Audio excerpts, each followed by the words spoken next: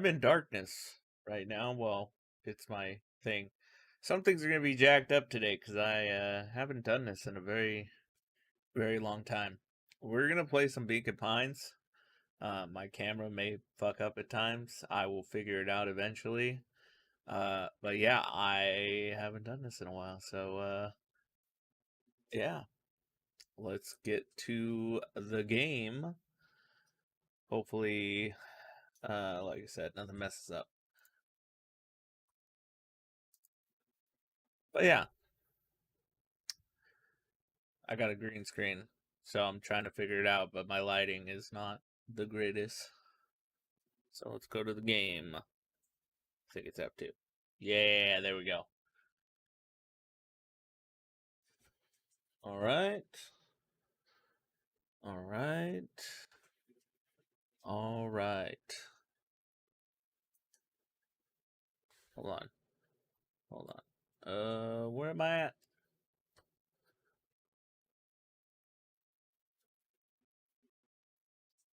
Okay, that scared me. Hold on.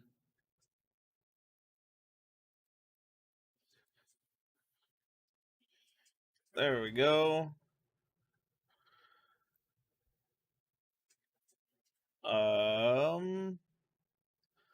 Let me know later if I am too loud or if the game's too loud. I'm not very sure. Yeah. Let's oh, well. Beacon Pines. Okay. Okay.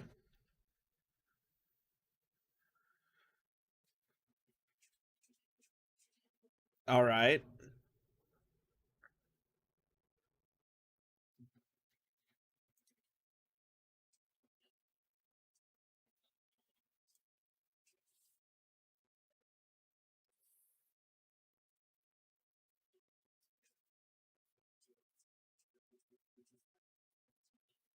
Sorry guys, give me a second.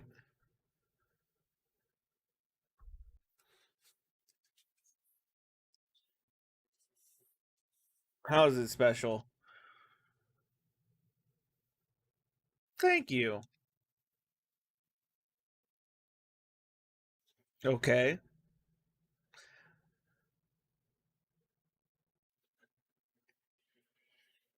Is anybody in here? Can you guys tell me how the volume is, please?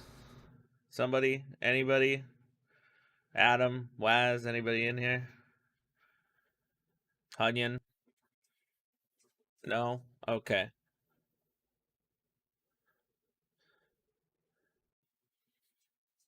Chapter 1. It's very beautiful music. Yeah. No, it is not. Okay. Cool.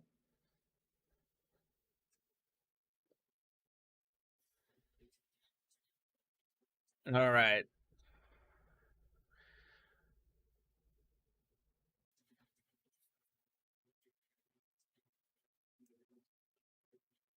Luca Van Horn. He's here for a reason. He's a deer. Okay, I can jump. Hey, Dad. How are things going? Today's the first day of summer vacation. I start middle school next year, I guess. I was 6 years old when you died, and it's been 6 years now. From here on out, you have been gone longer than you were here. Feels like that should mean something. Mom always said that this tree was your favorite spot in the world. Man, is this game gonna make me cry? Me too. Hey, Luca. I knew I'd find you here. Okay.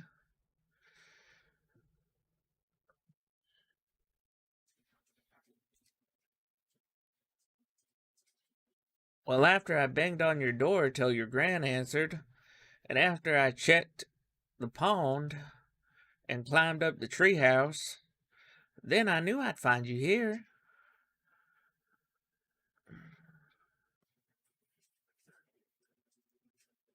Oh, yeah, right. You and your mom always did this on your dad's birthday. Yeah, I didn't know if you were going to keep doing it now that your mom's gone too. She's not gone. She's just missing. Sorry, I meant to say since she went missing. She's gonna come back, Rolo. Of course she is. Okay, Dad. See you next time. Okay, so is this like a mystery of finding his mom, or what's going on here? I think I'm ready to get out of here. Sure, lead the way. Okay, so I'm gonna try my best on the voices. Again, if anybody's in here and you guys can like tell me if the volume's okay on here. Anybody? Somebody's in here, I know it. Am I even live? Like at this point, I don't even know because nobody said anything. Somebody tell me. Oh, tickle. What? Okay. I literally was just. What is that?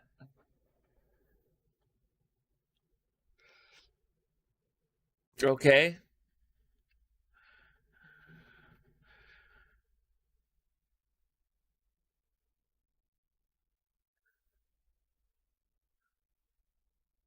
Okay. Nice.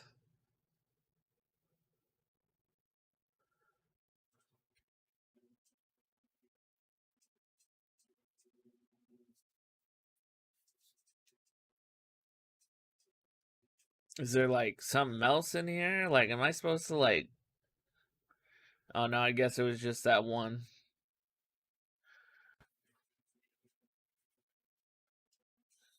Oh yeah, I almost forgot. The whole reason I was looking for you. I was wondering if you ever get to that. I found the perfect way to start our summer. How's that?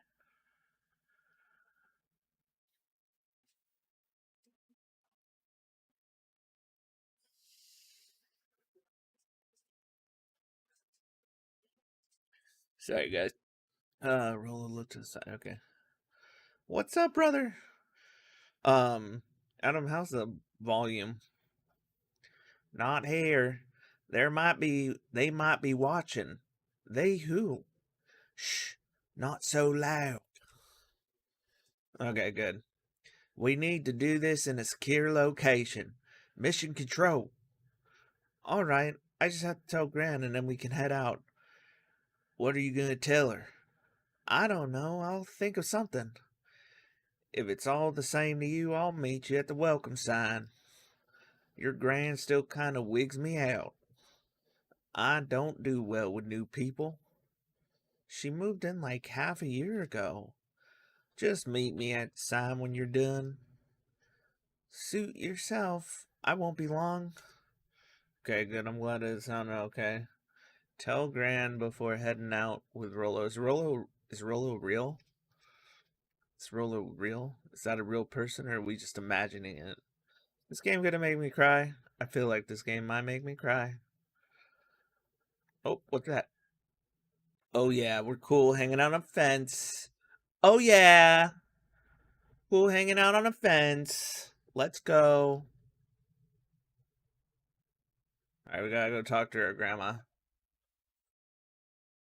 Okay. Yes.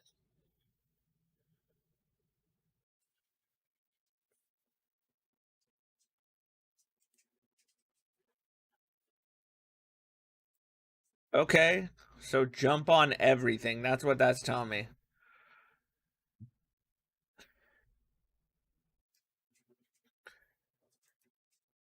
Okay, so basically what you're telling me is disrespect my surroundings.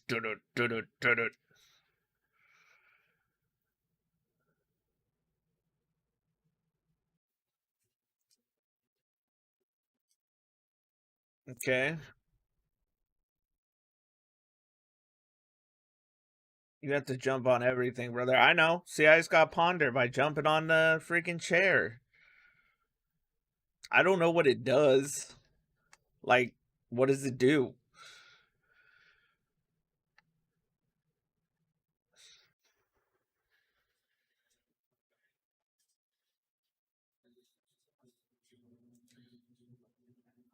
Grandma, where are you? I need a sandwich. Grandma.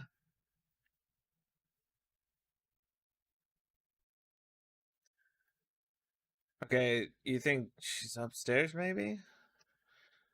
Actually, she's probably in the kitchen, but let's go upstairs, see what's in here. Okay. We gotta explore everything, guys. Alright, plant. Tell me what you got.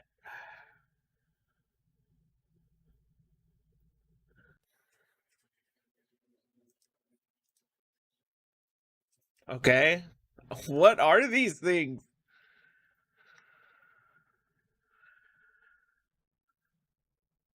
Okay, I'm gonna guess this is your room, maybe.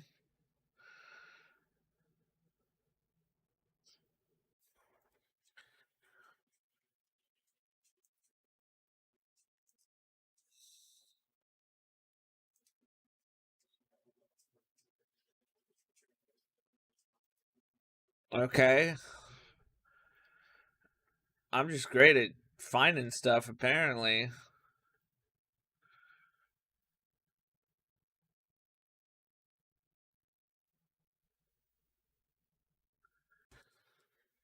Okay. This is definitely like one of those like chill games, it seems like. Alright, let's go to the kitchen. That's probably where she is. Oh, nope, she's not. Where's she at then?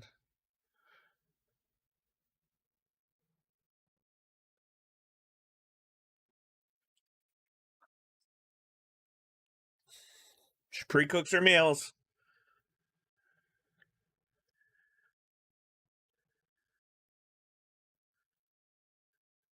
Okay, junk. I don't think that Discord thing's good anymore.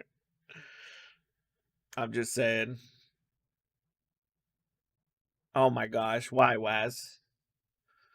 I don't have anything for that yet. I'm sorry, but I'll do welcome. Hooray. You didn't have to do that. Nobody ever has to gift us up. I'm just here chilling. I'll do my old one for you, Waz. What was it? Oh yeah. Welcome to the Sandwich Corner. Thank you for subscribing. Welcome to the Sandwich Corner. Thank you for subscribing. Ba-na. Okay, back to the game.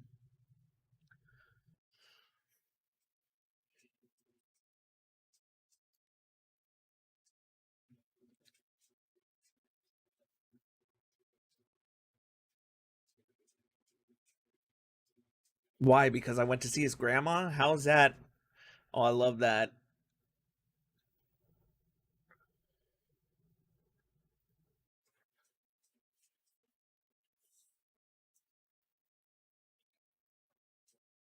What does that mean?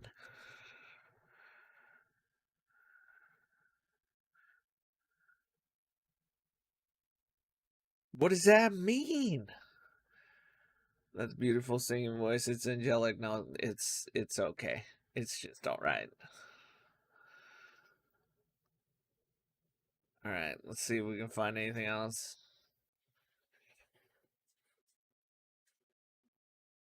On screen. I don't know what that is. Okay. Hold on. Okay. Yeah, hoorah, rah. I don't know what an on screen celebration is. I haven't been on here forever. Woo. I don't know what that is. Don't do it. I don't know what it is.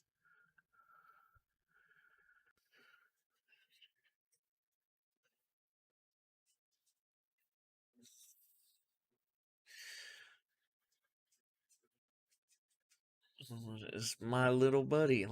I don't know what that means, dude. I don't know. Beginner guy, gardening, laid over on bench. Okay. Just kidding. We are to try and break the stream. It's fine. Yeah, no, that's fine. Hey, Gran, I'm gonna go hang out with Rolo for the day. See you later. Okay. Hold up now. Where are you and Rolo heading exactly? I don't know what voice to do for her. Oh, nowhere special.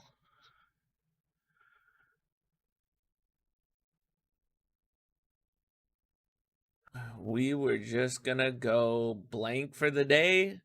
Ponder, hide, chill. Oh, chill. We're gonna go chill for the day. Gosh, you didn't tell me you were entering your furry phase. It's not furry phase. I didn't buy this game, okay? My buddy Tizzy bought it because he beat it and wanted me to play it. We're just gonna go chill for the day.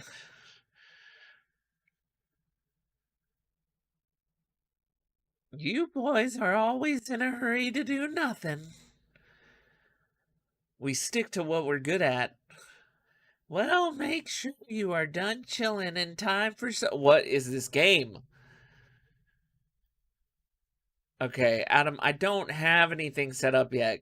You don't need to give whatever you just did. I don't know what that is.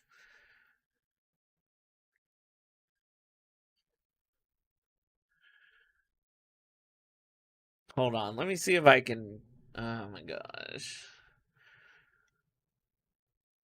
Oh yeah, bitterness.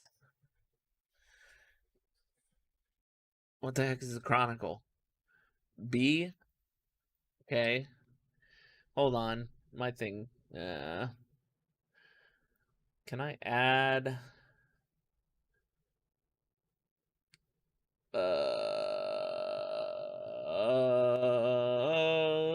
no, I can't add anything. I don't know.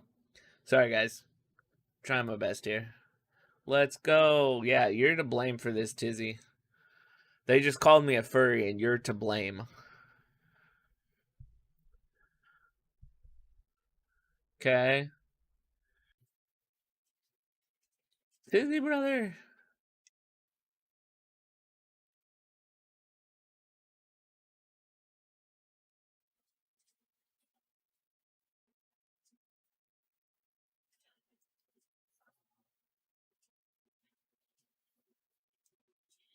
Okay, am I supposed to rewrite it? Okay.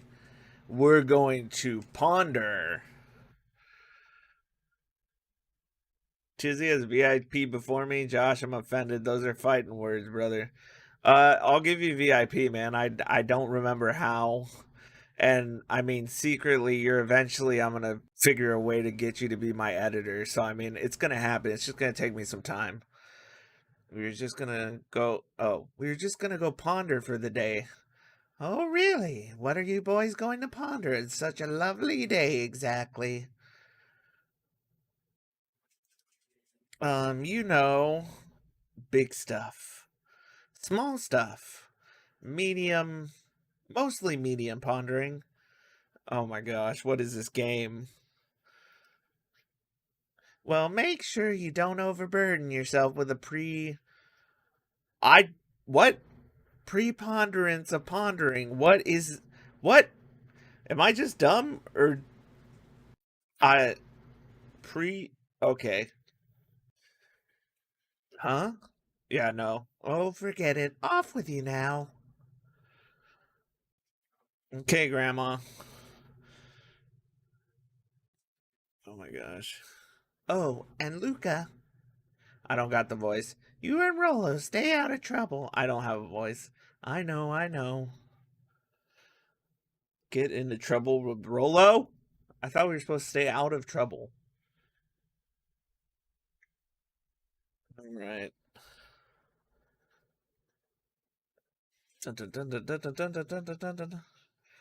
Come on, come on.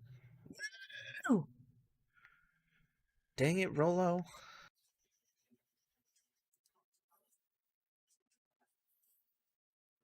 Do your MILF voice for her? I don't have that voice, bud.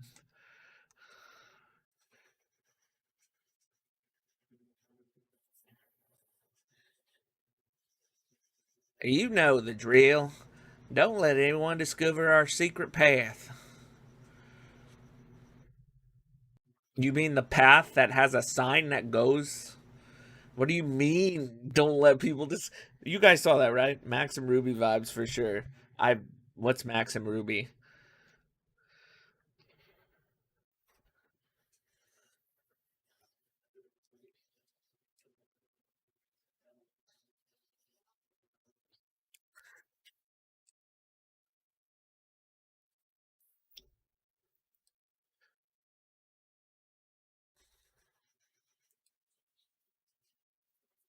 You're no.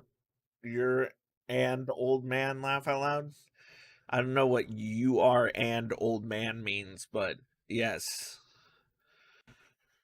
If I still had my beard, there'd be gray in it. Actually, there's still gray. Like right here, there's like a long patch of gray. Okay, let's talk to people, I guess. Can I hit this guy off his thing? Off his ladder? That'd be cool. Cause some trouble. Disrespect your surroundings. Sorry, young Mr. Van Horn. Can't talk right now. Very busy with preparations. Oh man, don't know what Max and Ruby is wild.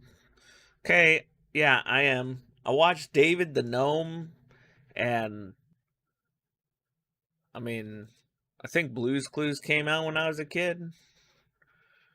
Oh, sorry, Gus. How many times do I? It's Mayor Valley.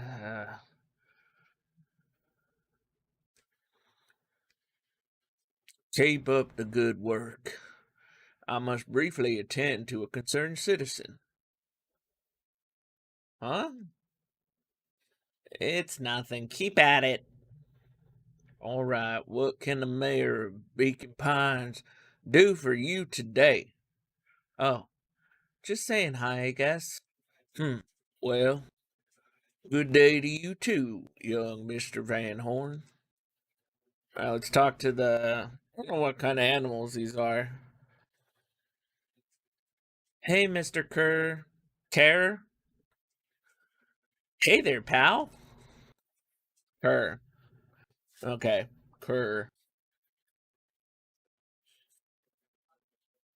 See a hyena? A mouse? I think he's a hyena.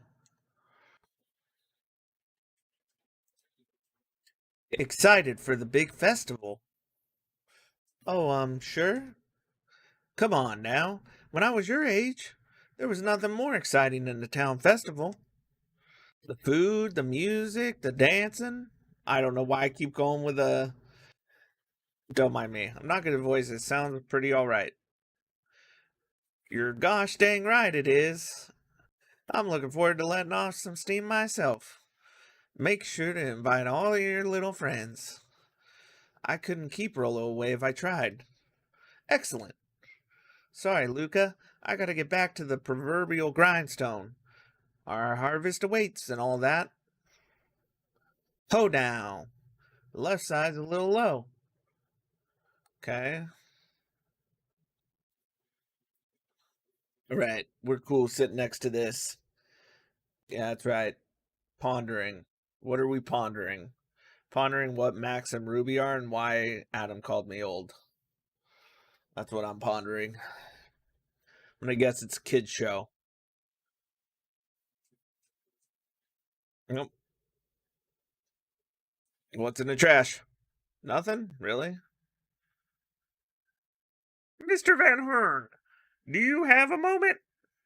It's just Luca. Really, I'm sorry. It's my first week at whatever that name is, Harvest. Again, moderate these nuts. Wonderful. It won't happen again. If we are going to be on a first name basis, then you can call me Pete.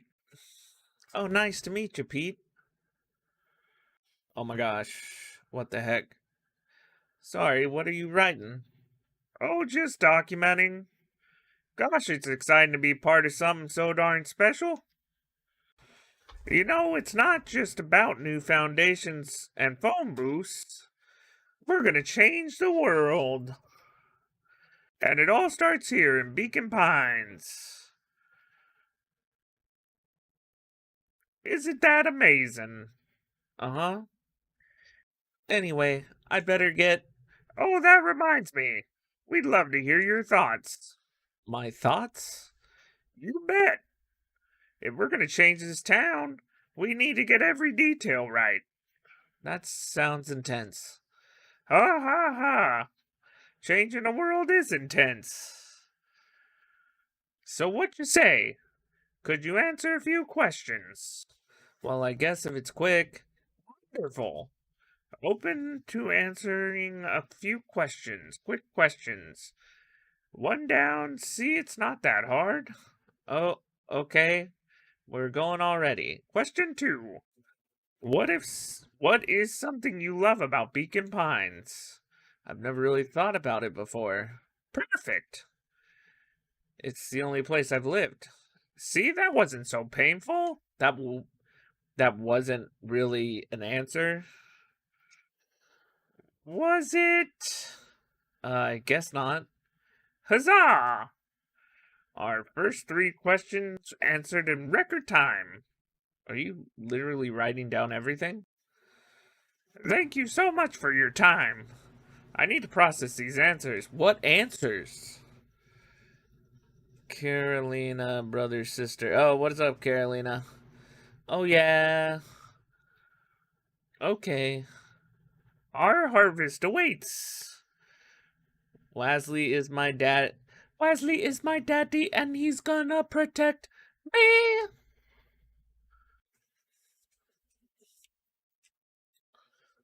Come on, Andy, grab his wallet. I'm sorry, I can't. Do it or we pound you. Yep.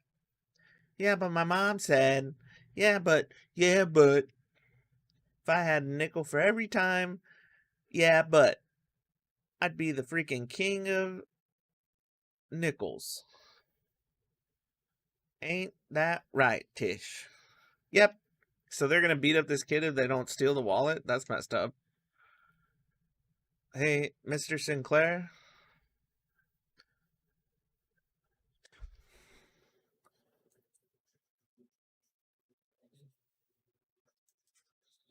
Yo, yo-hoo, Mr. Sinclair. Wesley, the rich daddy of all. Yep. But don't you see I'm sleeping, boy?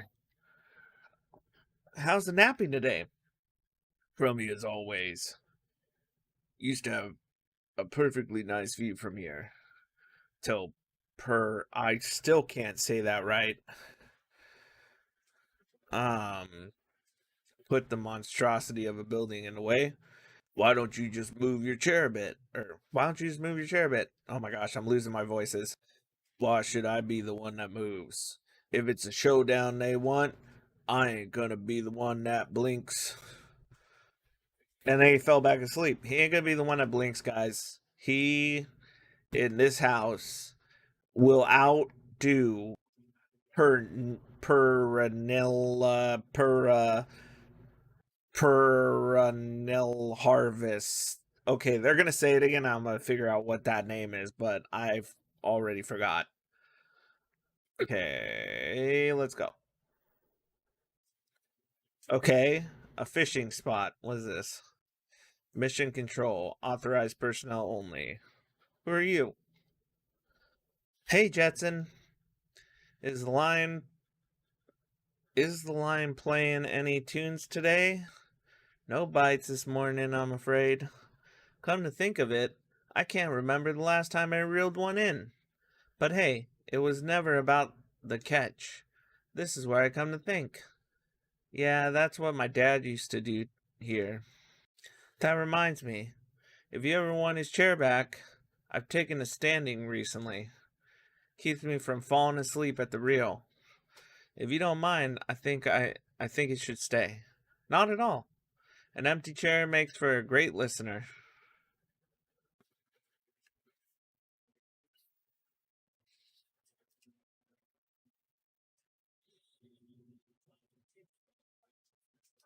I'm sorry. I'm sure that was great, but that just sounds so boring to me. Fishing till sundown.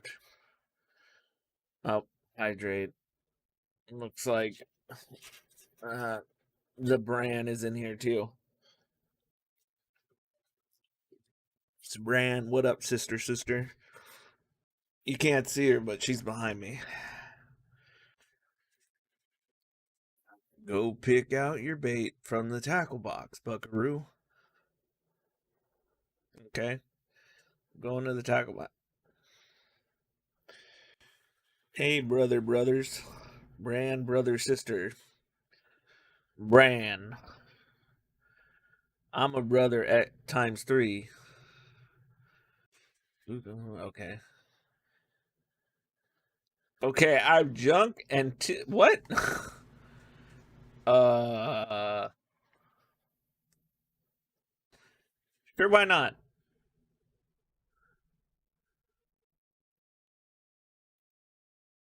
Sure, I don't give it a good cast now. Tizzy, what is this game? Oh, lastly, give. Okay, last stop. I never saw a sandwich. I did. I hydrated. I went.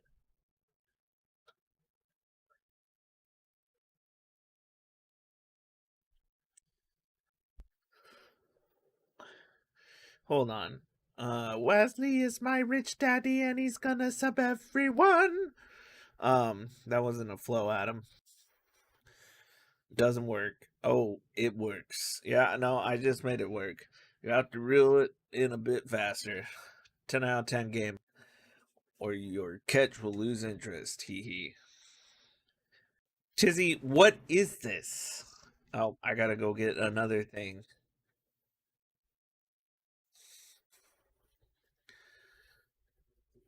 What? Okay.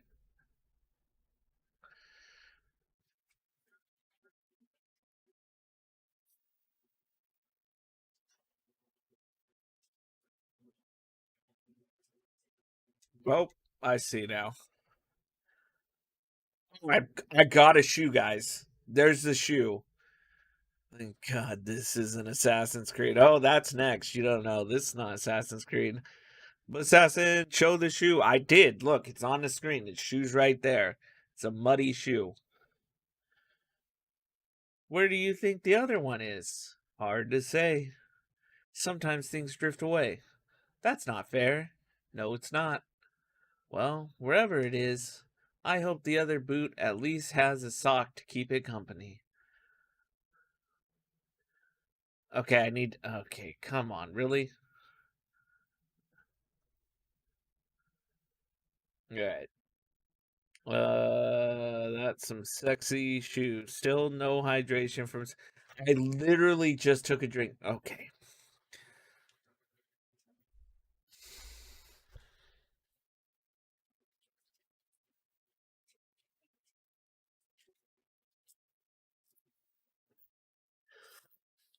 There you go.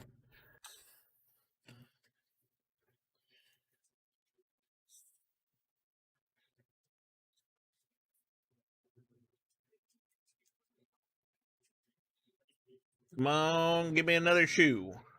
Another shoe or a sock. Sock would be good. Oh no, it's a rubber duck. That was not what I expected. We'll all be switched. It's your old rubber ducky. You were just a little drooling ball of fur when you lost that. Cried for days. I told you it'd turn up. Hee hee. Uh, I know. This is a good game, though. What? Hee, I know this is a good game. How do you know this is a good game? Duck side. Oh, yeah. No, no. Okay, am I done here? Looks like we could use some new bait. What do you say we head out and find some more? Okay. No. Okay, I use both. I already did that. Can we leave here? Okay, leave the memory. Thank you. Oh my gosh. I know it's a good game because I'm watching you play it. Yeah, you're also listening to me talk to myself pretty much. Oh, that's kind of cool. Doesn't every kid wish they had a treehouse like this?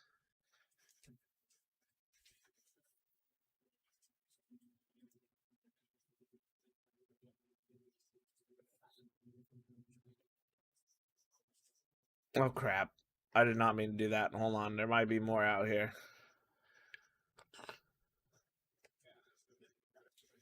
I see Super Meat Boy, a dog, and then somebody showing off their guns and whatever that other thing is that Hunyan did. And now, okay.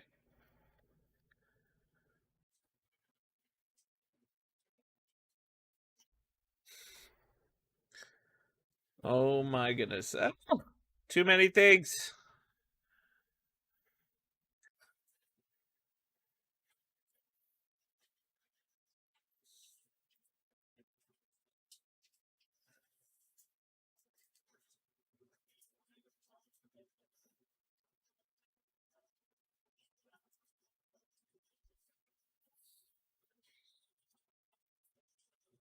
Okay, you guys got some weird friggin' things. What? You're just gonna no kiss? I don't care. Love you. Sugar and boo, no kiss. No, I got a kiss. Sorry, I do this when I get hot and bothered from seeing your sex. Oh no, definitely not. That's a lie. You know it.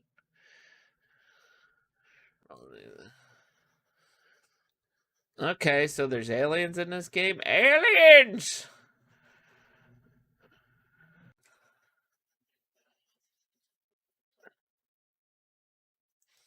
Oh yeah. What's funny is I'm also cooking dinner right now. What is that? How you doing? I'm doing fine. I gotta watch for my timer. Also, that Discord thing, it definitely doesn't work anymore. If you guys want to join the Discord, then you should join the pterodactyl. Or wait, is it the Adam? Can you just put your Discord in here? Okay. What's this top secret plan to start our summer? So you know the abandoned warehouse by my place? Josh, your hat is sexy, brother. Okay, thank you. The old Valentine building? Yeah, well, it isn't abandoned. What makes you think that? Get this. Last night it was glowing. Glowing? Are you sure? Aliens! Are you sure? Kinda. That place has been empty since the foul harvest. Yeah. Who would even want to poke around that place? We would, Rolo. We would. Wait. It's just a busted old warehouse. I just meant we could do some research at the library. You want to actually go to the warehouse? What do you expect to find? Answers. My mom's out there somewhere, and it seems like everyone wants to pretend that she's gone for good. You don't have to come, Rolo, if you don't want to. Luca, remember that time I sort of accidentally burned down the chicken coop? And you jumped in and said it was your fault before my pa throttled me? This is a flaming chicken coop sort of deal. I got your back. Thanks, Rolo. Now that I think about it, poking around a decrepit fertilizer warehouse is exactly how I want to spend the first day of my summer. Let's go! You see what you guys said. Thank you, brother. No problem, brother. We can get it changed later for you, man. All right, yeah. All right, so we are now heading to a warehouse. Sure. Nope, that was not what I meant to do. Abandoned fertilizer warehouse. Can't fertilizer blow up? I'm just saying.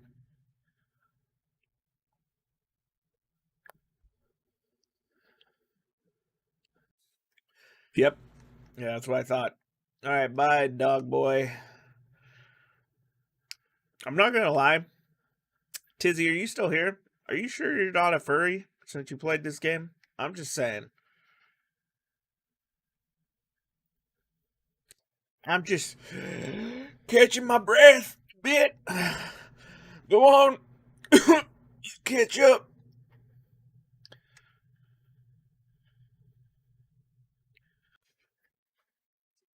All right.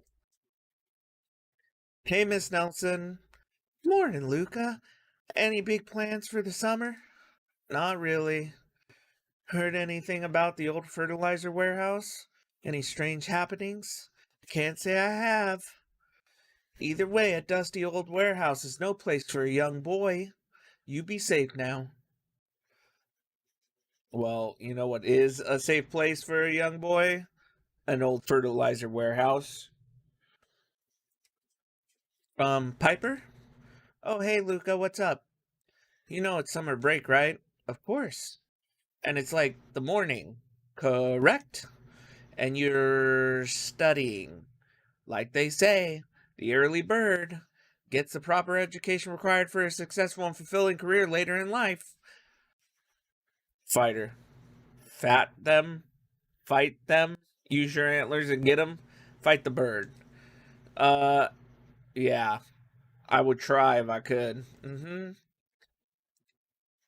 Hey, Zariel. Hiya, Luca. Could you please tell this lazy butt to help out in the cafe? Lumi, Zariel would like you.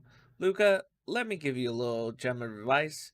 If you never do what you don't wait, if you never do what you don't love, then you'll never work a day in your life. Wow. You're really setting the kid up for success. Can I go into the no? Okay.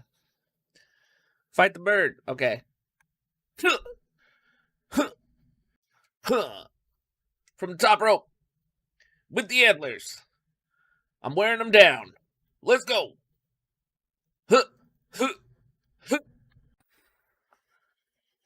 Oh, yeah. Fighting the bird.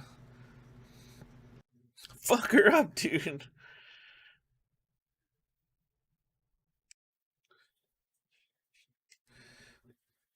The two wandered down the wooden path, unaware of the danger ahead. Oh, oh, this is getting good. Okay. Can we go into any of these? The best time to wear a striped sweater is all the time. You know what? Now I need to see you in a striped sweater. Prego Mousio. Is she a mouse? Last Chance Diner.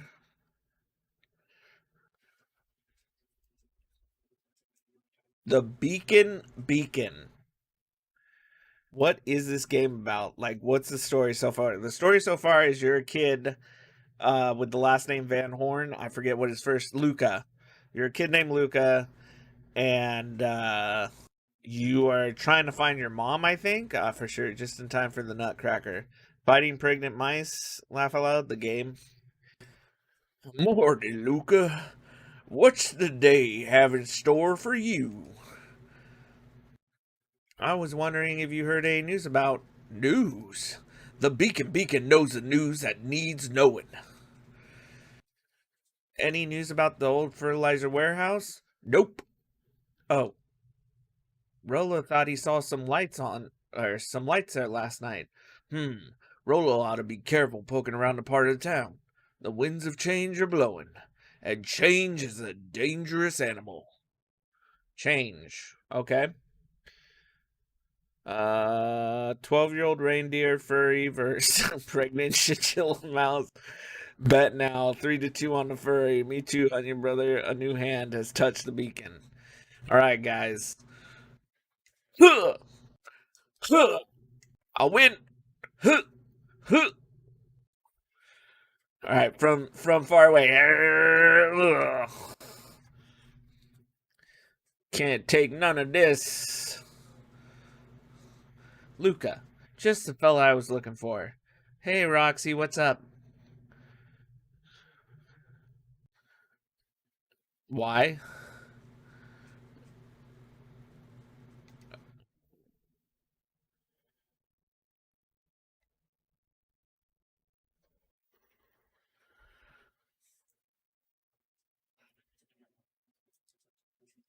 Have you seen my? Okay, so this yeah looks like the brother. The chat is an ADHD fueled nightmare. Have you seen my blockhead brother today? He skipped out before breakfast. Well, not really, no. Can't say I have. Can't say or won't say. Roxy, would I lie to you? Luca, what? Wait up. I'm almost forgot to tell you. Roxy might be lurking around here. This is one of her favorite places to stand around and be useless. Rolo, so we need to make sure she doesn't spot us. Rolo, why are you doing that? Turning thing with your body? What, you're not scared, are you? She's harmless and a chump. And she's right around that corner, isn't she? Get in trouble, Rolo. Okay. I actually like that. That was funny. Redeem my highlight.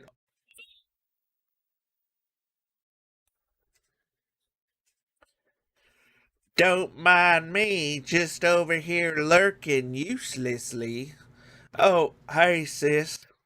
Nice weather we're having, eh? I couldn't help but notice you snuck out this morning before breakfast. Wasn't hungry. Also, couldn't help but notice your morning chores were left unchored. Roxy, I'm gonna level with you. I'm sick and tired of digging up carrots. We all gotta pick up the slack since the foul harvest. Almost certain carrot, almost every carrot I dig up is rotten, and the rest look like they were hit with Hank Atomic Shrink Ray. All the more reason to keep on digging. There's gotta be more to life than puny carrots. Now that's a face I dream about when I think of you. Joshy Daddy. Yeah, I guess. Uh, Look, Roxy, Luke and I have places to be. So if you don't mind, oh, I do mind. I'm not going to catch hell again because of you.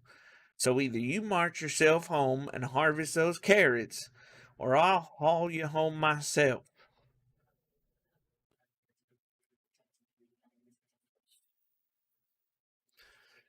Well,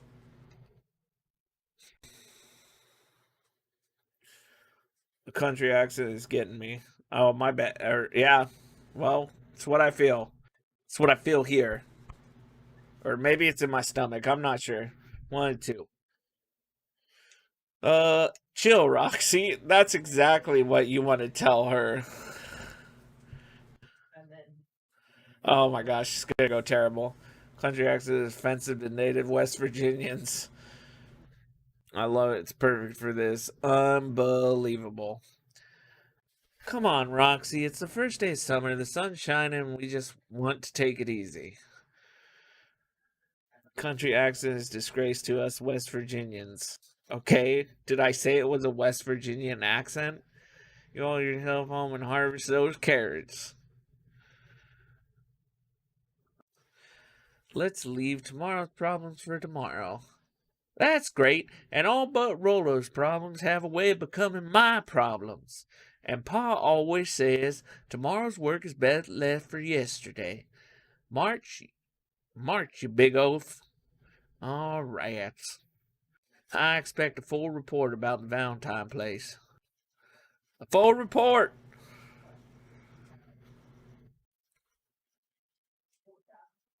Give my Adam kitty back, and maybe I will. What? No, he's in my house for oh the okay. I'm like, what the heck are you two talking about?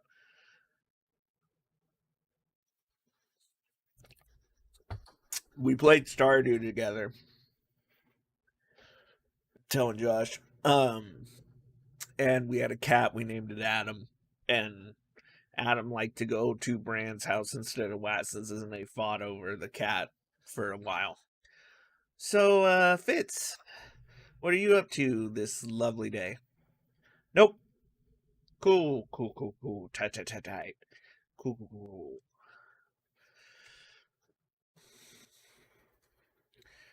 Sharper Valentine, founder of Beacon Pines. Never underestimate what a great man can do given time. Sharper Valentine. Hey Josh, paste 18. Oh no. This sucks. That's not cool.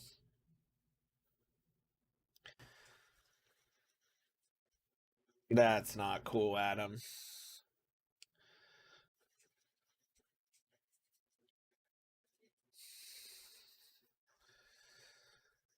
Well, Wes probably has a nice butt. Indulgent.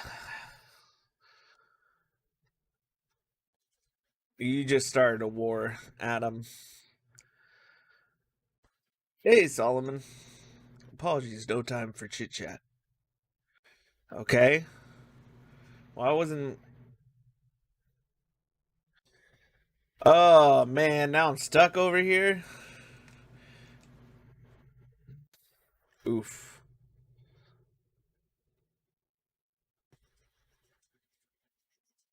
I did it, Adam, but you know. You know that wasn't cool.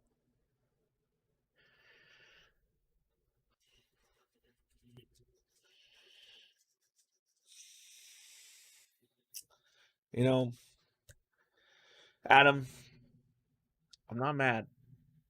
I'm just disappointed.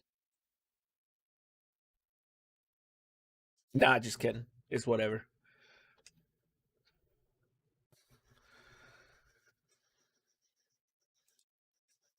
Looks like the library hasn't opened yet. I'll check back later. Can we, like, what is this place? Luca, my boy, hold up a tick. Oh, hey, Mr. Duncreed. I was just on my way to. I just sold the last jar of your grandmother's preserves. Can't stock the shelves fast enough, turns out. Hey, that's great, but I guess Juniper will just have to swing by with more of her lovely jam. Okay, what is going on here? Uh huh. Well, don't let this old man slow you down. You just remind her that she still owes me that dance. Will do. She's a fine woman, that Juniper. Yeah, she's pretty cool, I guess. And a real fine woman. Okay, dude, what the I can testify he does not. Wait, I can testify he does not. He got them cheeks that are clappable the longest. Control delete. Who writes control delete? Some weird guy. I don't know. What just happened? Sweeter than any jam on. Okay, dude, what is going on with this guy and his grandma? It doesn't count because he misspelled it.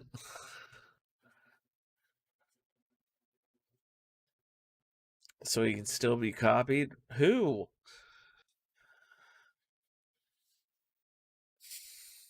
Been too long.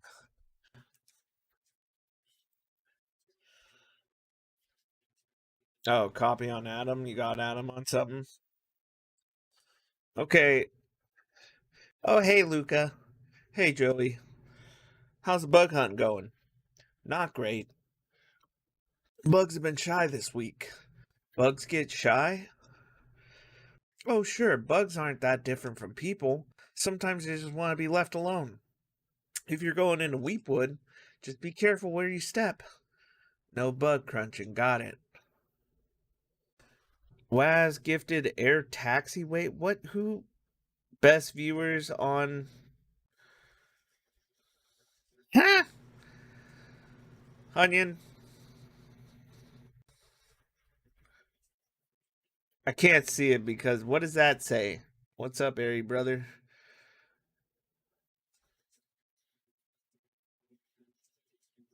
Are they try? Did they try and post a thing or whatever? Let's see. Let me see. Can I see best viewers on? Why is it like I don't tried the big old follows thing? Oh, okay, cool. Wow, I'm okay. How do I? Oh yeah, account created. Nice. Hunyan, do you still have mod abilities? Yeah, you do. Give him the band hammer. Give them. Hold on, Hunyan. Give them the band hammer. Oh, and I just totally. Hold on. I unplugged my mic when I did that. I unplugged my mic.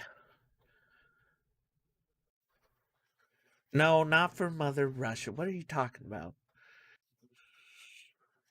Okay, back to the game. And I forgot to go back to the game. Whoa, whoa, whoa. It is I. Get famous now. Um, oh my gosh. Wow, stop, dude. You don't need to sub for people. It's fine.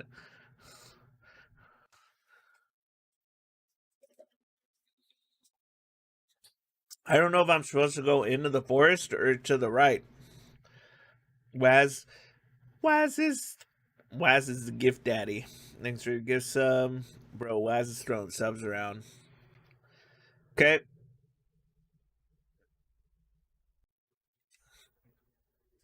Okay, no turning back now. Caution, electrified fence. Is that sign new? Maybe don't go inside. Okay, so what would Rolo do if he was here?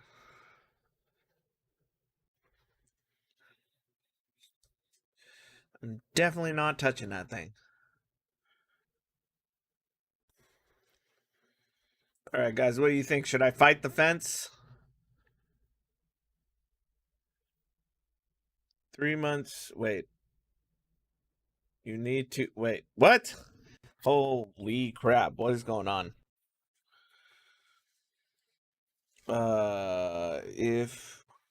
If we hit 10, you gotta stream until Christmas. No, that's not happening. Bro, Waz throwing subs around. Yo, you need to drink. I redeemed hydrate. True. Why did you put a limit on the hydrate sandwich? 3 months straight. I don't think any streamer has done that long. Hydrate, hydrate, hydrate. Take a sip, take a sip. Oh my gosh, guys. Okay, I'm gonna. Oh my goodness. Water.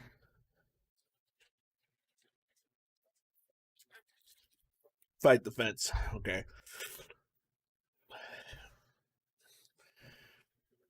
All right.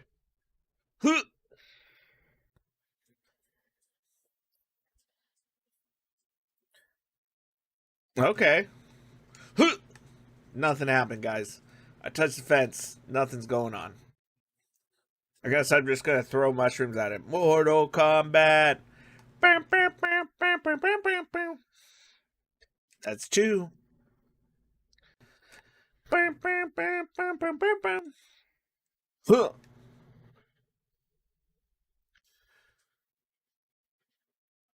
Hell yeah, brother.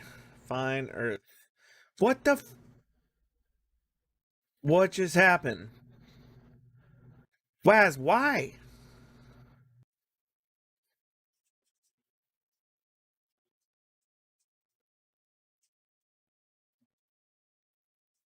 Oh my gosh. I don't. Waz. What the freaking A, dude? Thank you. I really need to get that like on so that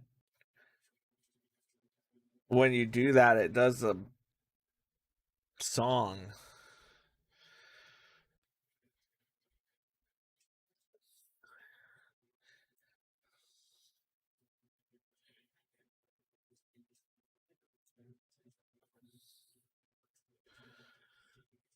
Well, thanks Waz for probably cheap viewers on block. Hey, Hunyan, there's another one. Get him. Get him.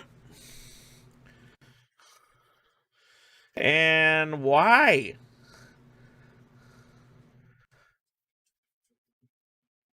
You guys really. Oh my gosh. Hold on.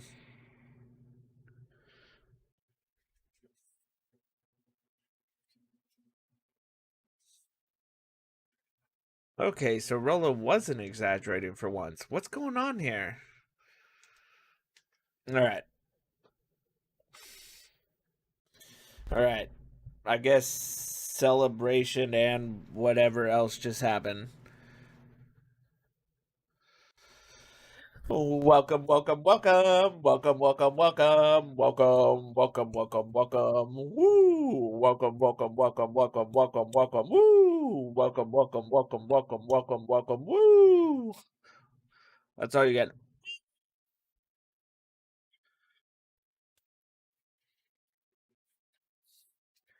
All right.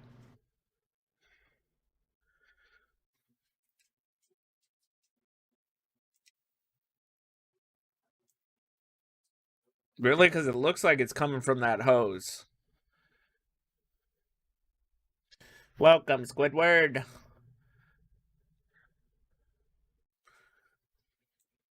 Okay.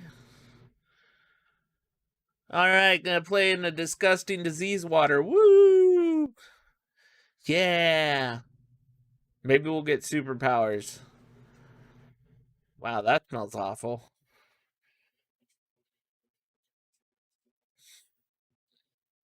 Too bad Rolo's not here. He'd have no problem poking around in here.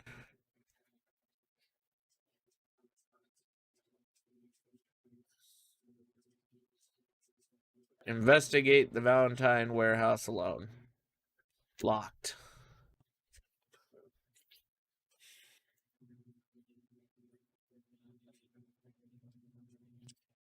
A zipper? Footsteps?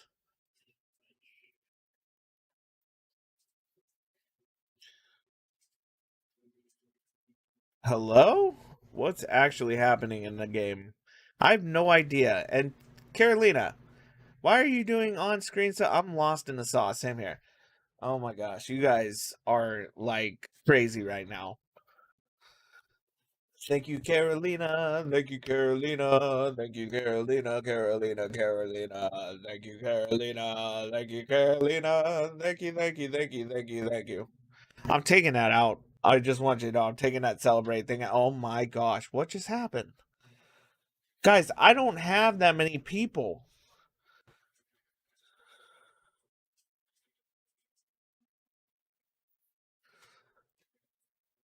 And it opened. Uh, hello? Shit. It's actually shit. Who cares? Oh yeah. It's like Oprah Winfrey show. You get a sub and you get a sub and you guys, I just got shit. Literally shit. Carolina, really? Oh my gosh. Thank you, Carolina. Thank you, Carolina. Thank you, Carolina. Carolina. Okay, I'm running out of steam, Carolina.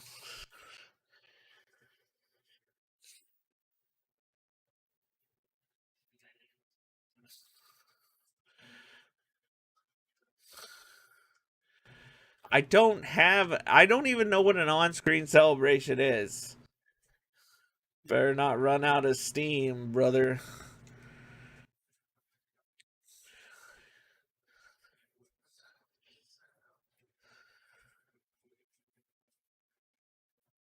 If you hydrate, you wouldn't run out.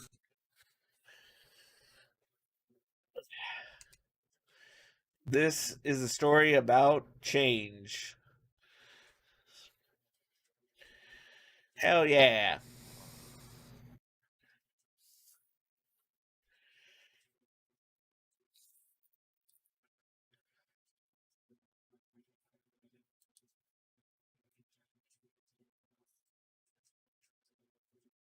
What?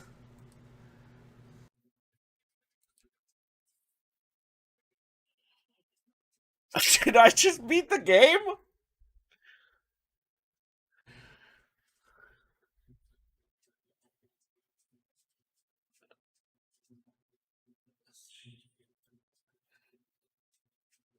Beat the game already? What just happened?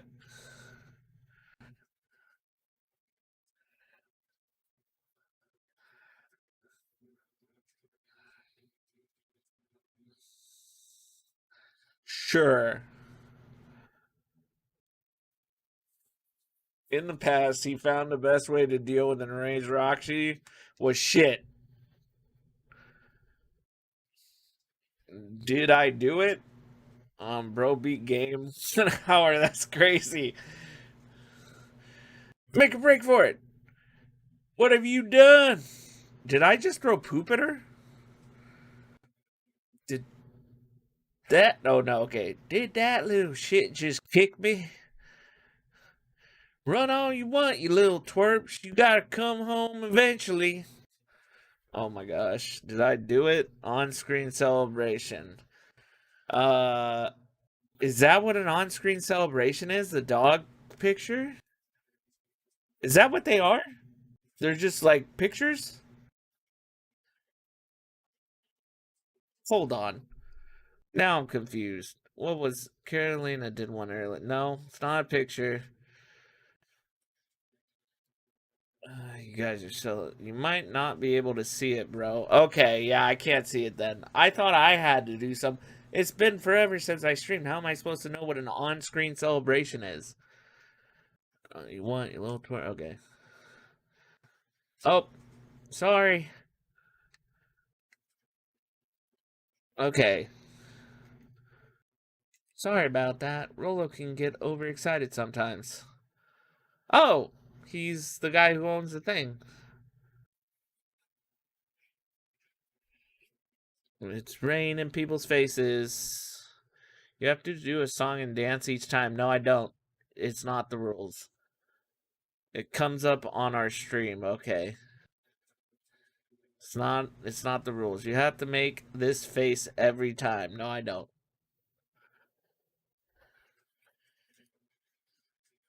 A town of complete and utter fools.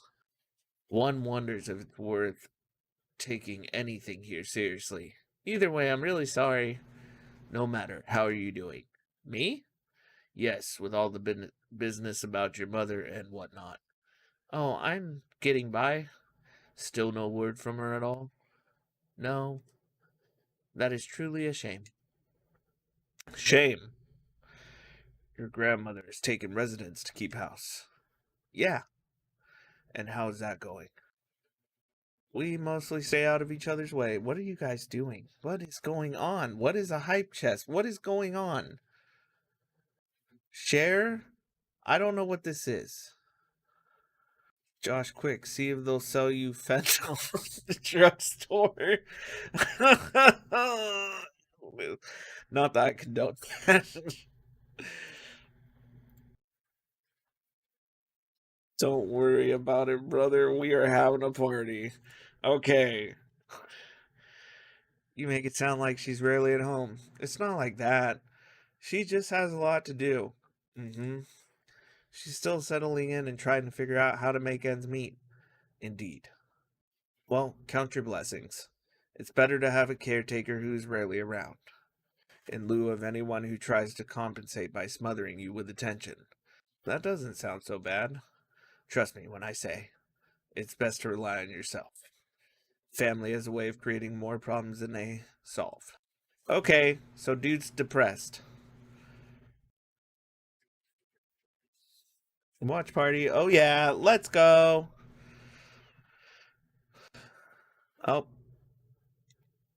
speak of the devil. Who is that? Do not wander off like that.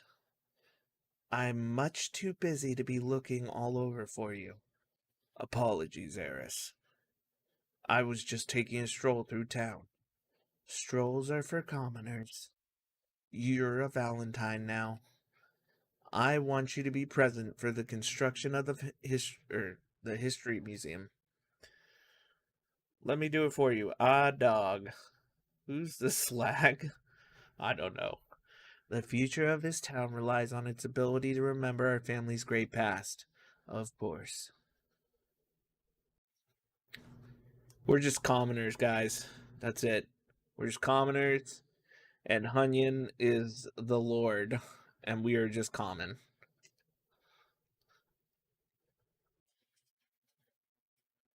Yep. So, boy's too much of his father, or has too. Boy's got too much of his father in him. The Lord Hunyan, I win. Little help. I am the champion. We were racing?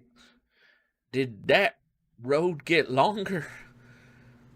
Like anything ever changes around here, it seemed longer. You're just lightheaded from the run.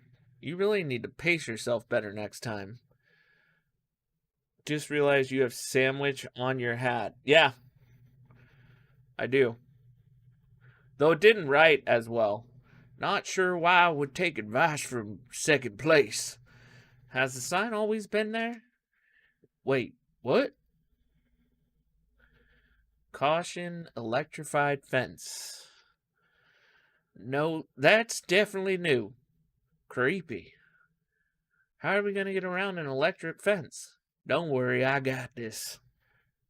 Oh, he just got electrocuted. Okay. Why did you do that? Wrong person. Pa always says you can figure out what the plan was when you're done. Great. What now? Well, I did my part and established that touching the fence is bad. I'm sure you can handle it from here. I'll supervise. Hey, if you want to join the... Oh, no, that's just that. From a safe distance. Okay, we know how to do this because we already did it once. Boom. Whoa, you're a genius. Deja vu. Boom. I think that did it. Luca, you never fail to impress. Lick it. We need to make a sticker of your logo and put it on your hat for future streams. Oh my, hot Tua on this thing. Oh my gosh. Check it out. Dang, Rolo, you weren't exaggerating for once. Was there ever any doubt? This definitely needs investigating. Good thing 2 ace detectives are on the case. This is bizarre. This is awesome. Rumble? Okay. Did you feel that? What? The excitement in the air? You bet your butt I did. Check out this puddle.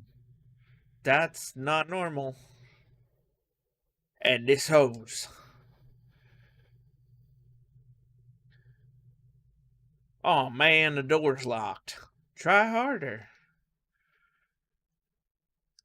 No dice, it won't budge. Oh well. This dumpster's new, right? I bet it's got stuff in it. I can't really see what's in here. Who did all this? My nose is itching. I think I smell some treasure. Are you sure that isn't the hazardous waste? Just help me get in.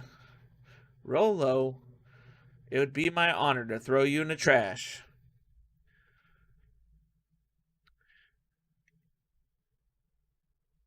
Okay.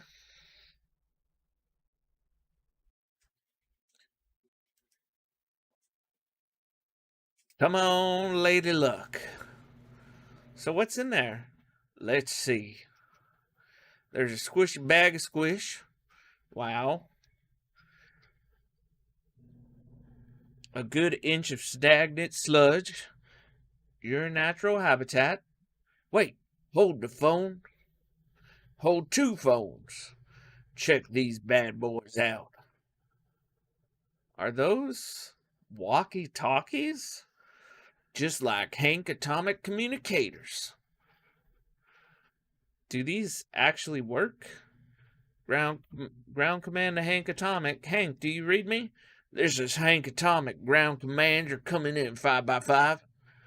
How how are your vital readouts, Hank? It's getting a little stuffy in here. Requesting assistance for evac. Help is on the way. The sass. What was that? Someone's coming. Give me your hand. I'm trying. My hands are covered in squish.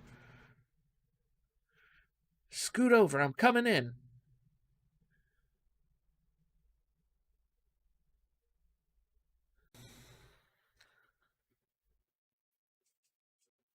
Okay. We didn't get caught this time. Uh, tell me you saw that. Dude, I don't know what I saw. He's coming back. Get down. Is that a body?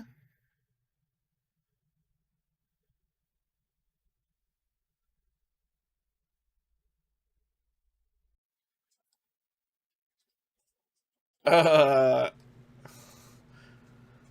oh god. Tell me that's not what I think it is. Luca, do you know what separates run of the mill detectives from ace detectives? A ridiculous hat? When the chips are down, ace detectives dig deeper for clues. Aha! It's some sort of badge or something. What's it say? Dr. Dr. Prescott, Deep Engineering. It's a name tag. Who would throw away a bag full of slimy old name tags? I think it's just one name tag in a bag full of something else. Oh, okay, okay, okay. Getting crazy animal testing the game. I think we should make a break for it. Stay calm, this is no time to panic. I'm not panicking! You're panicking! Rolo, calm down. You don't have to squeeze my hand so hard. Dude, I'm not holding your hand. Quit messing around. What other slime covered hand would be here? Oh my gosh. Okay. Ah! Ah! Dude, there's a dead body in there. What the heck's going on? I am beginning to see the benefits of your run for our lives plan. Right. We've clearly established that I'm faster than you, so I'll go first. Why not go together? Flaming chicken coop, Luca? I'll make sure the coast is clear after I go count to 100. If you hear me yell, run. If you don't hear me yell, run. Actually, either way, haul ass. Rolo, I'll give you credit. You sure found an eventful way to start our summer. It's what I do. Well, here goes nothing.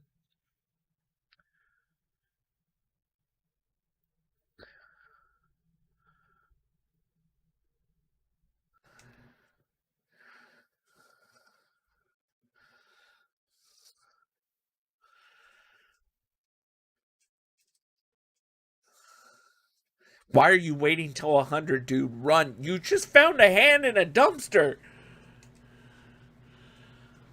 What is going on in this game?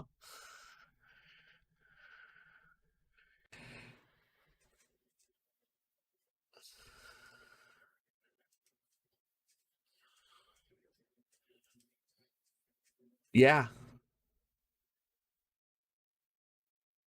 Take the hand.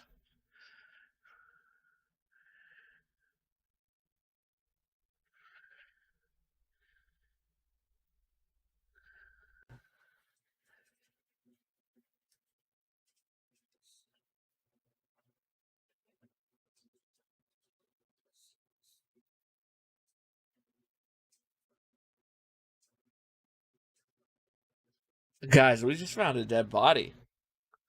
This game got dark. My money is on Rolo being murdered while he sleeps in the next chapter, maybe.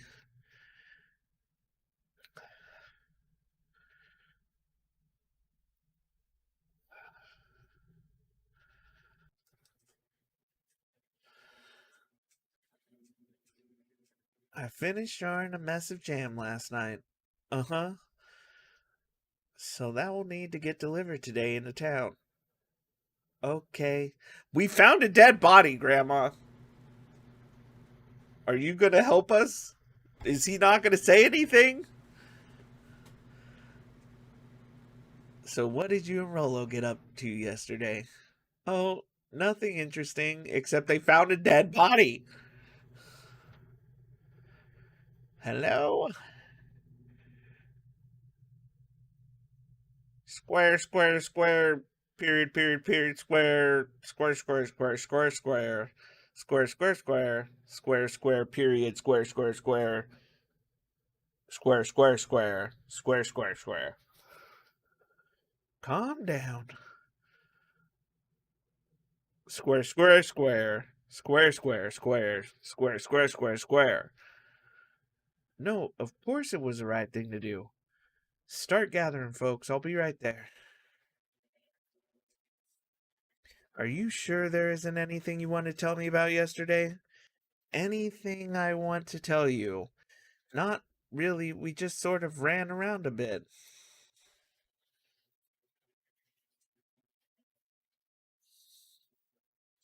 What if they're Gilf goat deer? Oh yeah.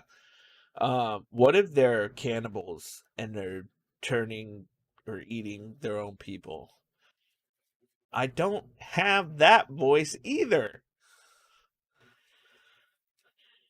I have to go take care of something. You are to stay in this house for the day. Under no circumstances are you to leave. What? If I'm not back by dinner, there's stew in the icebox. But, but nothing. You are to stay here, understand? Yeah. Say it. I'll stay here till you get back. Good. No, personally heard. What? I personally heard is Gilf voice. His. Oh, yeah. Gets people going. I don't know what that is. Oh, and Luca? You left the icebox open yesterday. We're not made of money, you know. Okay? Born in a barn. Well, that's strange. Oh, because I opened the icebox, I didn't close it. Wow, that's weird. I didn't expect the game to go that far. Well, that was strange.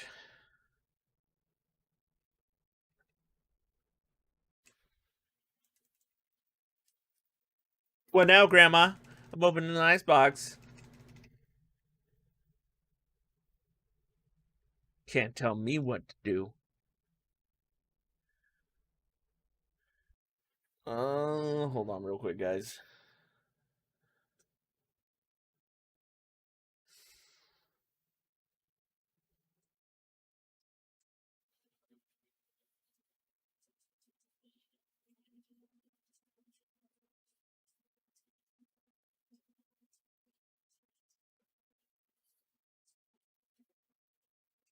I didn't even do anything. I just stood here. What the heck? Is that coming from upstairs? Okay. I bet it's the walkie-talkie. Hello? Is anyone there?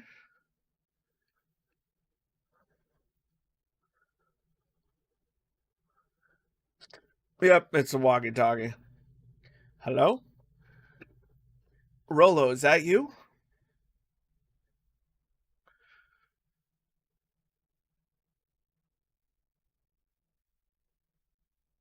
Over? Strange.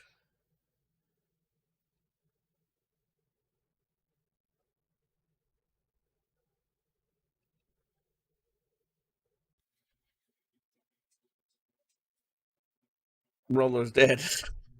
Maybe. I don't want to answer the door. This just seems like a terrible idea.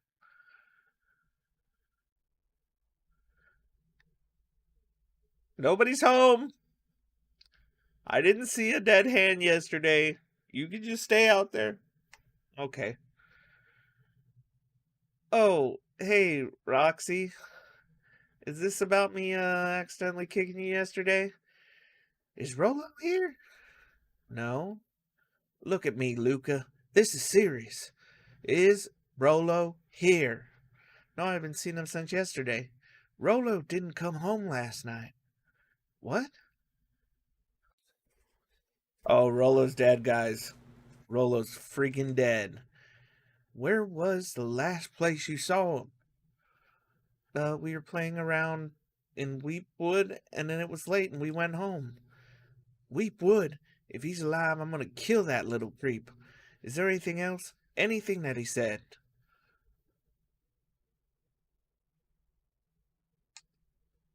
No, we were just messing around. Okay. I need to go let people know to check the woods. You just stay out of trouble. Night, Josh, brother. Going to bed because I got work tomorrow. Have a good rest of your first stream. Good night. Good night, Waz. Go see if he's hiding in the library or something.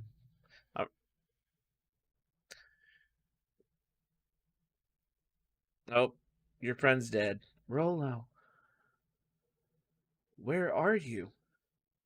I can't go up. Okay, how am I supposed to check the library if I'm not supposed to go outside?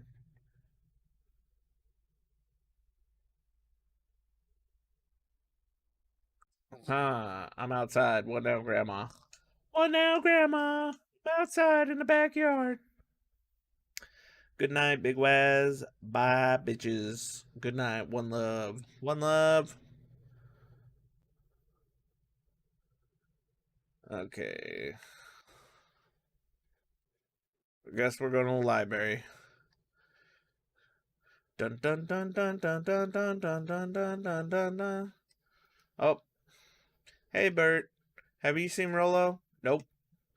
Though I've mostly been talking to clipboards. They're setting up lots of stuff for the festival. This one said he had to process some answers. I told him that was fine. I'll wait right here until he gets back. Okay.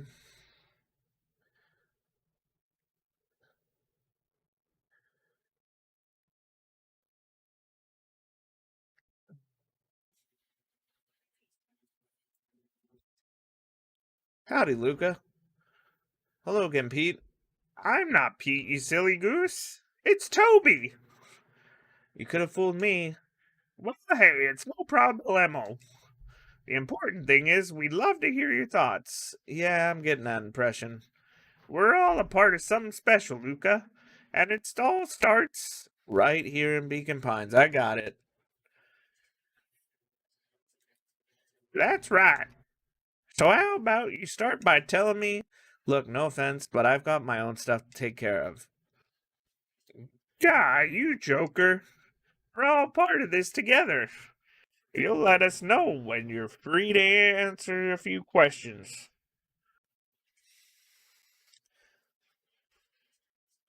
We really need to get back to work. Just a couple more minutes. If Roxy said she will be here, then she will be here. I just don't see why I'm standing around, doing nothing, and waiting for Roxy, when I could be standing around doing nothing, and getting paid for it. Come on, Lumi, Roxy needs our help. Yeah, well, good intentions don't qualify as legal tender. Tender. My parents wouldn't listen. Oh, wait.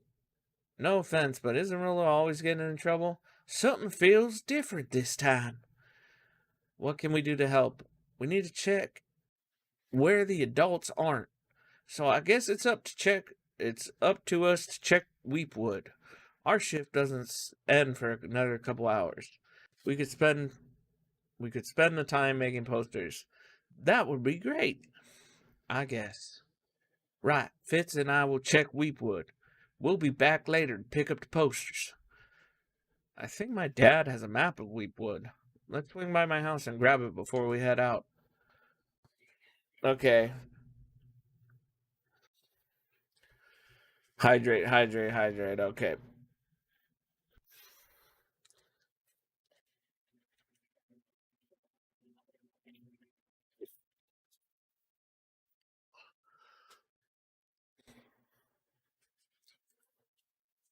What's this about a missing child?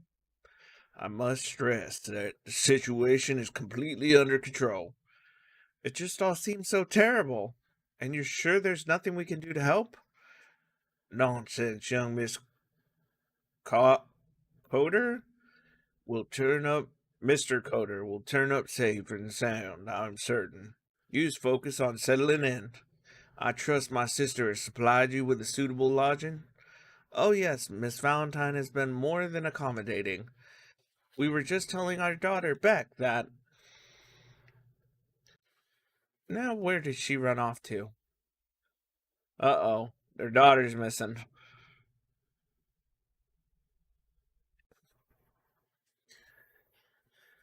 All right.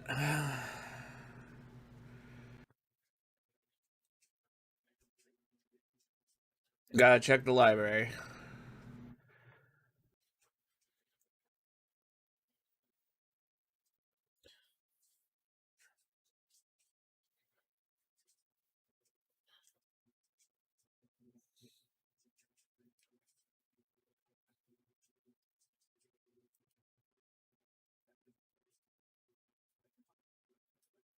Hey, Kato.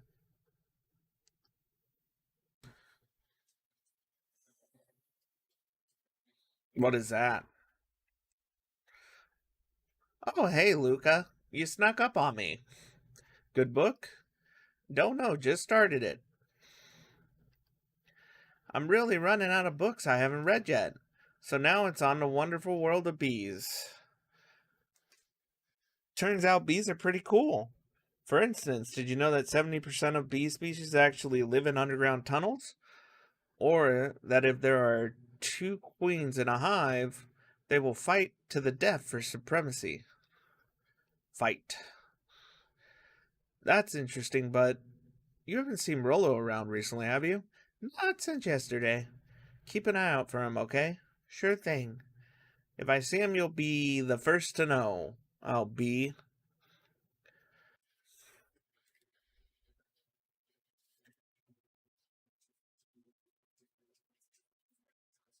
Yuck. Oh, that's onion right there. Salad. Anything green.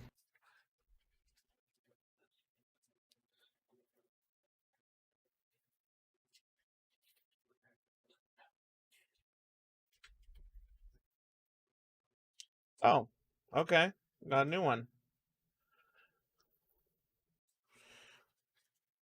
No, I'm not saying that one. I'm not falling for it again. We don't speak about those terrible veggies here. I'm not falling for that one, Adam.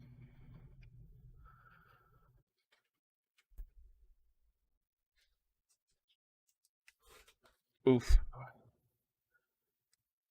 Onion got me one too many times on that one. It's not happening.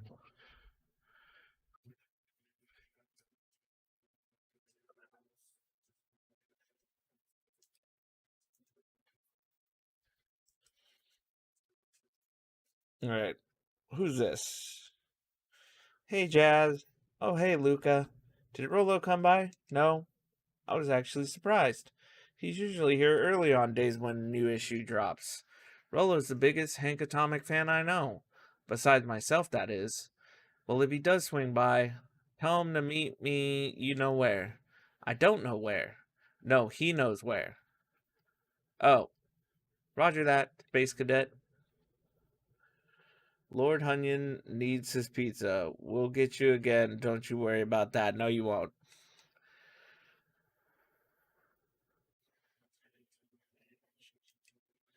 Boring. Ugh. Or like my complete loss of interest.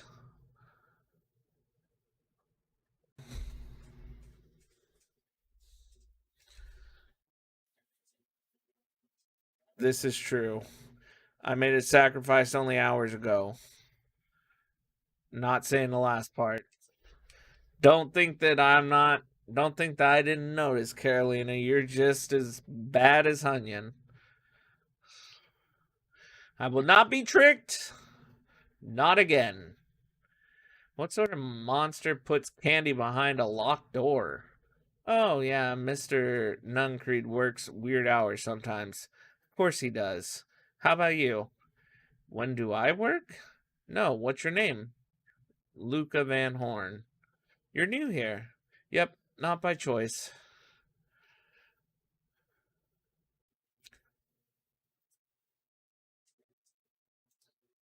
I'm looking for my friend Rollo. He didn't come home last night. So he's missing? I guess so. Like missing? Does that sort of thing happen a lot around here? Yeah, his mom went missing. Well, that sucks. Yeah. So I should probably get going. Hey, wait up. What?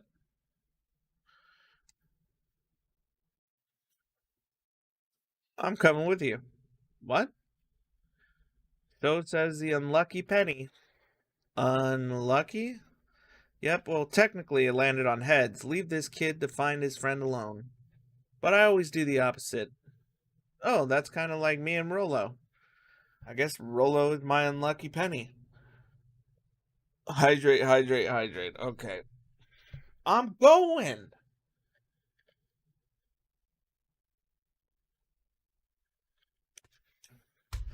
Oh my gosh. That settles it. A person should never be without their unlucky penny. Let's go find him. Name's Beck. Pleasure to meet you, Beck. I suppose I could use some help. Try to keep up. Hydrate, brother. Delicious. Oh, wait. Gotta check the mail. Nope, no mail. Joey, have you seen Rollo around? No, sorry, Luca. I've had my eyes in the dirt looking for beetles. I can't say find any. He never came home last night.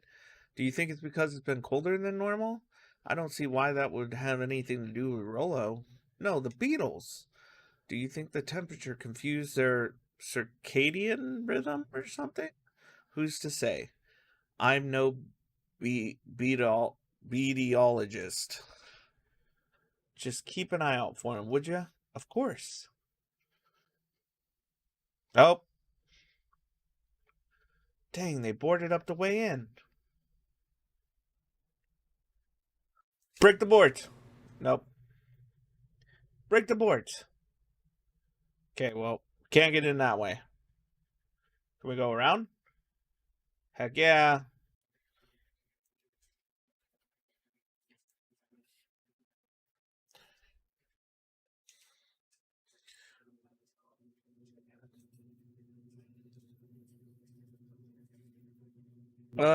This sort of thing normal around here?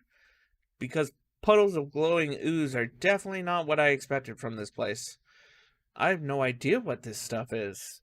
Well, the next obvious step is science. And what does science suggest? Poke it with a stick. I would have just stepped in it. Oh, wow.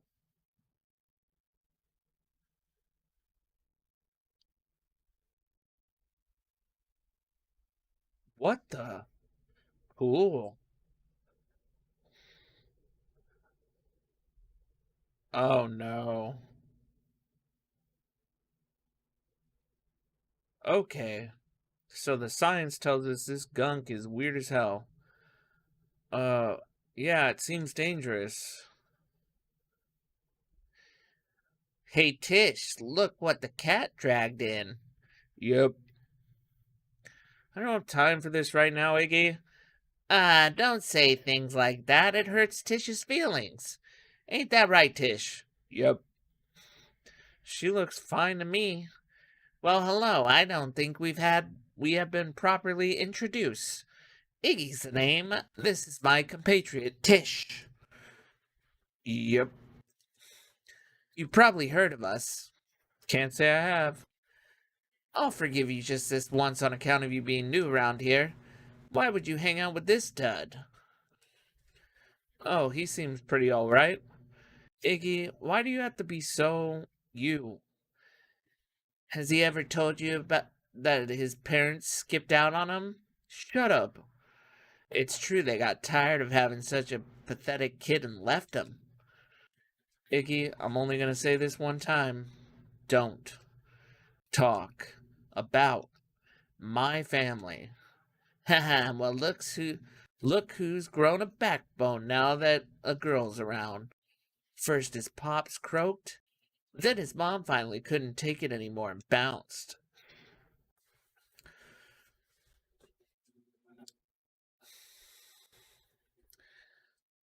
Hey, guess what we got now?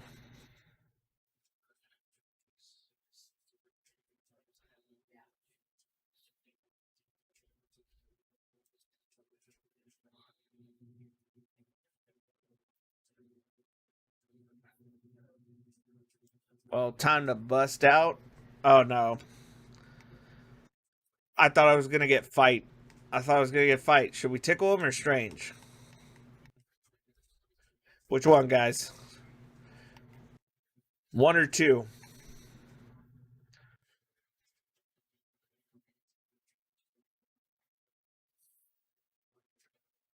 Hunyon? Okay. Carolina, if you're still here.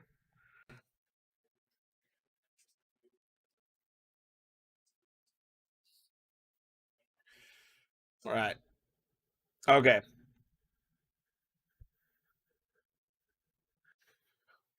Yep. Hey Tish, want to see something cool?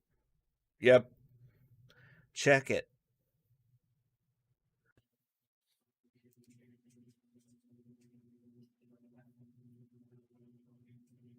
What the? Tish, she's tickling you. Yep. Hey, yep. Hey, yep, yep, yep.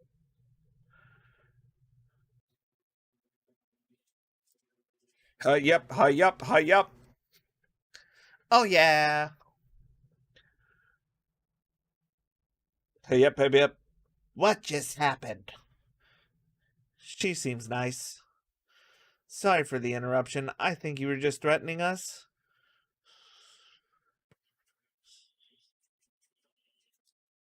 I just remembered. I've somewhere to be. Mm-hmm. See you around, new kid. 2v1. Now let's go kick her ass. Whoa. Oh no, she got some on her. What a little creep. Beck, I think you got a little ooze in your hair. Oh no, is it bad? It depends. What are your feelings about having a more mature, refined look? Oh god.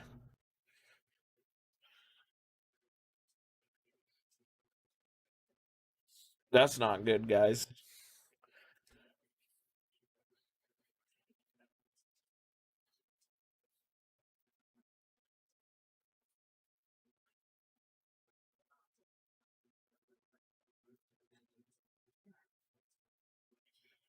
Roller's dead, dude. I'm sorry.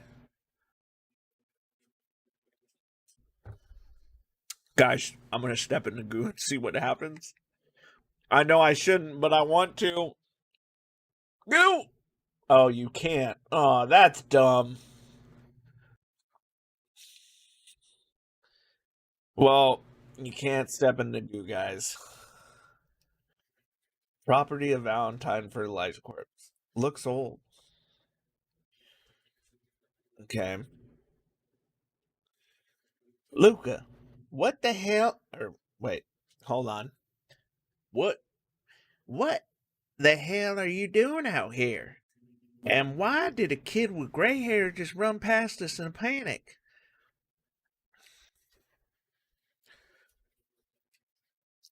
That's Beck. I don't care who she is. What happened?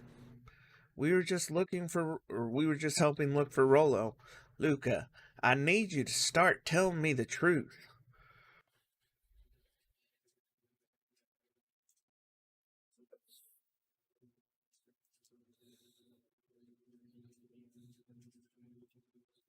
We're running out of time. Rolo and I weren't just playing in Weep Woods yesterday. We were investigating lights at the old Valentine warehouse, but someone was there in a strange suit, and we hid in a dumpster and had a heavy bag dropped on us, and I think it was a body, and so we ran, but we got split up, and I ran home, and it's all my fault, and now my best friend may never come back. Wow. Just, wow.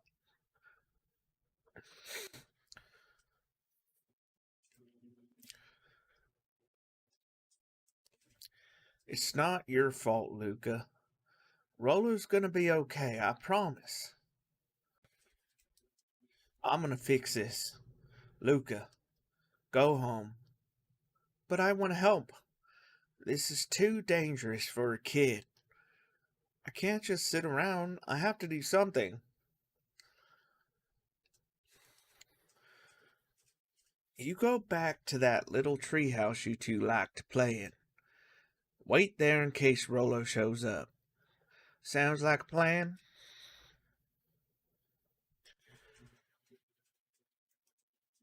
You did the right thing telling me the truth. Now scoot. You really believe his story? What other option do we have? Things have been strange around here leading up to the festival. My dad has been acting weird lately. Well, weirder than normal. Why is it so cold here? This place gives me the willies. Wait at the treehouse till Rolo shows up. Rolo! Can I. What's over this way? Oh, look at this. This is a house.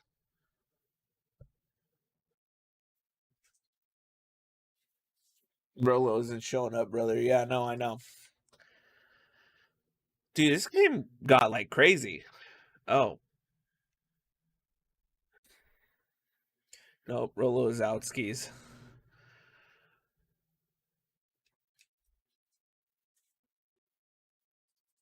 This is crazy. What's up? Okay.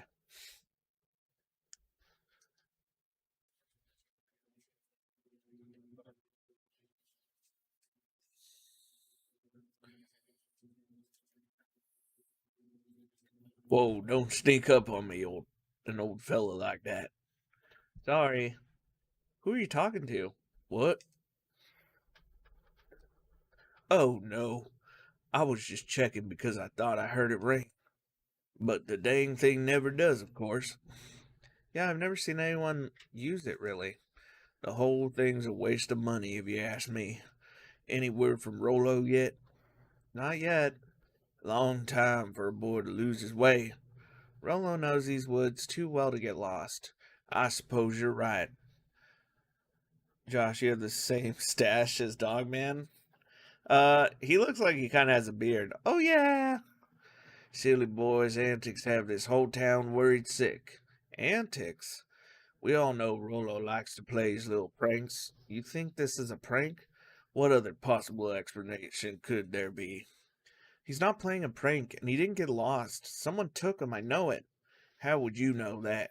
Unless. Luca, is there something else you know?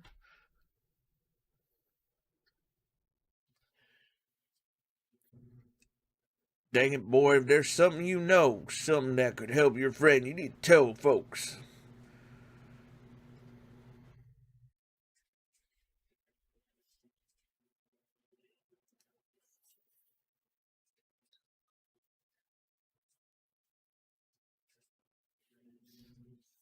There was a blank lurking behind those eyes. Shame.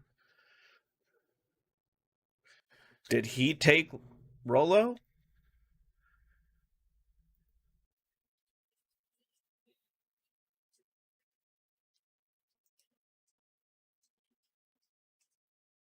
Yesterday, Rolo and I were messing around at the old Valentine warehouse. Both of you? You were with Rolo when he went missing? Not exactly. I was hiding in the dumpster. The dumpster? What were you doing in there? At first, we were just looking around. Then someone in a strange yellow suit came and dumped something on us. We both got scared and ran. That was the last time I saw him. You got scared by some garbage? What's well, that's why you don't go skulking in someone's dumpster. But it wasn't garbage. I think it was a body. I'm sure it was just some trash. No, there was a name tag. It said Deep Engineering. I wish you wouldn't have said that. Why did you have to? I tried, Luca. God knows I tried to keep you safe. But you Van Horns just can't help yourselves, can you? We're all so close to being done with this. What are you doing? It's out of my hands now. Shit.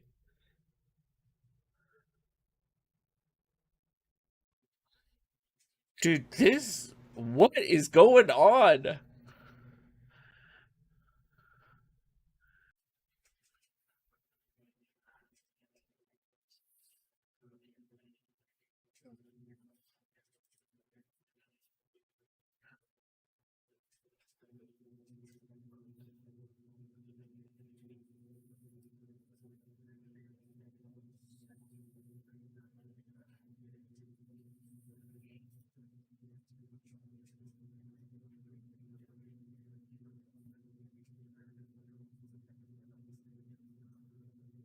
What the heck, dude?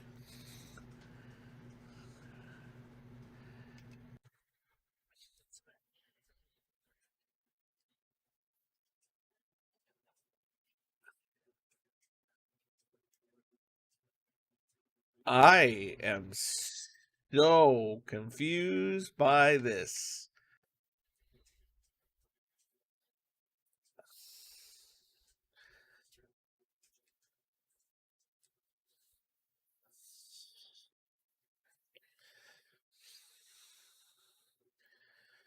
All right, Luca. Looks like you need a little mud bath.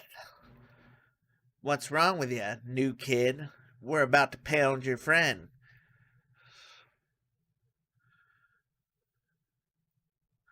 It's weird when people don't talk. Yep. Stop being a weirdo. Hello? Are you some kind of wackadoo? Makes sense wackadoos travel in packs, eh, Dud?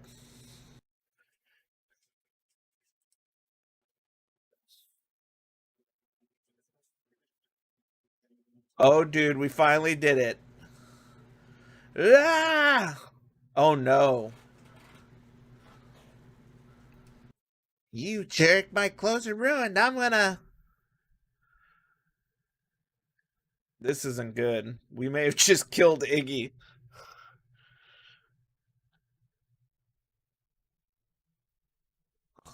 I don't feel so good. Heh. I'm sorry. I just. Oh shit. Yep. That's okay. Gotta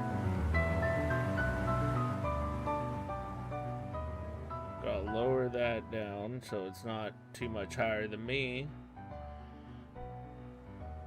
Even though. Wait. Okay. I was like, what the heck? I don't feel so good. I don't remember the voices.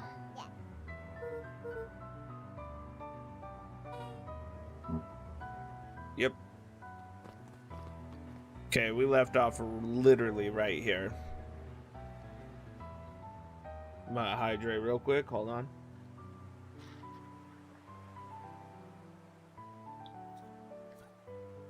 I really want to jump in the goo.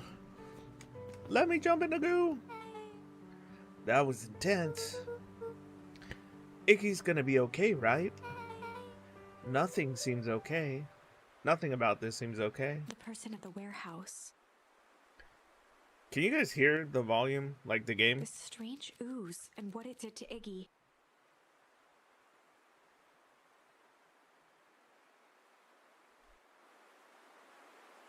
Right there. Was Rollo caught up in all of this? Was Rollo caught up in all this? We have to find Rollo. You took the words out of my mouth. Wonder. Hold on, real quick, guys. Sorry. Gotta figure something out. It's still.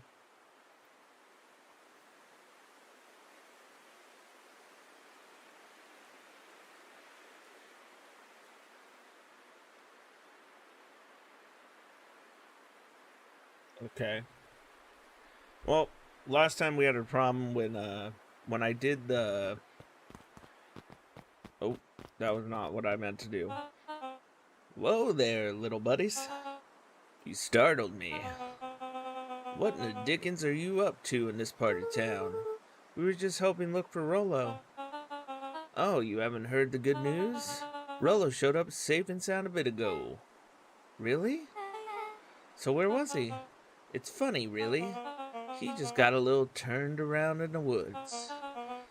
They can be disorienting, you know? I'm starting to get that impression. Rollo's at his house now, getting some well-deserved rest. Wow, that's a relief. You two should scurry along before you get lost yourselves.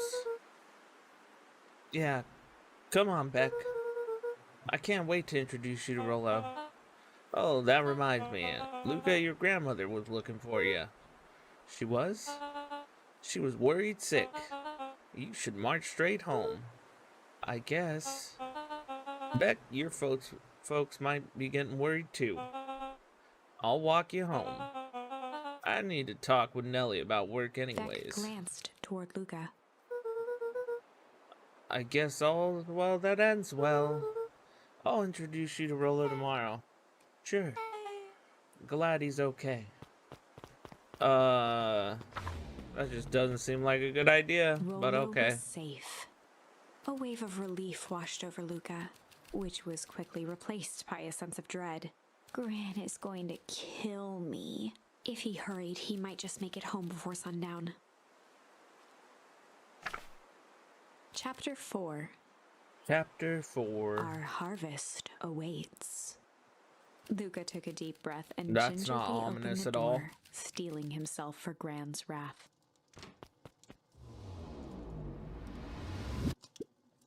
Gran? I'm home. Everything's fine. Gran?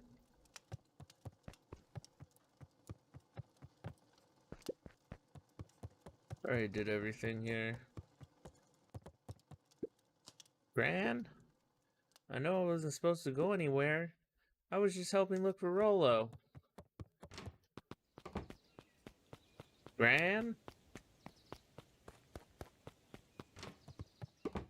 Gran? Roxy came over. She was worried about him. So I figured you wouldn't mind if I helped look for him. Turns out Rollo is safe and sound.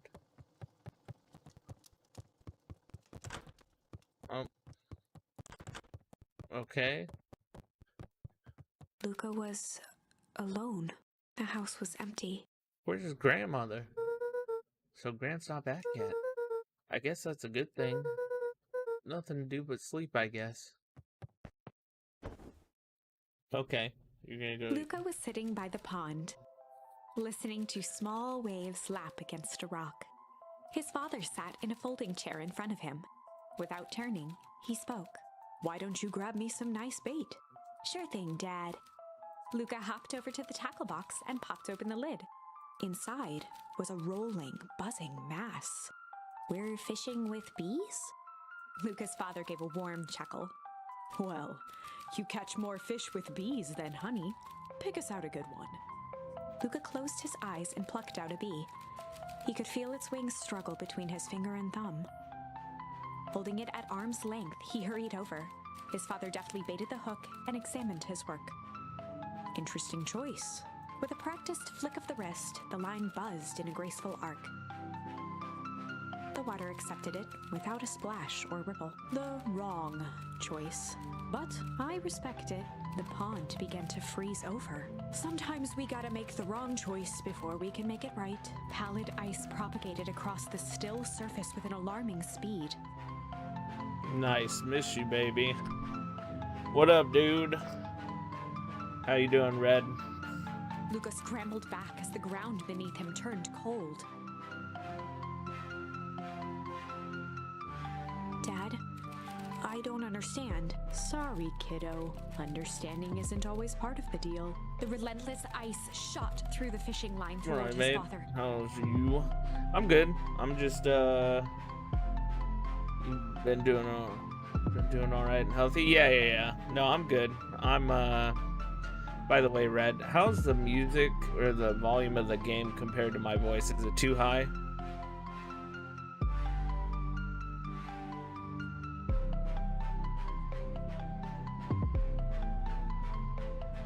Dad, look out! Haven't heard from you in a bit. Yeah, no, I'm good. I sneak in on your streams. Could maybe go a little bit lower. Okay, that's what I thought too. Yeah, I've been good, man. I watch your streams. I just don't always talk. His father casually wound the reel. So, but I've been doing good, just working a lot, and like I've been doing the YouTube stuff. And I just decided one day that maybe I'll try and stream again. So this is my second stream that I've done. It's your fault, you know. Never But was.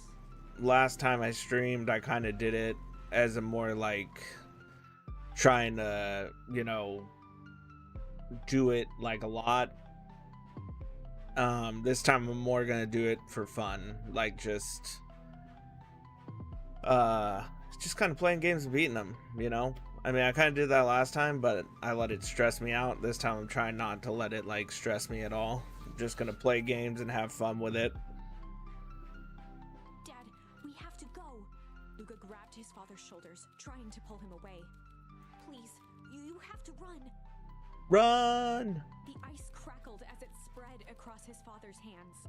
That's the thing about fishing, Luca. His chest began to crystallize. You toss your hook in, and you never know what you're gonna pull out.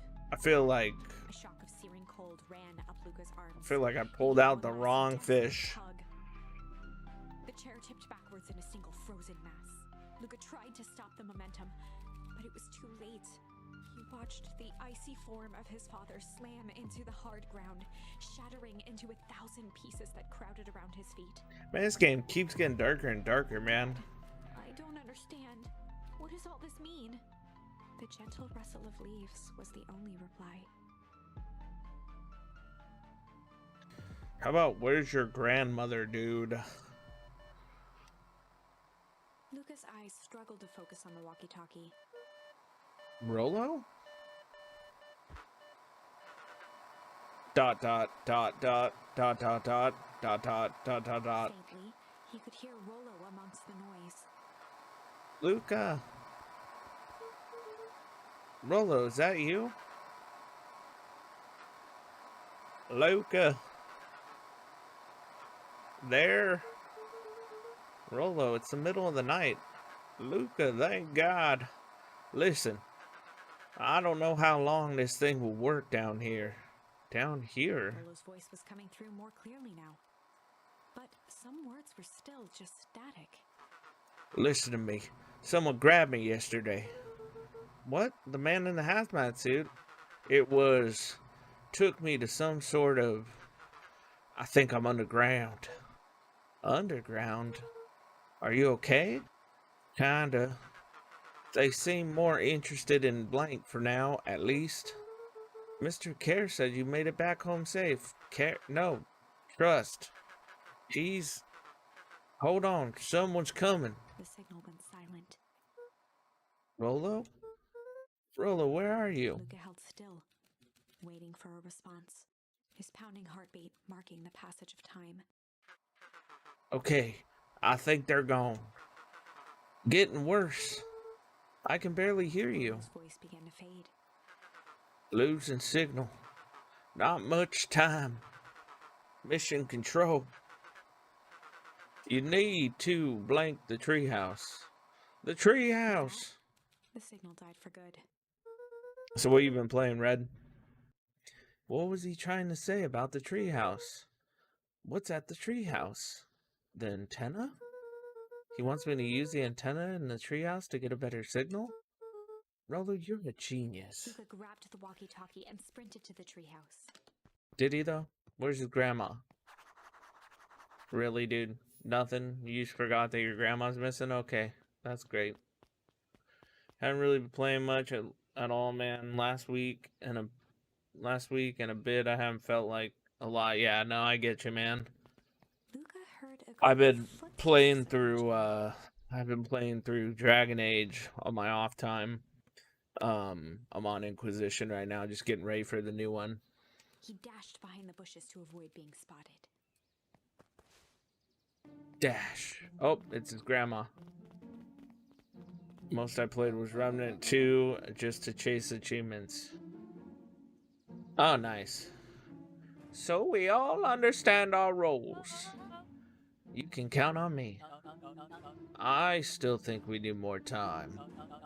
This wasn't the original plan. Mr. Tolliver paused, shifting his eyes to one side. We're all in danger now.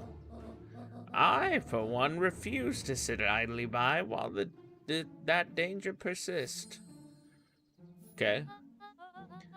Hiram. Hiram? You just keep your wits about Mr. you. Tolliver took one long, quiet breath. You're right. You can count on me. I just wish we could have made the deal with Eris Valentine. Her resources would have still come in handy. As I said, I had no time to contact her after your call this morning. Plans change. How's Luca holding up? He's fine.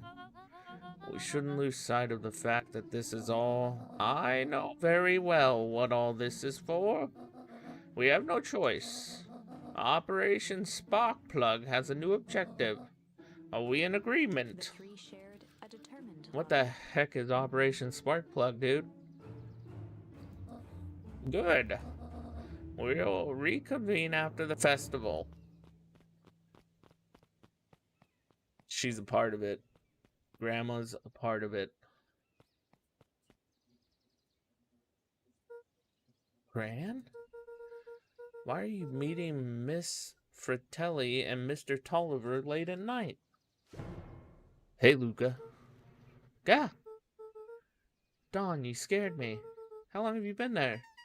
Oh, just a few minutes. Earlier today I saw Mr. Tolliver and your gran enter the diner together. When my shift at the newsstand was over, they still hadn't left. So I used the greatest tool of any investigative reporter. Time. When they left, I tailed them. Here. What do you think they're up to? Whatever it is, they seemed organized and determined. They mentioned the festival. Yeah, I heard that too. Has your gran been doing anything different lately? Anything strange? She got a phone call this morning and rushed out the door. A call from Hiram Tolliver, it seems. She was either furious or terrified, or both. Luca, be careful out there. I think we might be in the middle of a scoop of a lifetime, or in the middle of the scoop of a life. Whatever. I will. Aren't you coming out? Nah, I'm gonna stake out here for a bit longer. See you, Luca. Okay. Gotta get to mission control. Oh. I did it. I changed the sign. Splendid. Did anyone see you? I don't believe so. You were right. It was simple enough to just rearrange the letters. Odd choice for a prank, though.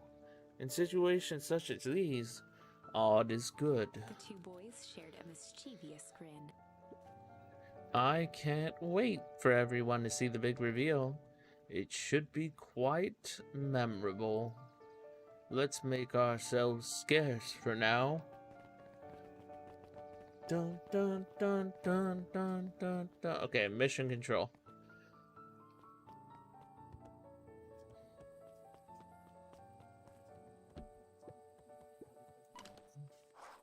Hook up walkie-talkie to the radio. Got it.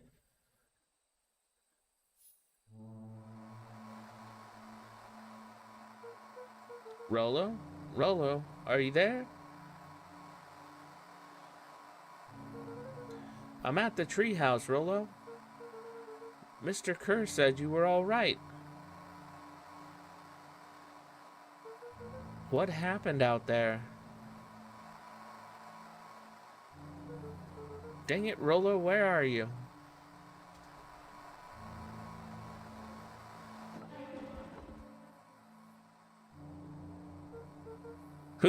Who's there? Luca could only see a cloaked shape behind the rocket. I don't see anything. I got weapons in here. So you better come out right now. He strained to hear as a muffled voice began. Weapons? How could you hurt something that's already dead? Fear gripped Luca's throat. What? What's already dead? Who are you?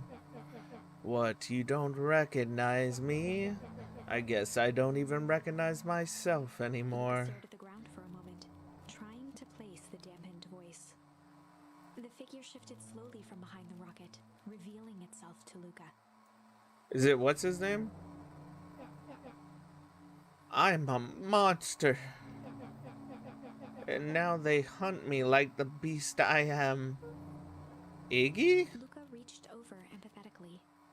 What happened to Iggy? Iggy's tone jolted to dejected anger. Don't touch me. This is all your fault. Luca slumped to the ground, overwhelmed by guilt. I'm so sorry. I didn't mean to. I lost control. So you could control yourself for a second? And I get to be like this forever. There must be a way to fix this. Oh, you're gonna be my savior? Perfect little Luca saves the day. With his positive attitude and the power of friendship. None of this matters. There's no time. They're after me. They chased me all the way through Weepwood. I only came in here to hide. Hide from who? Who's after you? Luca? Luca? Rolo? It's not safe, Luca. Rolo, where are you? The treehouse. I'm at the treehouse, Rolo. Where are you? No, Luca, the treehouse isn't safe. They said they were going to the treehouse. I was going to tell you to stay away from the treehouse. Who said they're going to the treehouse? The clipboards. What did I tell you? Those perennial harvest wackadoos are after me. They've been chasing me all, yelling questions at me. What sort of questions? They were saying the same stuff they always do, but it's different now. Less asking, more threatening. We're gonna figure this out, Iggy. Yeah, well, thanks. Hello? Is anyone present? Is there arboreal in this arboreal domicile? Okay, I don't know how to say that word. Oh, I use that knock too. Crap, they found me. Luca, what's happening? Don't panic. You stay here and I'll see what they want. What the heck? Hello, Mr. Van Horn. We would love to hear your thoughts. Why are there freaking 20,000 of them? You have time for an informal chat. We will be brief. Your time is valuable to us. Be down in just a sec. Why are there 20,000? Of course. We have a problem. Luca, you gotta get out of... Luca, you gotta get out of there. Who's out? Who's out there? Is it them? Yeah, it's the clipboards. A bunch of them. How many? Maybe all of them? And yeah, you were right. They are saying the same stuff, but with the creepy knob cranked to 10. Might young Iggy be present? We would love to hear his thoughts. Run! Iggy slumped to his knees. I don't know what to do. I'm just so tired. Luca, what do we do? Luca grabbed the walkie-talkie and headed for the window. Follow my lead. Luca and Iggy climbed up the back of the treehouse to its roof, where Rollo had constructed his MCDC. What's an MCDC? Mission Control Defense Cannon. Okay. From behind the crowd of clipboards, William Kerr strode forward, a warm smile on his face. Iggy, there you are. You gave us all of us a heck of a scare. Get away. Just leave me alone. Oh, I'm sorry, Iggy, but no can do. Don't worry, though. We're here to help. Help? Then why were you chasing me? Luca, can you talk some sense into your pal here? Just look at him. He's not well. What's wrong with him? What did that gunk do to him? Well, that's a pretty honkin' big question, Luca. All you need to know is that he's sick. He's real sick, Luca. I just need you to help us up there and take care of him. You told me Rollo was okay, that he was back at his place resting. He is. Poor fella just got a little tired. Or lost. That's a lie. That is hurtful to say, Luca. I thought we were buddies. Why? Because he let you ramble on like a wackadoo? Nobody likes you, you creep. Kerr's smile faltered. Why don't you pop on down here so we can have a face-to-face? Yelling like this is gonna give us all a heck of a sore throat. And who wants that? His grip tightened on the MCDC. What did you do to Rollo, you liar? Well, shucks, Luca. The only teeny tiny fib I told you was that he was at home. He is resting. He's perfectly safe. For now, at least. What happens to him next is up to you, Luca. Look around. You're in quite a pickle, and I am the only person in the whole world who can help you. You get to decide how this ends. Luca's mind raced. He was caught in a trap. What do you do when there's no hope? He wiped his cheeks with a sleeve. What are you gonna do, Luca?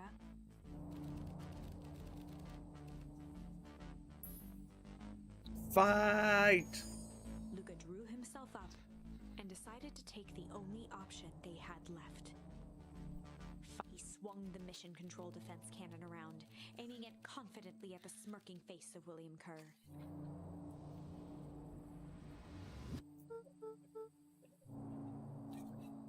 Hey, Mr. Kerr. Luca summoned his most insolent demeanor. Rollo sends his regards. Oh, that didn't work. Hey, that was uncalled for. More than a little rude. And just plain unsanitary. Luca, I really did think we were good pals. What a shame that it's come to this. Turned his back on the two boys. End this. With a nonchalant wave of the hand, he made his exit. Now what's gonna As he happen? began to slowly advance on the treehouse, Luca looked to Iggy with resignation in his eyes.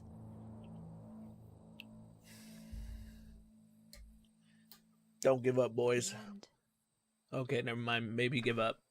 that escalated quickly. This whole game has Especially escalated was the quickly. better part of valor here.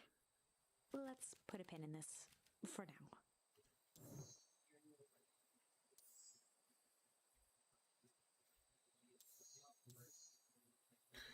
Here, which ones haven't I tried? Struggle.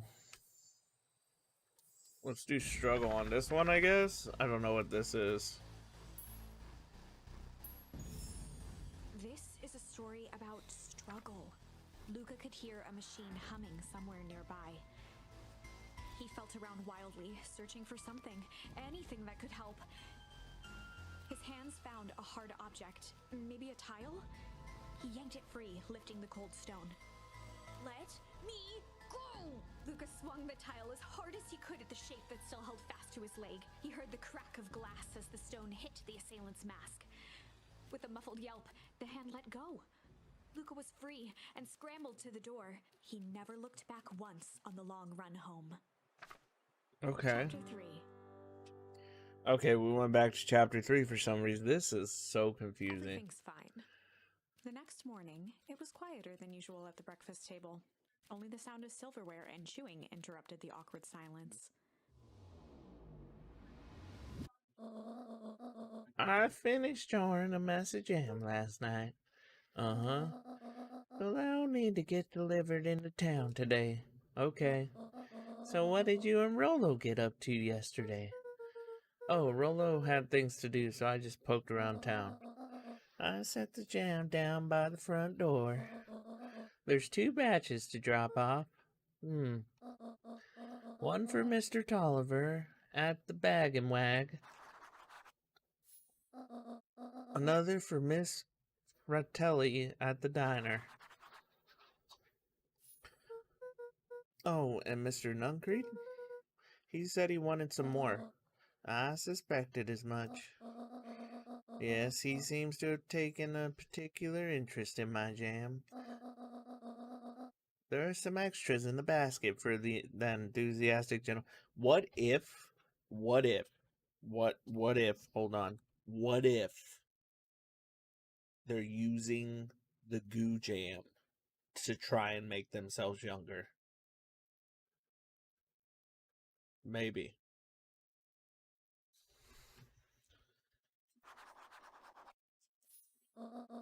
Just make sure Fratelli and Tolliver get the ones on top. No problem. Off with you now while the day is still young. That, or what if they're drug dealers? Could be.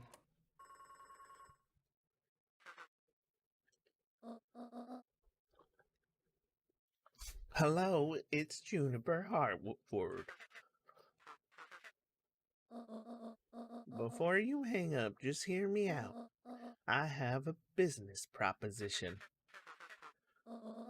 The simple matter is we both have the same problem that needs solving.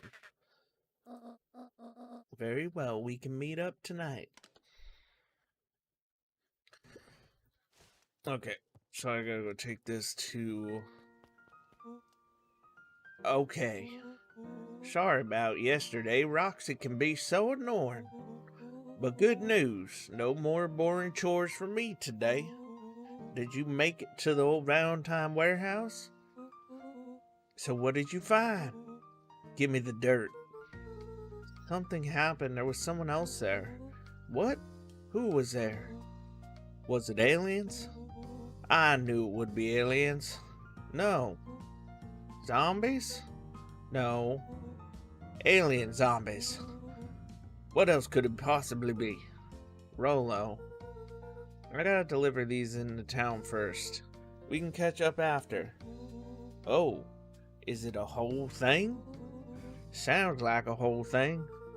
Yeah, we shouldn't talk about it here. Meet me at the treehouse tonight. I'm not sure what this treehouse is that you speak of. Sigh. Meet me at Mission Control. Roger that, Space Cadet.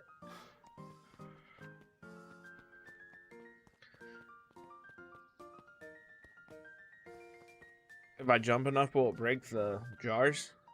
Huh, huh.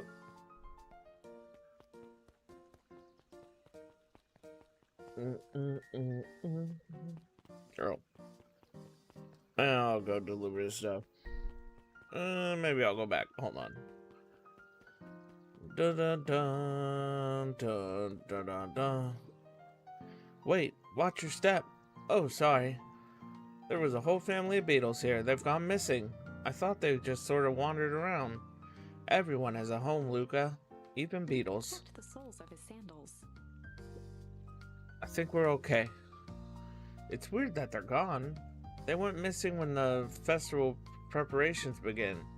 You think the noise scared them away? Something like that. Just watch where you step, okay? Can I look for them?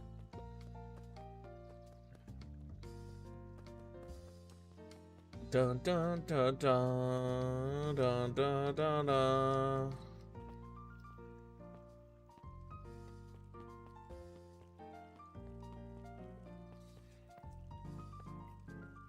Oh, I guess I gotta talk to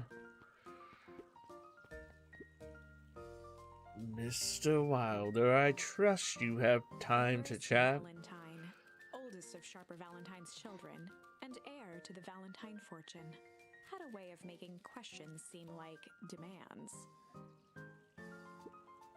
Certainly.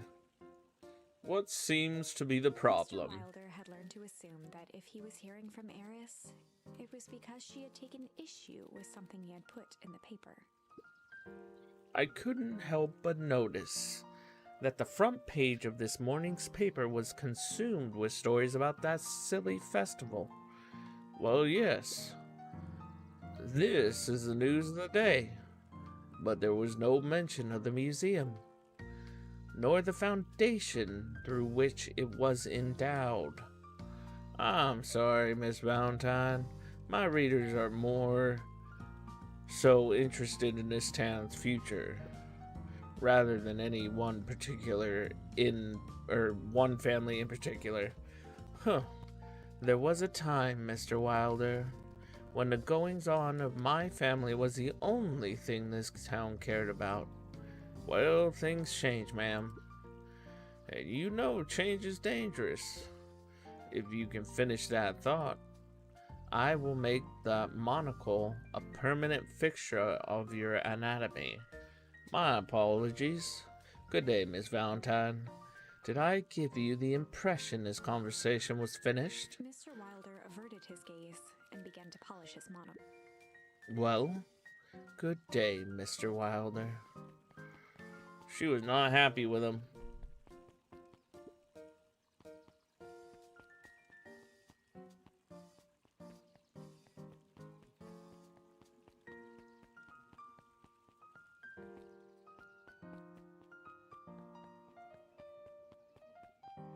Am I in the wrong spot? Because I could have sworn she said, like, the diner thing.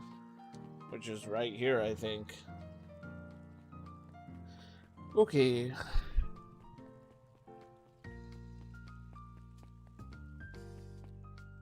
Nope.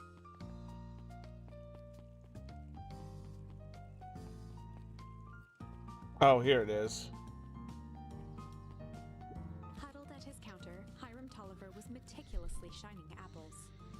More accurately, Hiram Tolliver was meticulously shining one apple. Hello. Eep? With a yelp, Mr. Tolliver fumbled the apple, flailing at the air as it fell. Oh, sorry. No bother, no bother. He leaned forward and lowered his voice. I see you have something for me. Yeah, Gran had some jam I'm supposed to give to you. He leaned in a bit further. Jam? Yeah, these ones on top. She wrote your name on Mr. them. Tolliver leaned back, speaking loud enough for anyone to hear. Ah, yes, the jam. Thank you so much for delivering this jam to me. He reached forward and snapped up the jars of jam, giving Luca a little wink. It's not jam, guys. It's not jam. It's not. I shall put it on my store shelves post-haste. The jam. Okay, I should finish my deliveries. Of course. Of course. Leaned in for a final whisper. Of course. That was the weirdest, like...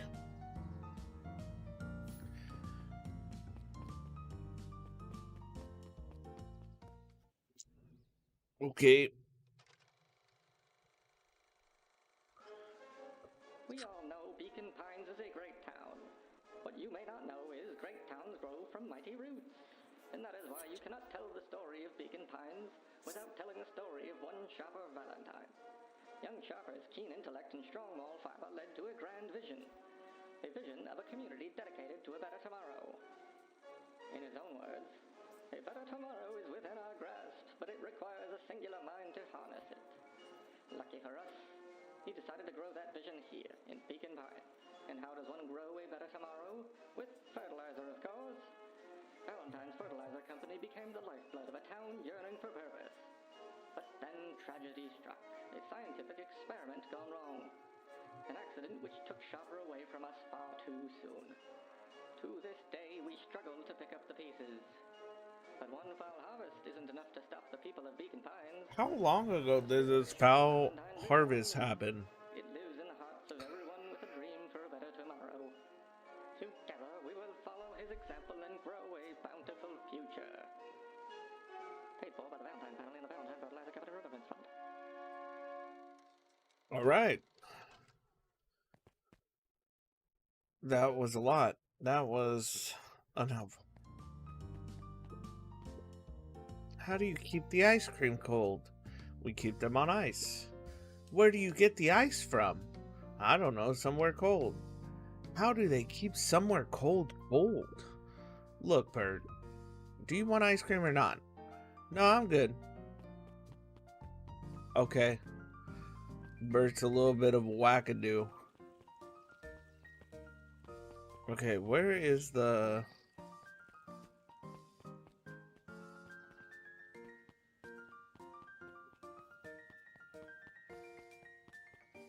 I don't get it.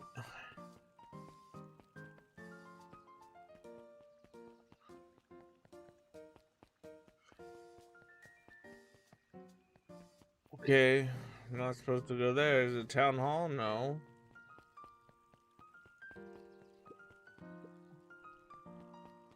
Oh, the diner's over this way. That's why. Oh, there's a newsstand. Hey, Dawn. Yawn. Hey, Luca, what's up? Dawn had dreams of becoming a big-time reporter. At night, she searched for the story that could be her big break. By day, she hawked papers at the newsstand. Okay. Yawn, we got you on jam delivery, huh? Yep. Hey, Dawn, have you noticed anything weird around town lately? What sort of weird things? Stuff going on at the old Valentine building? You might say I've heard some things. I'm working on a story about it right now. So what's going on? Can't say quite yet. I still need to follow up on a few leads. Keep me in the loop, okay? Sure thing. Have you seen the new kid around yet? New kid? Yeah, came in from the big city. Her parents both got jobs here. But get this, one of them is working for William Kerr and Perennial whatever Harvest, and the other is working for Eris Valentine. And the Valentines represent Beacon Pines past. Perennial Harvest has positioned itself as the town's future. Must make for some interesting dinner table conversation, I can imagine. Okay, I don't think I've been over here. I should have checked everything at that last place too. Oh, I guess there's not a whole lot over here.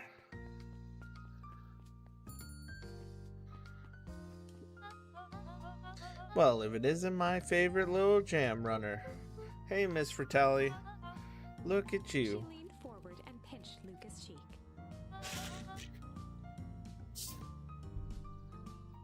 You're all skin and bone.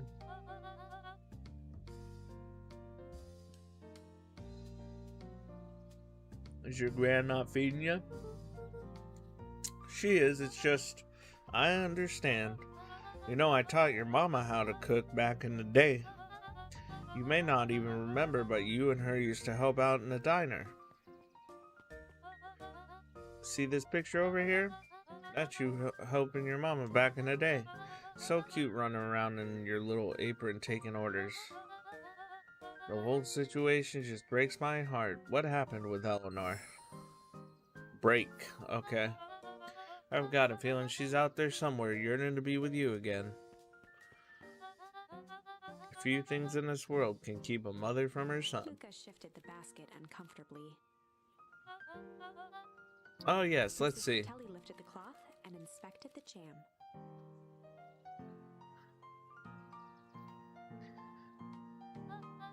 Ah, they even have my name on them. How thoughtful. She carefully lifted out her jars of jam. You tell your gran hello for me, Luca. Will do.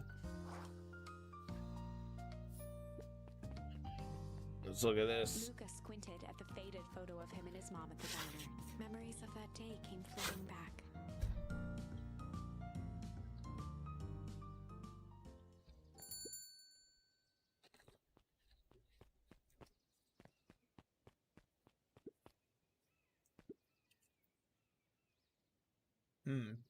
Okay.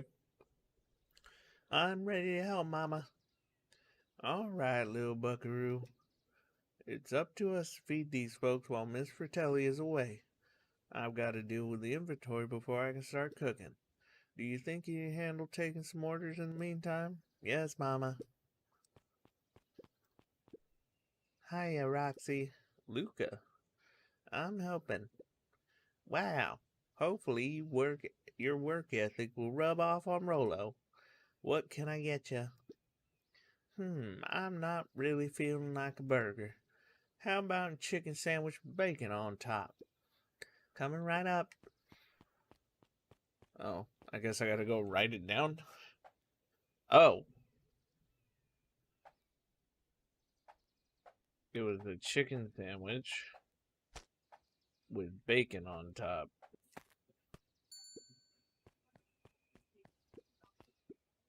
Here you go. I call it the Love Me Tenders. Nice. That's hilarious. Are you a little young to be waiting tables? I'm just helping out. My father had me hustling when I was your age as well. Father always says, children are to be sails pulling a family ever forward. That doesn't sound very fun. There's plenty of time for fun. For instance, Father and I always make time to have lunch together. Once a month. Luca glanced at the empty seat across from Gus. Should I come back? Oh no, it turns out Father was too busy to have lunch today. I'll just go ahead and eat alone. Oh, the silver lining is without him around I can have my usual. A nice stack of cold cuts topped with a pile of sloppy chili. Okay, that's a weird thing to eat. Cold cuts with sloppy chili.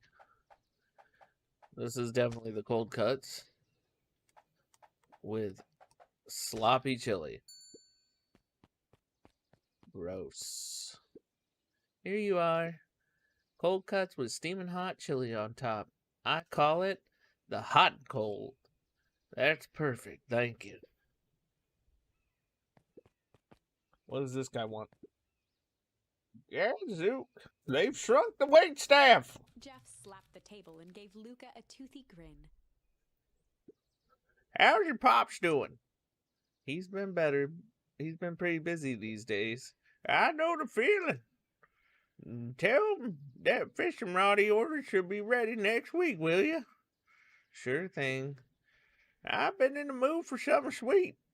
You got a burger that can satisfy the sweet tooth. A sweet burger? Yeah, and top it off with some grilled cactus. Grilled cactus? The heart wants what it wants. Okay, that's a weird burger, but sure, why not? Candy with cactus on top. Here's your order. I call it the sweet and stabby. Right now, that's a burger with bite.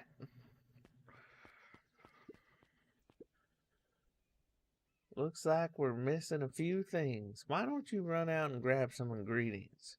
Okay, I'll be right back.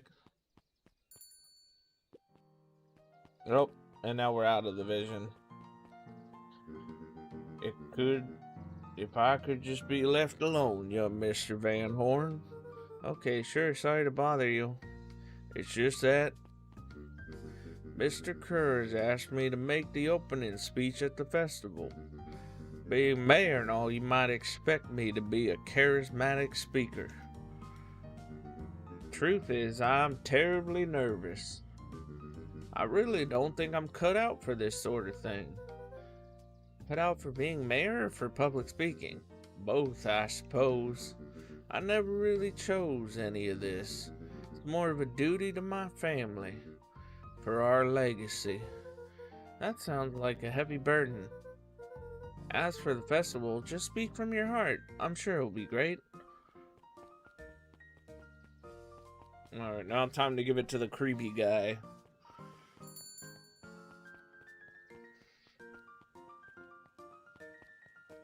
Hopefully everybody's doing okay.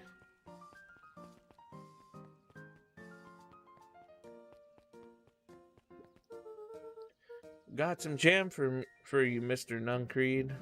Luca, you seem chipper. Well, aside from being on a delivery duty, it's a nice day. Creed eyed Luca for a moment, then nodded in agreement. I suppose it is. So do you want your jam? Oh, right. Usually Juniper drops these off herself. I guess she's busy today. Anyways, this is my last delivery for the day. Oh, in that case, Snatched the basket from Luca. I'll hold on to the basket until the next time I see your gran. Okay?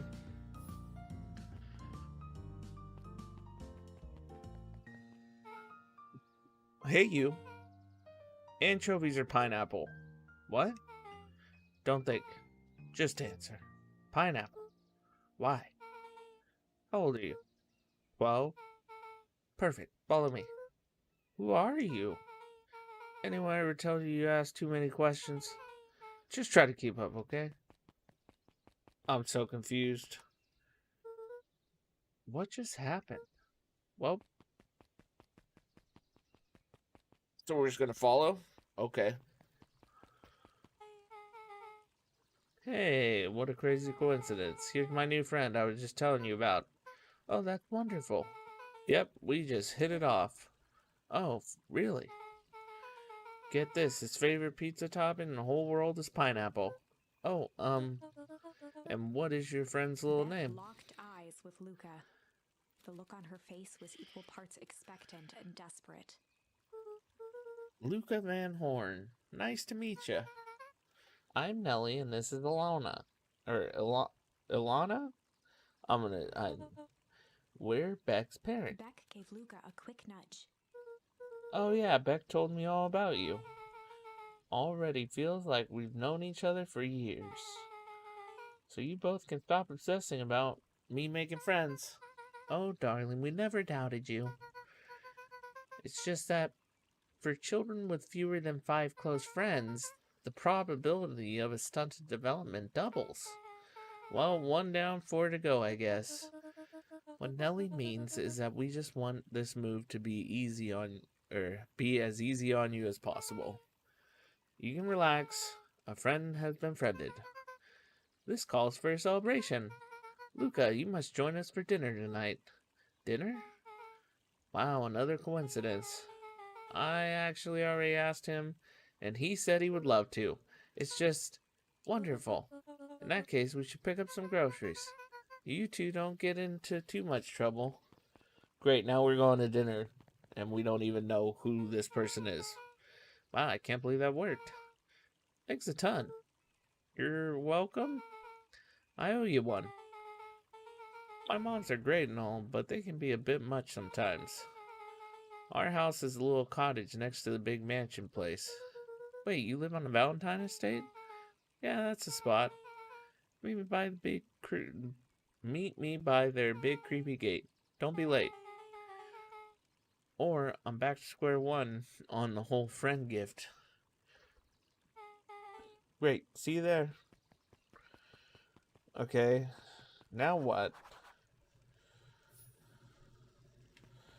Okay. Huh, interesting. Oh, man. Let's see.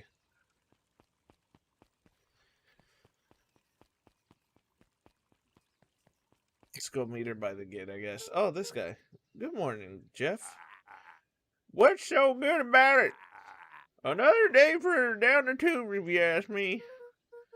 Come on now, it's not all bad. The festival's coming up. Huh, the festival? Old Man Valentine used to put on cockamamie shindigs all the time. Where did that get us? Well, it's Perennial Harvest putting this one on, and they're doing it for the whole town. As far as I see it, the difference between the old Valentine Company and this new Perennial whatever harvest outfit Jeff dug through his pockets for a bit. is the difference between this empty soup can and this brown banana. But those are both garbage. Exactly. Just my new favorite character.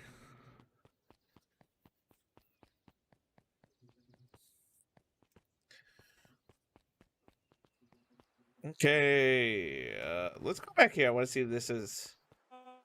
Oh, there, little buddy. What brings you this neck of the woods? Oh, I was just wandering around a bit. Wandering. How wonderful. Children and their wonderful wondering. Oh, to be young. Anyways, I can't let you pass just now. Top secret business that away. Mr. Kerr winked with a wry smile. Ah, I'm just yanking your chain. Perennial harvest. Just making a few He gave Luca improvements. an energetic thump on the shoulder. Better head home now. Our harvest awaits. What are they harvesting? I'm very confused.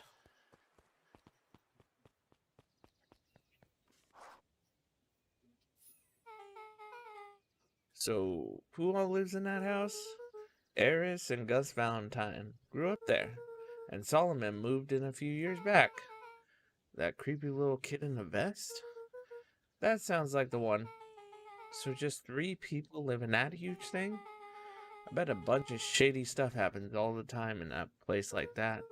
Not really. The Valentines pretty much keep to themselves. So it's empty and boring? Pretty much. What a waste. My mom says that it used to be way busier back before Sharper died.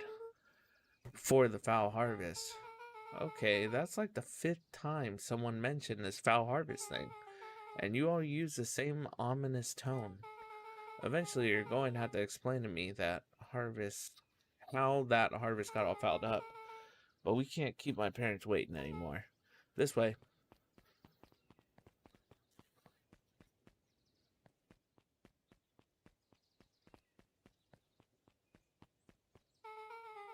Most kids would have just ditched me by this point. Why are you still here?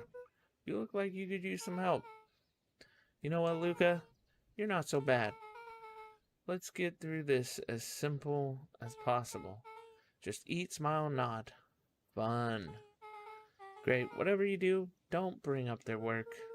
I think I can handle Luke that. took a long breath, then gave a firm nod. Here goes nothing. Why didn't they get voice actors to voice the Chapter 4. characters?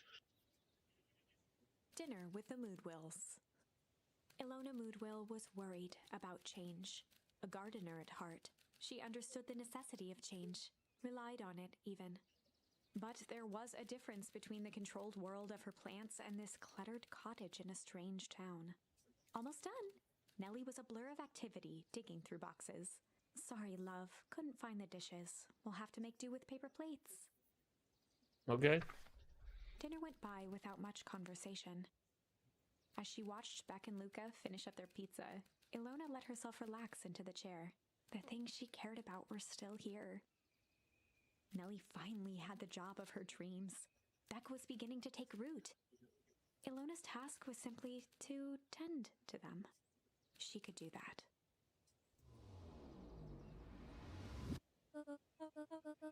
Oh, Luca, tell us a bit about yourself. Where do you live? Oh, I live with my grandma. Over on the other side of the river. Your grandma? Where are your parents at? Beck, manners. It's alright. My dad passed away in an accident at the fertilizer plant 6 years back. Oh dear. My mom's been missing for a few months now. Like, missing? Luca's eyes were fixed to his plate, pushing a chunk of pineapple around with his finger. Nellie was the one who eventually broke the silence. Luca, how did you like the pizza? Oh, it was good. Very good. Normally, we'd have put more effort in dinner. Nervously gestured toward the boxes.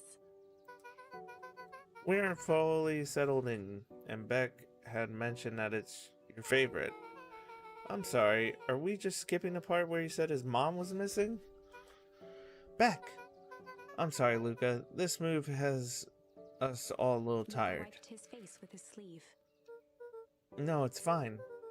So, Beck said that you moved here for work? Beck gave Luca a swift kick under the table. Ow! I mean, what brought you to Beacon Pines? We were right the first time. We're here for work. Nellie won't tell you this, but she's a brilliant chemist. I don't know about brilliant, but I do love it. She's brilliant. Perennial Harvest just made her their newest lead research of deep engineering. Oh my gosh. She's the leader of deep engineering. We've heard that word before. She makes it sound more impressive than it is. I'm just happy that I get to make a difference in the world. Perennial Harvest is at the forefront of evolving agriculture into something more useful than sprinkling water on excrement on the ground, or than sprinkling water and excrement on the ground. Over to Beck. She seemed to be holding her breath. What Nellie really means, Luca, is that there are different ways to grow plants. Yes, some people talk to their plants and hope for the best, and some people happily leave their job to allow a loved one to pursue their dream. You swore you didn't. Slammed her fist into the table. Okay, things are not good in this family right now. Perhaps harder than she intended. Hey, Luca, how about we get some dessert? I actually have to meet my friend Rolo Luca soon. glanced outside to gauge the time. The sky was darker than he expected, filled with ominous clouds. Looks like there's a storm brewing. I should get going. Oh, I didn't think there was any rain in the almanac. Yeah, almanacs aren't that useful around Luca here. wiped his mouth one last time with his napkin and started to get up. Thank you all for the pizza. It really was good. See you at the festival, Beck.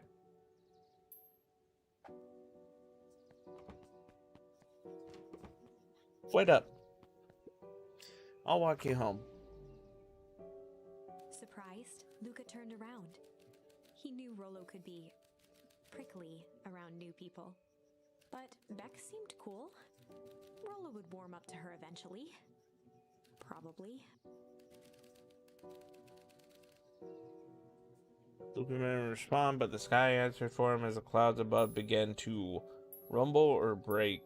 Rumble. Luca began to respond, but the sky answered for him as the clouds above began to rumble with ominous thunder.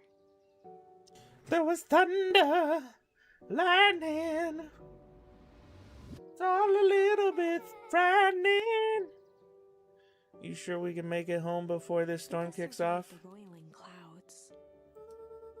I'd say the odds are good. Maybe you should stay here and I'll just make a break for it. At that moment, the heavens opened up, unleashing torrential rain. Care to recalculate those odds? Hurry inside, you two, before you catch cold.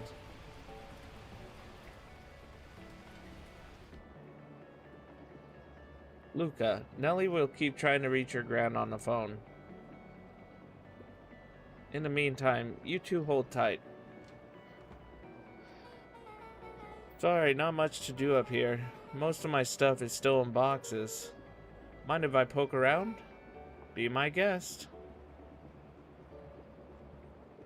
Luca bent down to examine the bouquet of wilting flowers. Judging by the odor, they were well past their prime.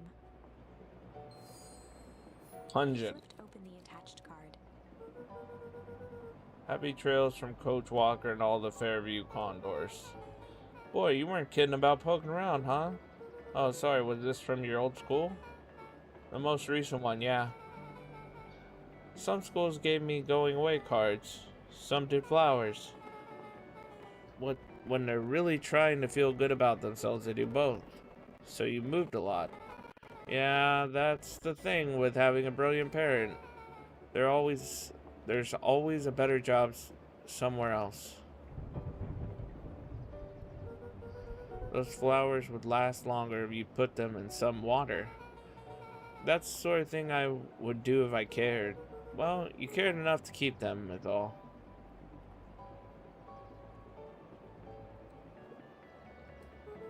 Oh, wow. Rolo and I have a radio just like this in the treehouse. Probably not exactly like this one. My mom and I tore the whole thing down to the bolts. Fitted it with some state-of-the-art vacuum tubes. She seems pretty awesome. She gets carried away sometimes. I think she feels guilty for working too much. My beautiful sandwich, you're back. Yeah, I'm back. I am back. So when she does have time for me, she showers me with high-tech overcompensation. I bet you get all sorts of stations on this. Not out here in the boonies. You wouldn't believe the stuff I could pick up back in the city. But around here, it's all farm reports and static. How are you doing, Nocti? Ah, shucks. I will be right back, guys. I need to go check on the food that I was cooking, so just give me a second.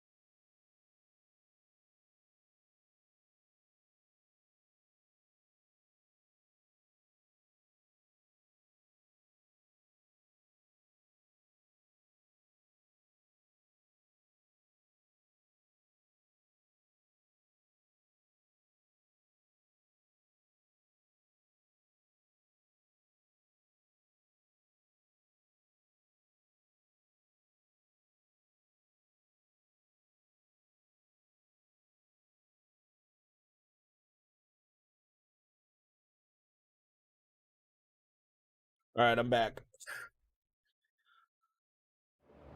How you doing, Nocti? How's everything going?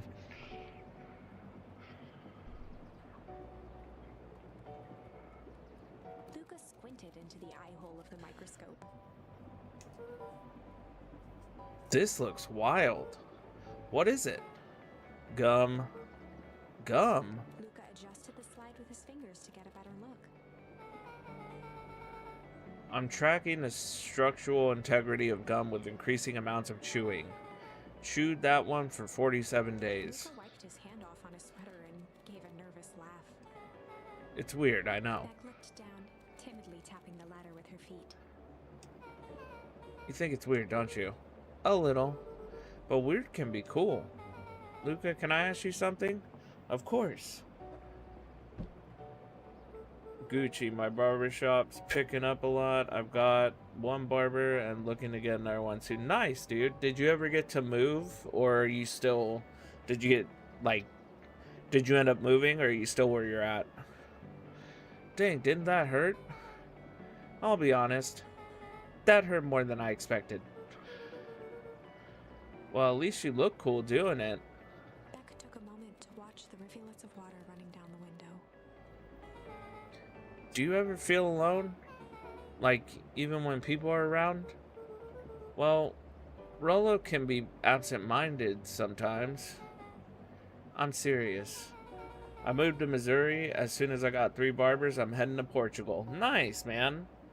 Well, I hope you get them soon, and I hope that your barber shop really hits it off. It didn't used to feel that way. I know Gran loves me, but sometimes when she looks at me, it's like she's looking at a problem. Luca took a deep breath, exhaling slowly. I know the feeling. How do you deal with that? Yeah, but things are good, Nocti. I've still been doing stuff. It's just on my YouTube. So like even this video after it's done, I put it on my YouTube. But yeah, I've been doing a lot of YouTube stuff lately, and I just decided that I was gonna pick up streaming. Like I've been struggling with like wanting to come back, but I decided to actually do it like a couple days ago. I guess I haven't yet. But one thing my dad told me when I was little, don't hold a grudge, especially against yourself. If you try to hold it all in, you're gonna pop. So then, what do you do when you don't know what to do? Dad never got to that part. Something I figured out on my own, though. You gotta do something. Anything. Here. What are you doing? I don't know. Something. We're gonna register our complaints with the storm. Listen here, you miserable universe. Stop jerking me around. I just want things to go back to the way they were. Everyone tells me it's gonna be alright. That things are gonna change. Luca let out a feral scream that echoed into the night. Every time something changes, everything gets worse. Screw this town. Whoa. Let me try. Moving sucks. I hate it. I hate it. I hate it. Why can't I just deal with it and be happy for my mom? Why can't we just stay somewhere? Brah! Her voice dropped to a trembling whisper. I just want to be a normal kid. Brushed off her shirt and straightened up. There. Yeah, I've been super slammed and haven't had any downtime at all. The shop is all encompassing. Well, I'm just glad it's doing good, dude. I'm just glad you're doing good. Wow, I'm actually feeling a little bit better. As it began, the storm abated. Thanks. I needed that. Me too. I should head out before the rain starts up again. Sure, I'll walk you up. See you and Rolo at the festival. Sounds good. Luca, don't let don't let the universe jerk you around. But yeah, dude, I'm glad that it's doing good. Yeah, just been doing YouTube. I'm still a mailman, and then yeah, that's pretty much it right now. It's just doing the YouTube stuff, mailman stuff, hanging out with the girlfriend, and we do D&D every other week, me and some buddies. So I got suckered into running another campaign. Dad gave Luca a light thump on the arm before heading in. Chapter 5. Okay, we're on chapter 5 now. We were on chapter.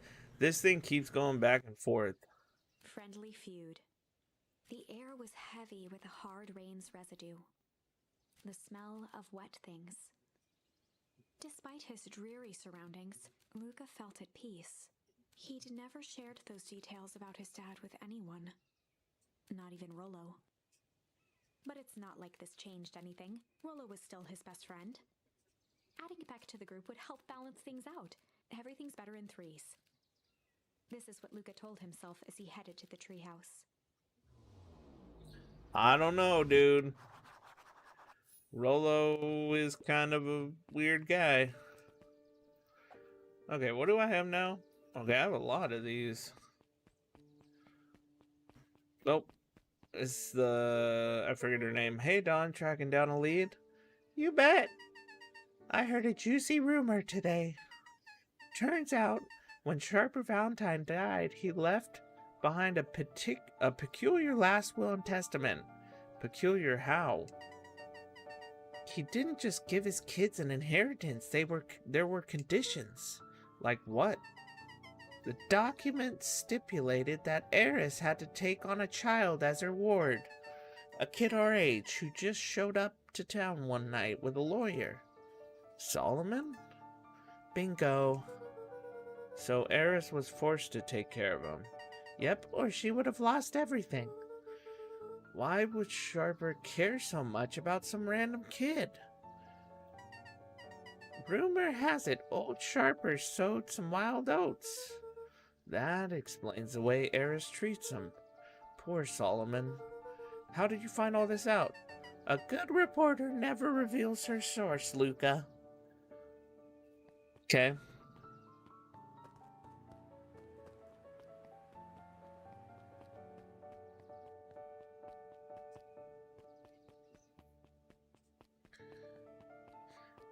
Oh my goodness. What does that do? Oh, okay. That's what that does.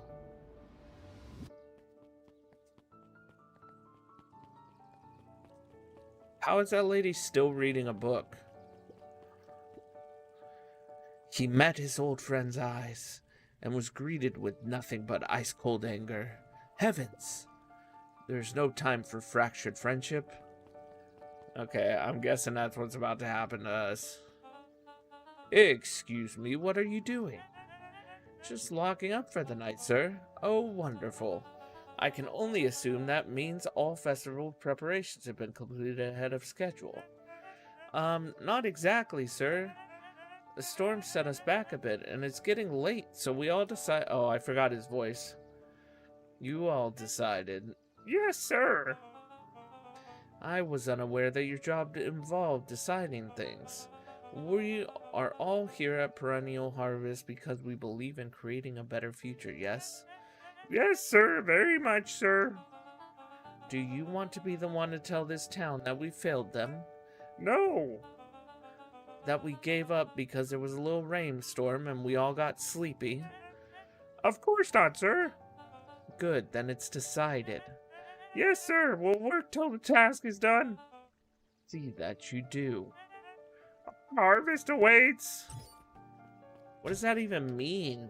They keep saying that, and I don't understand what it means. Oh.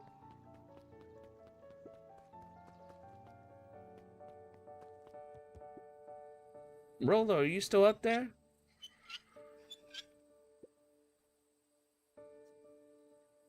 I'm sorry. Rolo isn't accepting visitors at this moment. Come back never. Luca had only ever heard him speak in this stiff yet gentle tone a few times, and it always meant one thing. You're upset. Oh, what makes you say that? Maybe because my best friend abandoned me for no reason?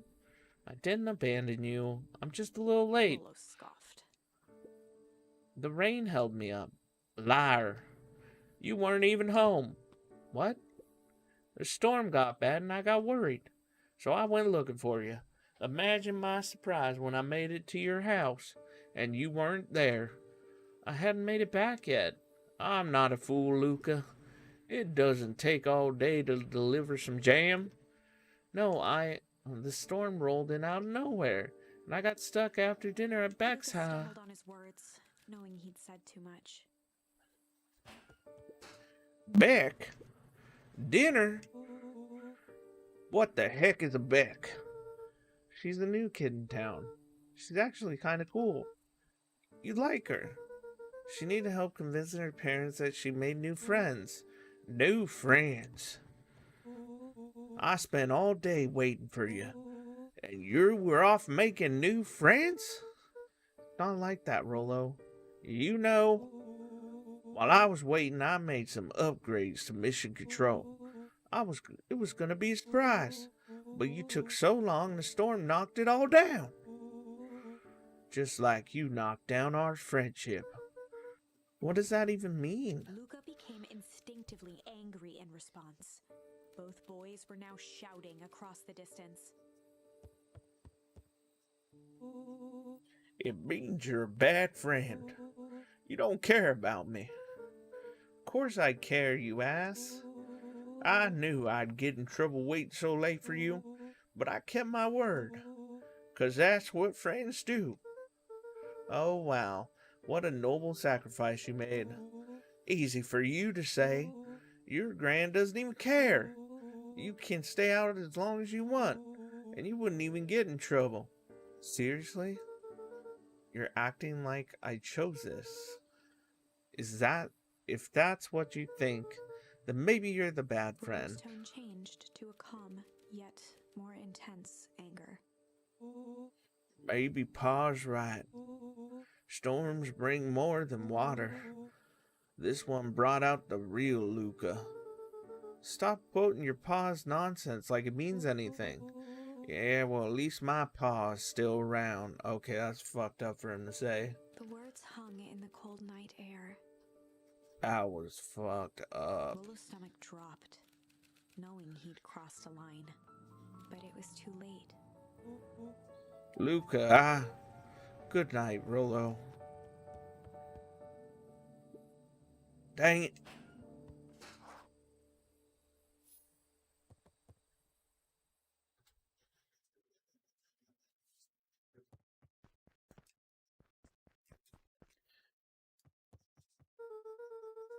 If Rollo thinks I'm still going to the festival with him, he can shove it.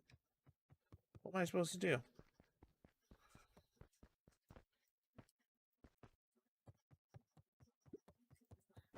Luca dug through his old stuff, not even sure what he was looking for.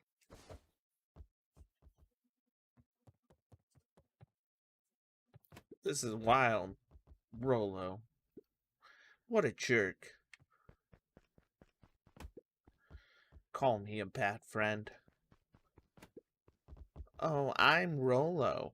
Look at me and my amazing family.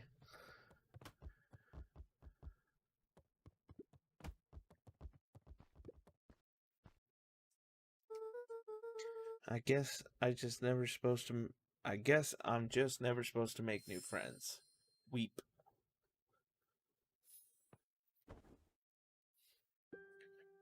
Luca? Gran cooed gently from the hallway. You slept straight through breakfast. Luca, are you alright?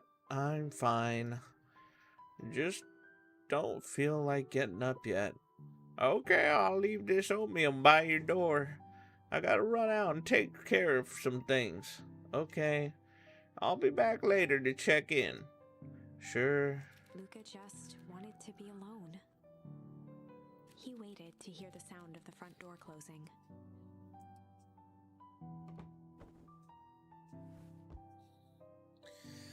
Alright, guys. I am probably gonna end it here. I know I didn't go too long. I'll try and go longer next time. Next time we're gonna be on is Sunday. We're gonna be playing Alone in the Dark for Spooky Sunday, so look forward to that. And then for now, we will find someone to raid.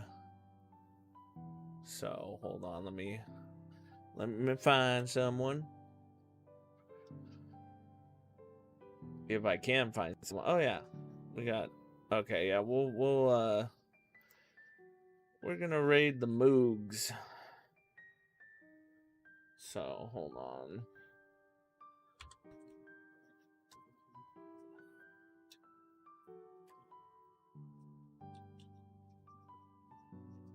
Make sure I'm spelling this right. Alright, guys. Thanks for being here. Nocti, great to see you. I'll hit you up later on Discord. Have a good night, everybody.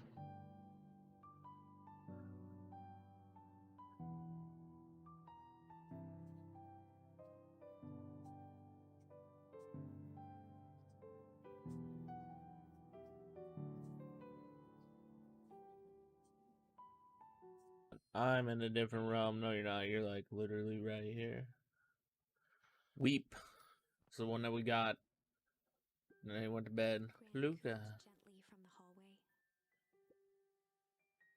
Slept straight through breakfast. Oh, that is not loud enough. Hold on. I'm gonna fix this.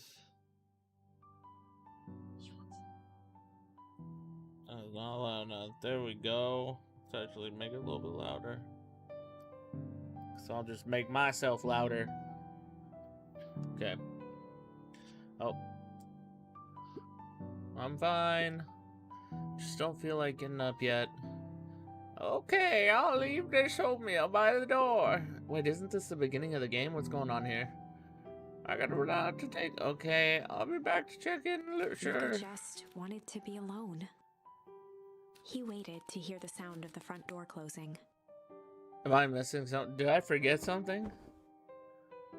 Hold on. No, okay. No. I'm so confused.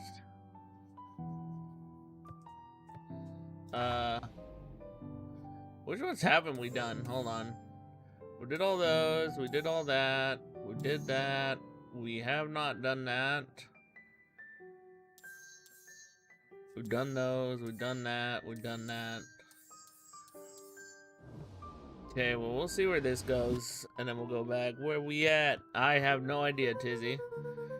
If Rollo thinks I'm still going to the festival with him, he can shove it. Yeah, kick it. I bet Rollo's still gonna go to the festival. Huh. He's gonna be miserable. Now I'm gonna kick him like this soccer ball. Huh. Huh. Alright. This reminds me too much of that car game that they kick a soccer ball. So I don't want to do that. Okay, what am I supposed to do? Am I supposed to sleep Luca more? dozed off again. Okay, supposed to sleep more. Luca. Oh, Luca! I see you didn't eat your oatmeal. Wasn't hungry. Well, just in case you get hungry, I'll leave a sandwich here too. Thanks. Rollo came by. What did he say? He wanted to talk to you. What did you say? I told him you weren't feeling well. Good. So your plan is to just sit in your room all day? Pretty much. Well, I need to pop away again for a minute. If you decide to end your pity party and go outside, I think it'd do you some good. Noted. Luca still couldn't bring himself to go out. Besides, if he ran into Rollo, he'd have to actually confront the situation. Heck yeah, just like everybody else. There's never anything interesting at the festival anyways. Am I supposed to kick the ball up there? Oh, nope. That's the wrong way. Kick it. What's that? There's a book. How unknowable that the soccer ball, when kicked at the picture that had a soccer ball, that a book would fall. What could this be? Definitely not a plot point. The Adventures of Hank Atomic. The complete first volume. Why did I say versed? The complete first volume. Luca carefully opened the cover and began to read. Today's been a long day, you know? It's a lot political right now. I'm very tired. I worked out a lot yesterday. I know it doesn't look like it, but I did. I'm tired.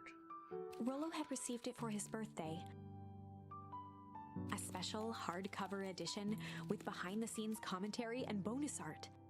Rollo cherished it, but asked that Luca keep it at his house. Luca wasn't sure if it was because Rollo didn't trust himself with it, didn't trust his sister around it, or just wanted an excuse to come hang out at Luca's more often. Whatever the reason, Luca didn't mind. But it had stayed right there where Rollo had stashed it ever since. Now, at the foot of his bed, Luca lost himself in the pages. He'd read it before, but at this moment, it somehow felt sentimental. He was well into issue number 5 when he heard soft footsteps from the hallway.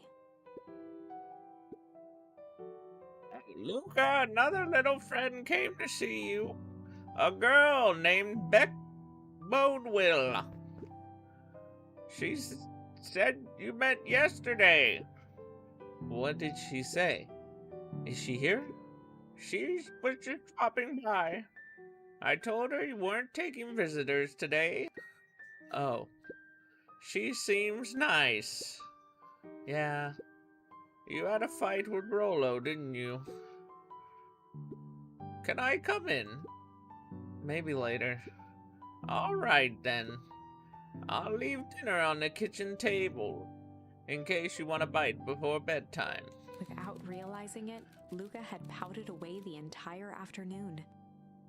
He once again felt the weight of it all, and allowed his weary eyes to close. Right Luca on top stood in a vast black of expanse. the Atomic. He looked up at his father standing beside him. Walt was working a straw at the bottom of a fountain glass, trying to collect the last bits of milkshake. Dad, where are we? Taking a final loud gurgling sip, his father peered up from the glass. He jangled the straw playfully with a warm smile, then lifted the empty glass as if to point into the darkness. The source. Luca's eyes followed his father's gesture. In an instant, he was sitting in front of a blazing campfire. Across from him sat a large figure in a yellow hazmat suit. The figure's voice was a scratchy echo.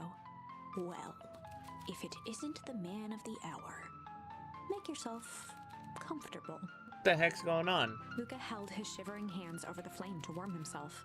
It doesn't work that way here. Their yellow-gloved hand pointed to the base of the flame. It's a cold flame. See? Luca peered at the base of the fire.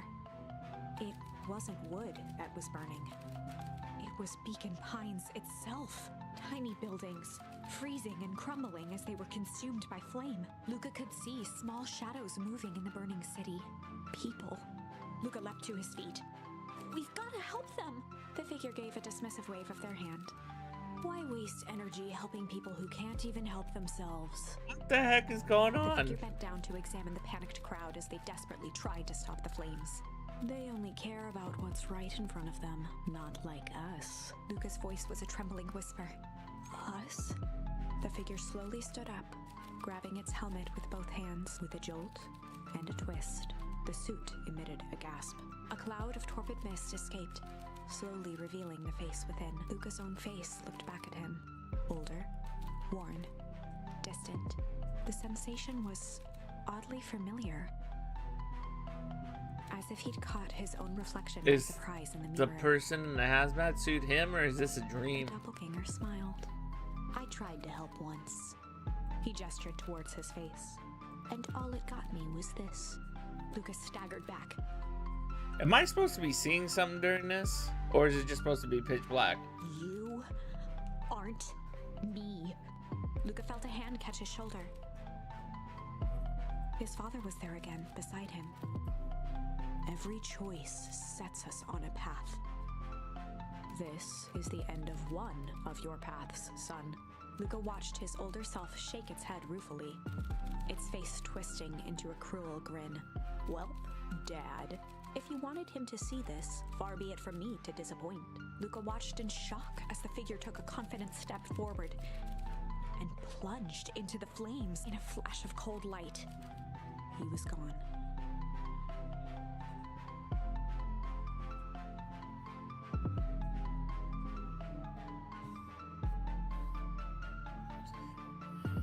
What does all of this mean? Luca felt a reassuring squeeze on his shoulder. Just remember, why we choose matters just as much as what we choose. Luca woke up to see a hazy figure at the foot of his bed, silhouetted in the morning sun. What was that? No, dear. It's only Gran. Luca rubbed his eyes. The kind, concerned face of his gran came into focus. How are you feeling? Fine. Anything you want to talk about? I don't feel like talking. That's just as well. How about you sit there and listen a bit? Whatever you and Rolo fought about doesn't matter. But Gran silenced Luca with a gentle pat on the leg. Fights between friends happen. What was said doesn't matter. The important thing is that it's not the last thing you ever say to each other. But he said stuff about Dad. Well, do you think he meant it? No. He was just mad. And did you mean any of the things you said to him? No. Good. One must appreciate friends in their best moments. And appreciate them in their worst. Or accept them in their worst. Not appreciate, accept. Now get your little butt out of bed. The festival's today. You don't want to miss that, do you? I guess not. Seems like a good opportunity to make amends with Rolo, doesn't Luca it? gave a reluctant nod. So buy him a corn dog and apologize. But he's the one that... What did I just say? Buy him a corn dog. That's a good boy. Everything's better with corn dogs. I need to get going. Get some last minute festival got some last minute festival business to take care of. It's been a long day, I'm sorry. I'll come find you at the fountain a little after lunch. All right. I love you, Luca. Love you too. Is that the first time that Luca she took a said, deep breath. I love you to him? Okay. Chapter 6. We're going to ride this one out, guys. We're probably going to end up Through going thick and back. thin. We're going to ride this one out till it ends. Despite Luca's bitterness, Gran was right. He needed to hash things out with Rolo. A big fight changes the nature of a friendship. Whether, in the end, it is for the better or for the worse, all comes down to understanding. If one is not careful, the same familiarity that builds the strongest of bonds can become the wrecking ball that shatters them. Luca emerged from seclusion, taking in the crisp festival air. But the events of the day weren't on his mind. He had to find Rolo. What happened to the little squirrely kid that got turned into an old man? Nobody ever think about that? Dude got turned into an old man. What is this? Did I ever come here? Is this where your parents are?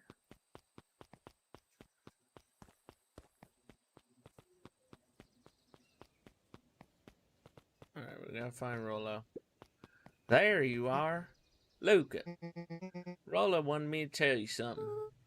What is it? Roxy rolled her eyes, shaking her head. A space adventure, though you needn't buy it. If ye be brave, go somewhere quiet. Roxy, I don't. It's a riddle, Luca. My goofy little brother wants you to find him. Luca looked down and kicked at the dirt.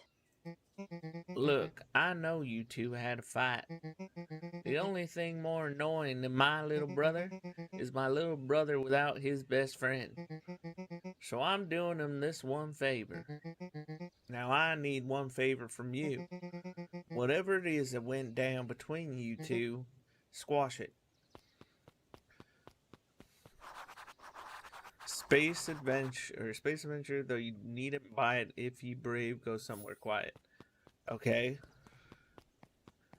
Maybe the library? Unique New York.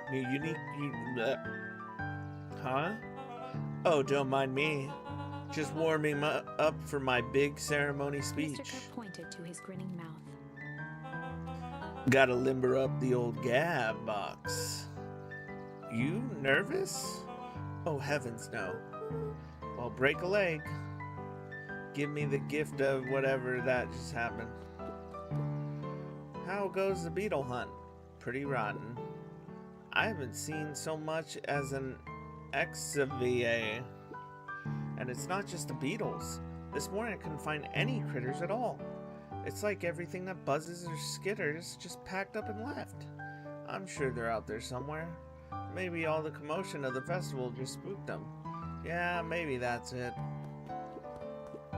Welcome to our festival. Don't forget to come back later for Mr. Kerr's speech and the perennial harvest festival sign reveal. You don't want to miss it. I don't know who Perennial Harvest thinks they're impressing with this ridiculous festival. Totally. The town's still falling apart. The weather's still pretty, and this season's harvest looks like it's gonna be worse than last year's. You said it. No amount of corporate pandering is gonna change any of that. Exactly. But the lemonade at the drink stand over there does... Okay, I can't do her voice. Does look pretty tasty. Fits. I'm still gonna be mad at them. I'd just rather be mad while sipping some delicious lemonade is all. Okay. Okay, can't talk to that guy. Wait, why is he back to normal? Alright. Moving. Haha, every single time. Yep. Wait for it. Unexplained sound once again noted. Like clockwork. What a bunch of drones. Haha. Jeff was staring into the distance with a wistful look. Laugh aloud, you got this, yeah. I'm trying. Hey Jeff, everything alright? Huh? Yeah, everything's fine. I mean, it used to be fine. Just ain't right these days, you know? I really do, actually. Jeff turned to Luca with a furrowed brow, then gave an understanding nod. You do, don't you? For a moment, the two now shared that same wistful gaze.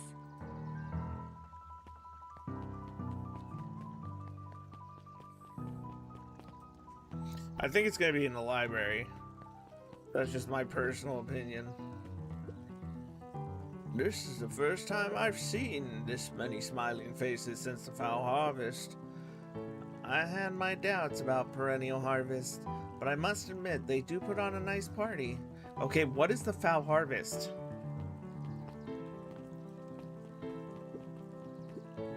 Piper, you actually taking a break from studying?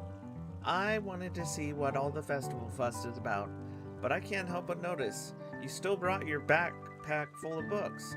Luca, backpacks can carry a lot more than just books. True, true. So what you got in there? Books? Okay. She's got books.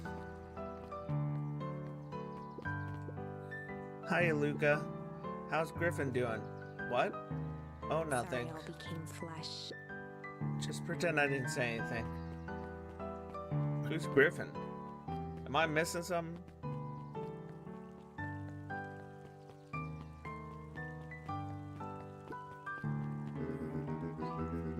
I was able to return perennial harvest safety suit you borrowed. I don't think anyone noticed.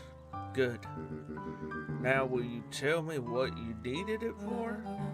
It was a favor for an enemy of my enemy. This isn't going to harm Mr. Kerr, is it? All you need to know is that it's for the good of the family. Okay. Yep. What did I say? The library, somewhere quiet. Hey, Luca. Kato's eyes lit with excitement. I've been expecting you. Bravo on deciphering the first riddle. The first? Oh, you didn't think that was all, did you? Rolo does go all out, doesn't he? Kato straightened up and cleared his throat as if preparing to sing. Ahem. On planet Farpool, you may take issue. When the fifth king dies, you need a tissue. Kato stared at Luca eagerly. Get it? Want me to tell you? No, it's okay. Let me figure it out. Alright, when you find it, bring it here to be verified. And if you decide you want the hint, this offer still stands. On planet Farpool, you may take issue when the fifth king dies. You'll need a tissue. Hi, Jazz. Still working through the newest Hank Atomic? You know it. Some fascinating canon towards the end. Did you know? Hank Atomic's shrink array doesn't technically shrink stuff. It inverse quantum particle decay to literally grow the entire universe around an object, leaving the object unaltered. So it just looks shrunk compared to everything else. Bingo! That's wild. But Jazz, no spoilers, please. Oh, right, sorry. Okay, so we need to find a tissue? I can tell you one thing, it's not out there. What you need to find is inside the library. Oh. Luca grabbed the 5 pillars of success from the shelf. Once you got the book, you can either bring it... Oh. Luca grabbed the issue with self-help. No, that's definitely not Luca it. grabbed 500 meals for one big pot. No, I don't think that's it. There were rarely any actual meals, simply a variety of existing content rotated into the front display each week. Not fooling anyone. Okay. 5 kings and a Luca tissue. grabbed the modern science of atomic radiation from the shelf. What up, onion? Hydrate, hydrate. Okay.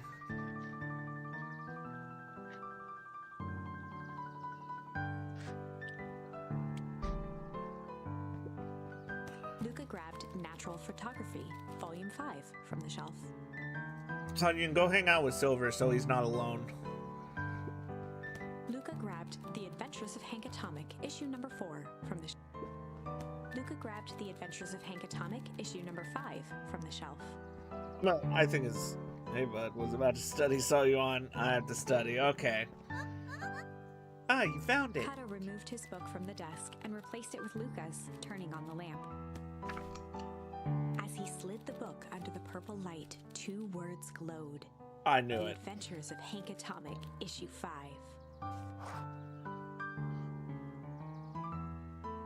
Luca clicked his tongue with recognition. Rollo's cipher pen.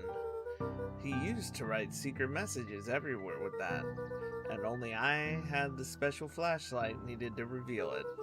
But I lost it. Well, apparently he traded Jeff for his purple light bulb. Parted with his entire Halloween candy stash. Oh, Rollo. Now let's see here. Kato began flipping through the pages, stopping when he hit a glowing word.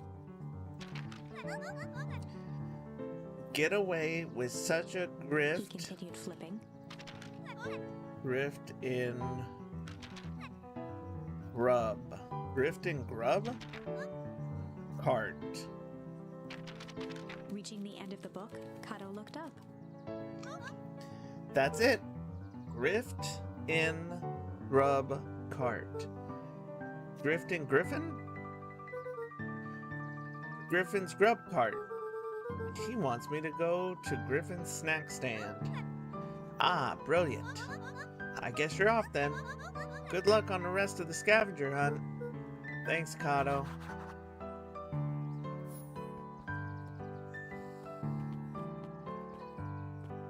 I'm gonna guess that's back this way.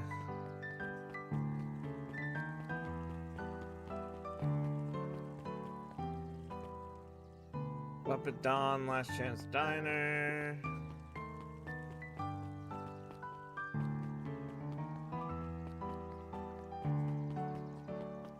Is it this?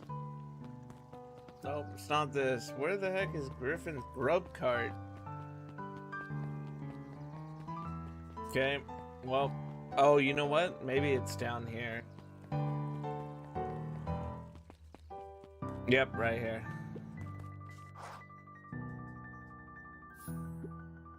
Hey, Griffin. Did Rollo come? Before Luca could finish his sentence, Griffin handed him a corn dog. Oh, that's it? Bought and paid for your joy. I thought there was supposed to be a riddle or something. Luca shrugged, taking a sizable bite out of the corn dog. Yuck. It's cold. Oh yeah, that's been sitting here for a while. Rollo wanted me to be sure to give you that one specifically. Well, that's Luca just... tongued at his cheeks, feeling something rough between his teeth. He reached into his mouth and pulled out a slip of paper. Oh, come He shook on. off the bits of corn dog to read the slip. A pickup when you need some pep. Near the fountain, up one step. Luca finished off the remainder of the corn dog. Okay. This is getting to be a whole thing. Okay, so near the fountain, up one step. So, this guy? A most welcoming of welcomes. Would you like to share your thoughts? We always strive to improve. Nope. Okay. So it's not that.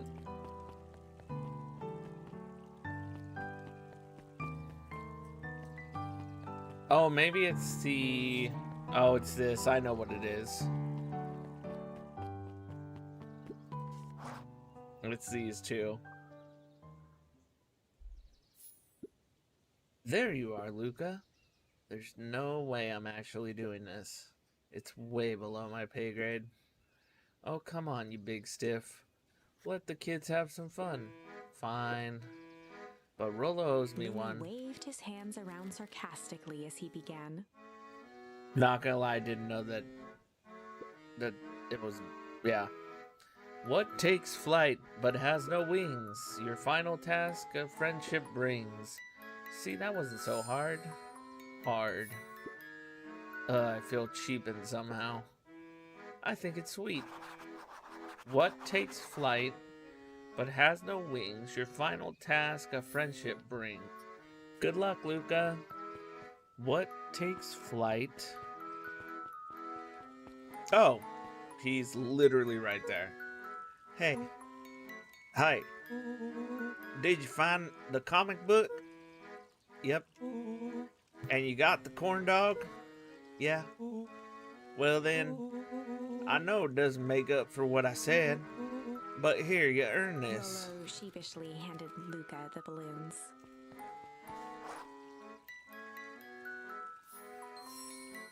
Flight. Thanks. You didn't have to go to all this trouble. I'm sorry I got so mad. Dang it, you were supposed to let me apologize first. Oh, sorry. Now you apologize twice before me. Just let me do this. Luca, I'm really sorry. With everything that's happened with your mom and all, I always wanted to be there for you. Be a good friend, you know? When you said you were hanging out with someone else, I kind of freaked out. Rolo, still my turn. I felt like if you needed some new friend to help you, it meant that I wasn't good enough. But that was selfish and wrong. I was wrong. I'm so sorry, Luca. Okay, apology over. You can talk now. Luca threw himself at Rolo, hugging him as tightly That as was he sweet. could. Rolo, I don't deserve you. I don't deserve you either. That's why we deserve each other. So, what else do you want to do today? We could snoop around, try to find some info about your mom. Snoop where? We could probably sneak into Perennial Harvest HQ while everyone's at the festival. Aren't you curious about what all the stuff those clipboards write down? What if we get caught? I think I had enough excitement for 1 week. Let's just make the rest of the day about us. Really? Yeah, the rest of the world can wait one more day. You know, I've been waiting to get some work done on the MCDC at Mission Control. The aim is a bit unpredictable. That sounds perfect. Head to the treehouse with Rolo. And everything went wrong right after. Everything was perfect till the Fire Nation attacked. Did you hear? After Mr. Kerr gives his big speech, they're going to have the first annual biggest catch competition. As long as the boot qualifies as a catch, I'm a shoo-in. Good luck.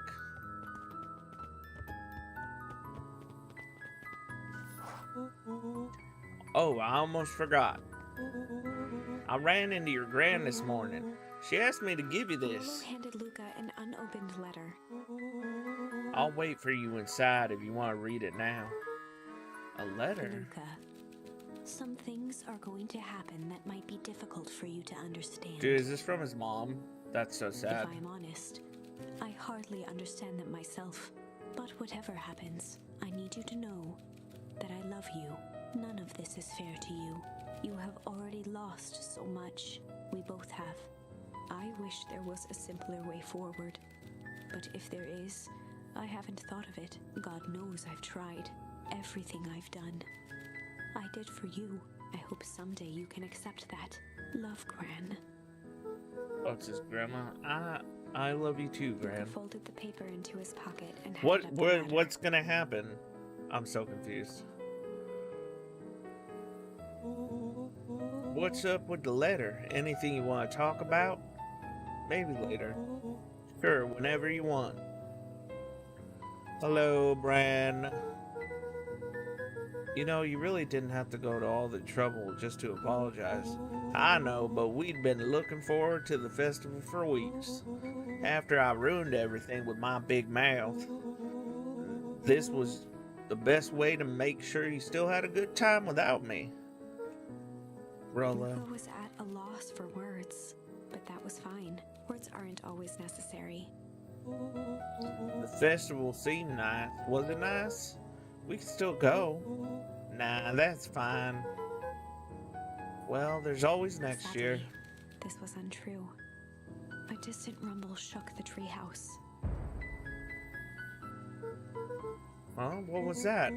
Oh man, we It missed was not fireworks. It was something the boys couldn't possibly comprehend. Something as old and cruel as time itself.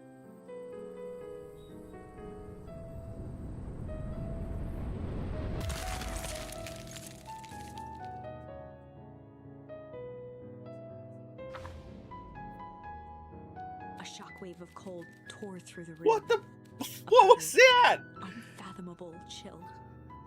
Before they could react, it encased them in ice. Two boys, reunited by friendship, only to be cruelly separated by a malevolence beyond reason. And so, our story ends on this melancholy scene. In a silent treehouse turned statuary, in a town brought low by its secrets, sits a pair of friends, alone, together, for the rest of time. The end. No, that can't be the ending. It simply can't. I won't accept it, and I hope you won't either. Guys, are you hearing all this stuff easily, or am I having issues right now? Like, it looks like it's fine on mine, but the volume looks like it's being weird.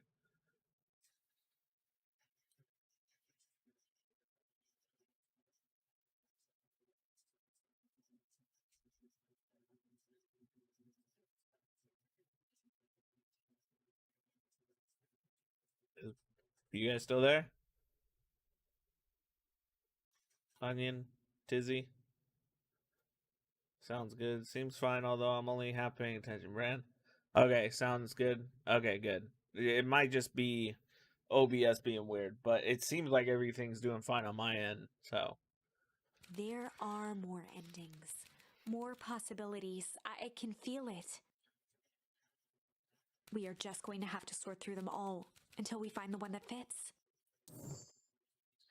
Okay, we've done most of these. We did struggle, we did shit and chill, we did strange and tickle, we didn't do flight. We didn't do flight. And we didn't do break. What do you guys think? Should we do flight or break? I know there's only like 3 of you here, but what do you think? Tizzy, you bought me this game. Which one do you want to do? Flight or break?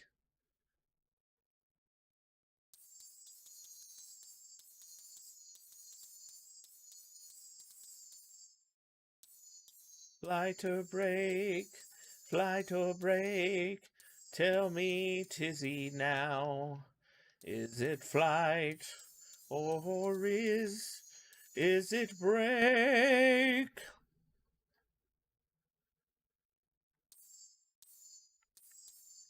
Okay. Tizzy's taking forever.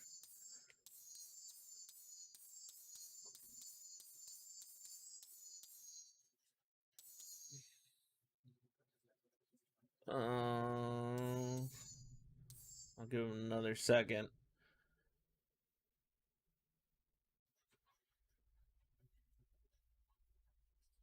Hope everybody's doing okay and that they're having a good night. I'm back. Okay, Tizzy, flight or break? Flight or break? You bought this game for me. You choose. Flight or break?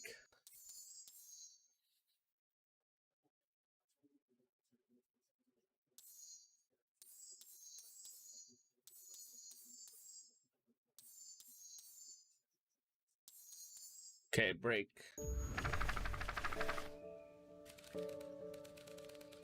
Luca began to respond, but Sky answers for him.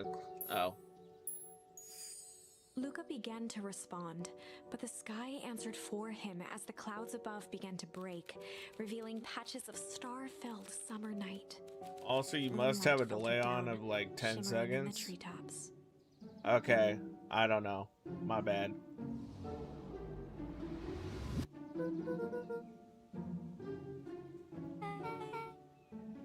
I think I was having issues a second ago because now my stuff is normal again.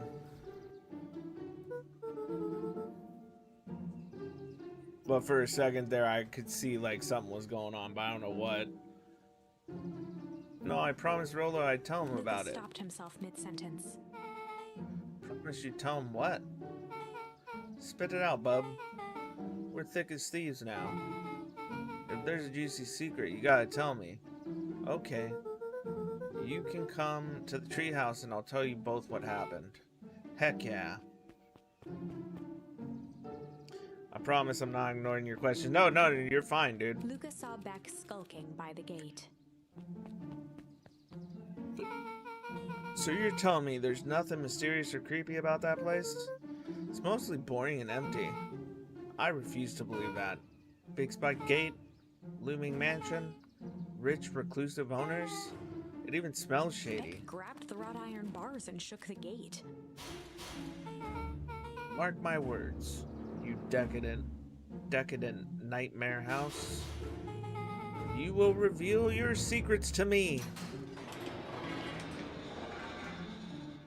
Okay. What did you do? First of all, I told you so. Second, hide.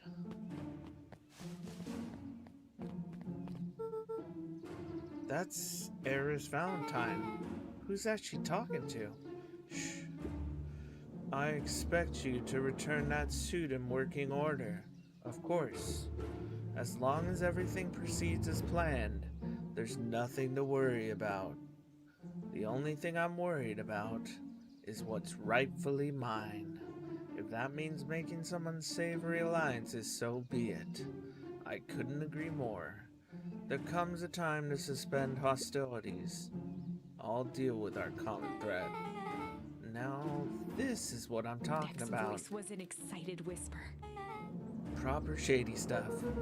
Someone in a suit like that tried to grab me yesterday. Seriously?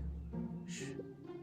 You do understand that when this all inevitably fails, I will deny everything.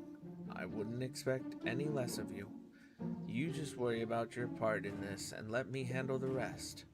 I can't wait to see the look on that Rube Care's face. Yes, the truth will come to light.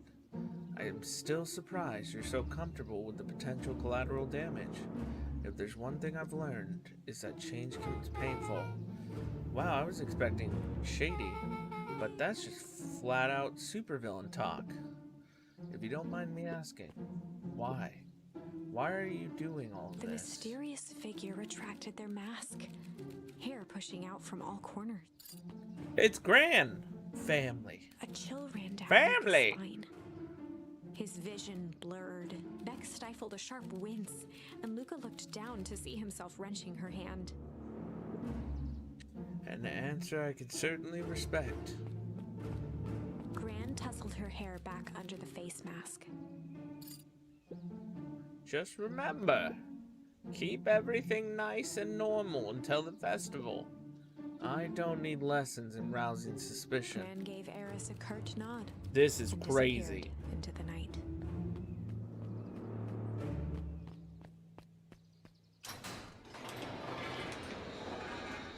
This just got crazy. Chapter 5. What big ears you have!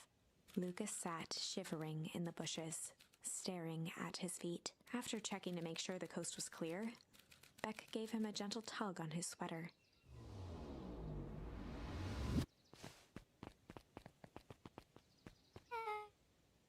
What's wrong? You look like you've seen a ghost. Why were you so scared of the old lady in the hazmat suit? That was my gran. That was your gran? Yeah. Okay, well, I'm sure there's a perfectly reasonable explanation for all this. Let's just get to the treehouse and figure things out. Lead the way. Meet up with Rolo at the treehouse. Let's go! Dun dun dun dun dun. What is Gran doing? Uh-oh. For the last time, there's nothing to worry about. Of course, we're not worried. The clipboard finished writing with a scratchy flourish and looked up. Just dotting our I's and crossing our T's. Well, maybe try minding your P's and Q's. Mr. Nuncreed, arms crossed over his paunch, gave an exhausted sigh. If there's anything you need knowing, you'll know it. Absolutely. If you'll just sign here acknowledging everything is accurate, we'll be out of your hair in a flash. Oh, for the love of... He snatched the pad and scribbled his name so hard the pen nearly snapped. There.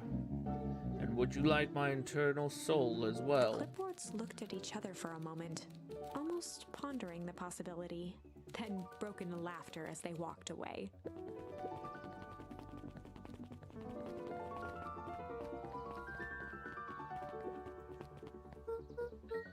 Hi, Mr. Nuncreed.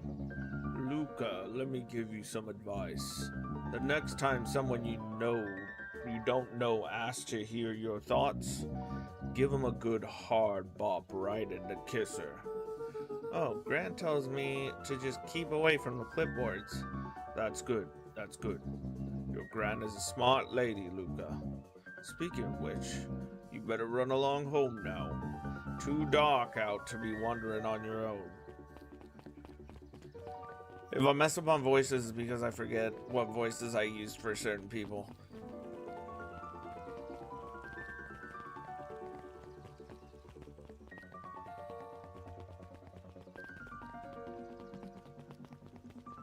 William Kerr and Gus Valentine proudly surveyed the half-covered festival banner. It's all coming together nicely. Couldn't have done it without you. The mayor gave a half-hearted shrug. I'm not so sure about that. Nonsense. It reminds me, I wasn't able to thank your sister for her contributions. Yes, she's been indisposed of late. She doesn't much like me, does she? Oh no, that's not it at all. She's just busy. Of course. Regardless, I will be forever grateful if you could pass my thanks to her. The History Museum adds a real air of import to the whole affair. And we couldn't very well celebrate the story of Beacon Pines without including the Valentines. My father was a great man. Darn tootin' he Kerr was. locked his arm on Gus's shoulder. I mean the entire Valentine family, present company included. Oh, what up, Kumar? What up? How you doing, dude?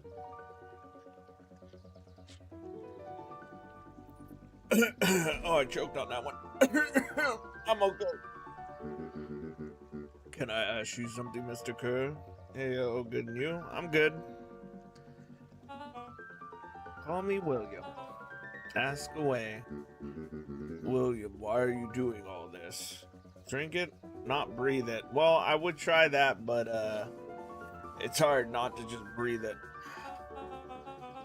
Gosh, I've never felt needed a compelling reason to throw a party. Not just the festival, all of this. There's got to be 100 on there's got to be 100 down on their luck towns out there. Why is Perennial Harvest so invested in helping Beacon Pines? You know what I love most about the agriculture business? Seeds. Seeds. Yep, little bundles of With potential. a glimmer in his eye, Kurt gestured grandly toward the horizon. You treat a seed right, nurture it, feed it, and it can grow into something truly special. Thank you. Which demo is this one? It's not a demo. Does it still say demo on my thing? It shouldn't.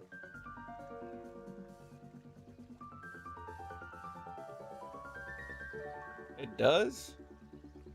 I thought I... Hold on.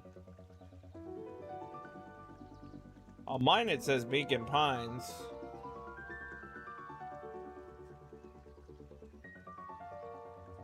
Well, I don't know. On mine it says it's Beacon Time. What's this?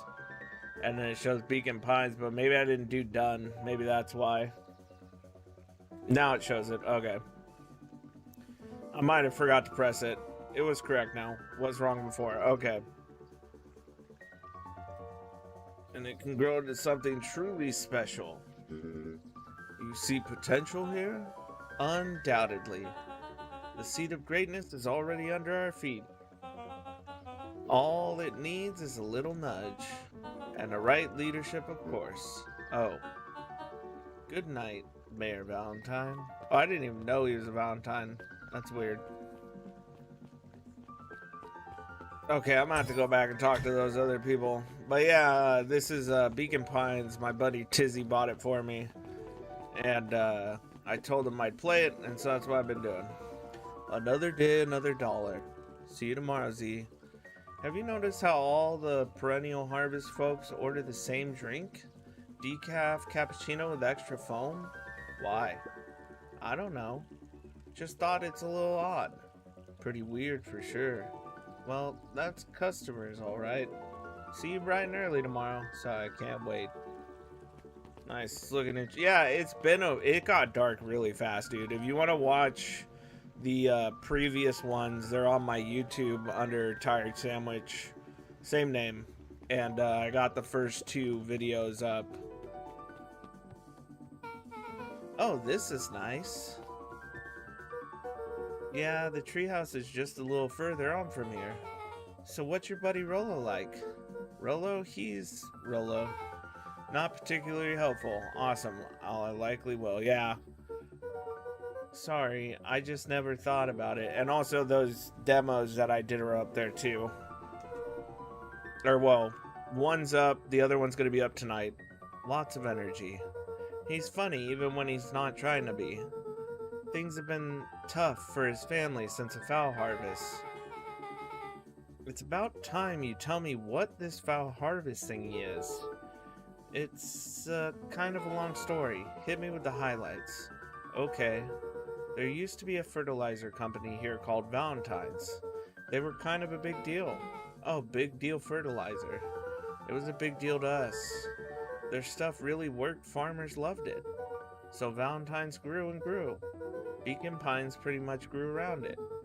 Most everyone in town either worked for Sharper Valentine or used his fertilizer.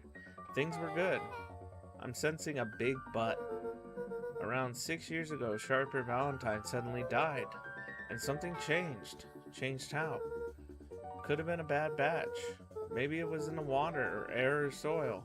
Nobody knows. But all the crops died. And everyone blamed the Valentines. The foul harvest. Yeah. Valentine's fertilizer went out of business. Half the town lost their jobs. Sheesh. Next year, the crops came back, but something was different. You plant a crop, do everything right, and it's sort of a crapshoot what happens. And no one knows why? Nope. I take it Rolo's farm got the short end of the stick. Yep, for some reason their farm was hit harder than the others. That sucks. Things have gotten better since Perennial Harvest came to town. The Beacon Pines Reborn Initiative. Yep, first thing they did was give the town a deep scrub. They even put us up in hotels one town over for a week while they decontaminated groundwater. We better get going. This all sounds fishy as heck. And the swing ruler gets mad at him. It's about time. I was about to give up and go home. Who's the new kid? Name's Beck. You must be Rollo. I see my reputation precedes me. Welcome to Mission Control. Rollo waggled his head with pride. You'll find we've spared no expense in construction. I've seen worse looking piles of junk. Thanks. Hey, Luca, you know the security concerns we talked about? Yeah? Well, I was waiting. I made some improvements. Let me lock this baby down for a little test infiltration. Can't be too safe these days.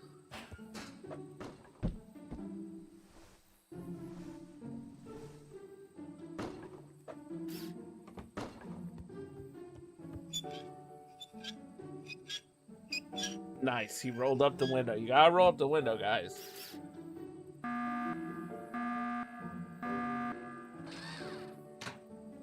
Okay. He goes all out, doesn't he? Always. Lavish. Okay, we got a new one. Okay, can I hit it?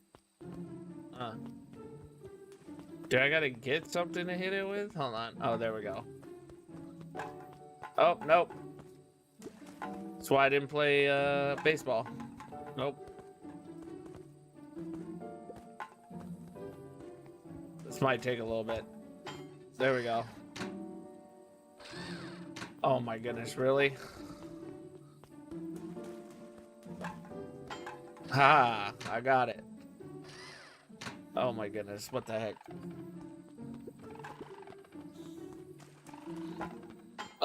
Yeah, boy. Where did you guys get all this junk in the first place? There's a guy in town named Jeff who trades us junk for snacks. Junk food for junk. Nice. So, pretty sweet security, right? It was imaginative, I'll give you that. Luca, are we sure we can trust the new recruit? I'll vouch for her. Thanks, I guess. Okay, Luca, you promised to fill me in about the Valentine warehouse. Luca sucked in a long breath. So like I said, there was someone there. What were they doing? I don't know, but the place was lit up and active. Maybe they were squatters. I don't think so. It seemed more organized. When the man pulled me in, I saw some sort of equipment running. A man pulled you in? Yeah, but I got away. You keep saying it was a man. They were wearing a mask, right? Yeah. Then it could have been a woman.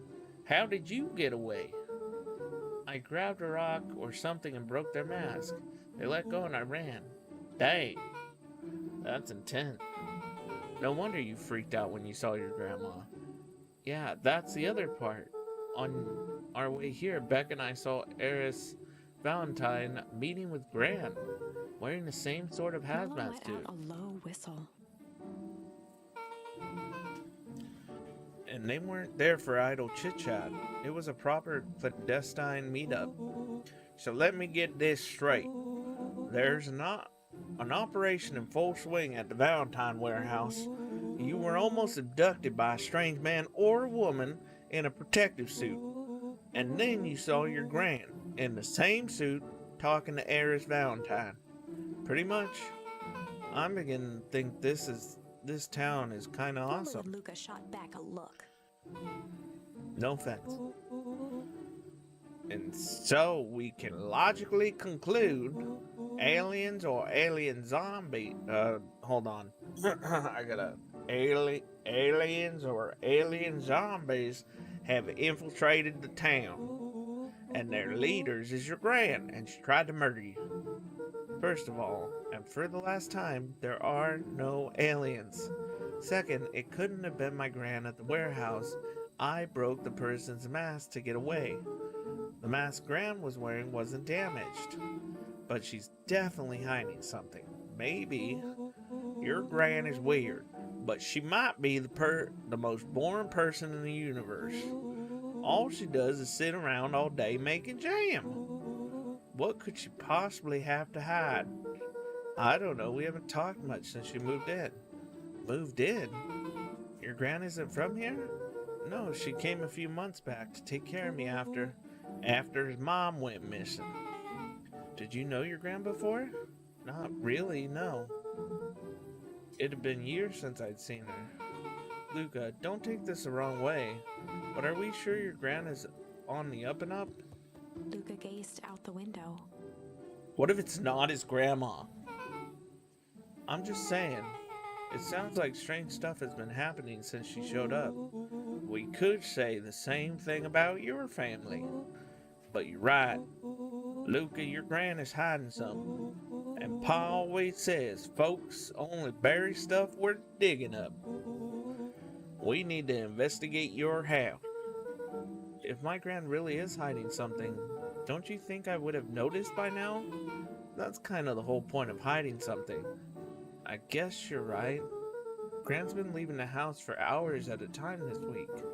I'll call you two tomorrow when the coast is clear, and we can start getting to the bottom of this. I'm always game for a good snoop. You can count me in. Okay. Chapter 6. Oh.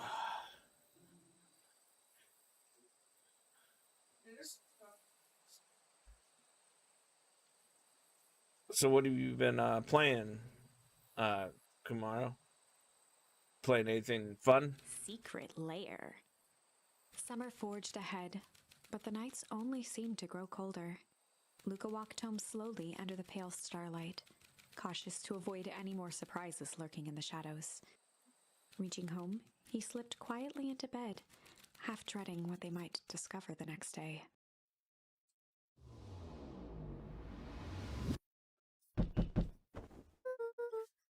What time is it?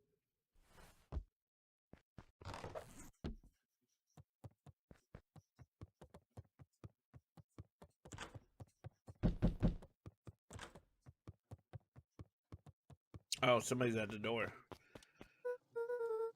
Rolo, what on earth is that? That ridiculous thing on your head. Oh, this? It helps me think. You're gonna need a lot more of those. Joke all you want. We'll see who's laughing when I crack this case wide open. The coast is clear. Yep, whatever she's been up to this week, it's been keeping her busy most of the day. Very well. The game is afoot. Luca and Beck rolled their eyes as Rollo strutted across the room. If I were a gran, where would I hide my deepest, darkest secrets? Perhaps where you might least expect it. Rollo flung open the cabinet with confidence. He Rolo's my coughed favorite as character. a veil of dust hit his face. I think it's safe to assume anything that dusty isn't what we're looking for. Or maybe that's what she wants you to think. Then again, any good detective knows not to trust their first hunch. First hunches are for suckers.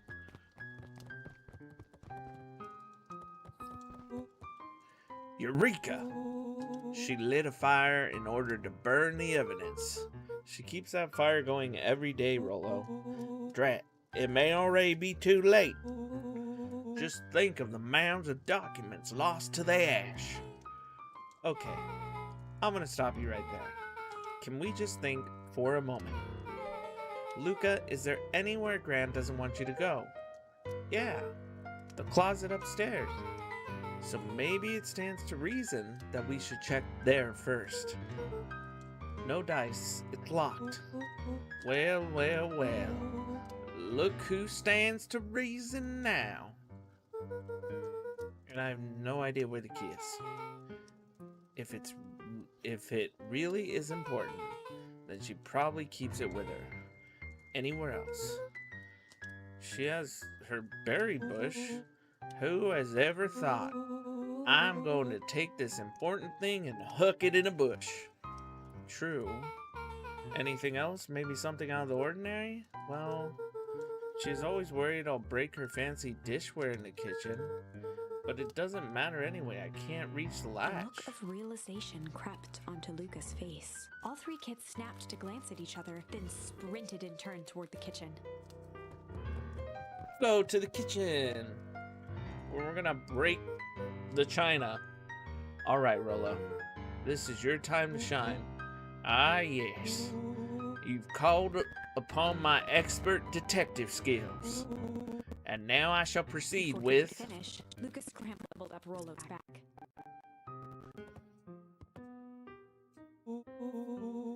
Hey, this isn't my idea of detective work. Every squad needs a good lockpick, and every good lockpick needs a sturdy head to sit on. This is beneath my standing. Stop complaining and hold still. Got it. The three crowded around the hutch to peer in. With the glass doors opened, a perfect They're gonna porcelain break the display china. gleamed in front of them. Their eyes searched for anything amiss. But the only distinct feature was its impeccability. Well, that was anticlimactic. Yeah. I don't really know what we were expecting. Like, oh hey, let me just yank on this random As teacup. Beth pulled on one of the teacups, it slanted forward with a hollow click. The entire hutch began to What? rustle and slide under its own power. Dude, this game gets crazier and crazier every time. Seems like your gran has been doing some remodeling. Dude, only 2 types of people have secret lairs. Evil masterminds and superheroes. So which one do we think she is? We're about to find out.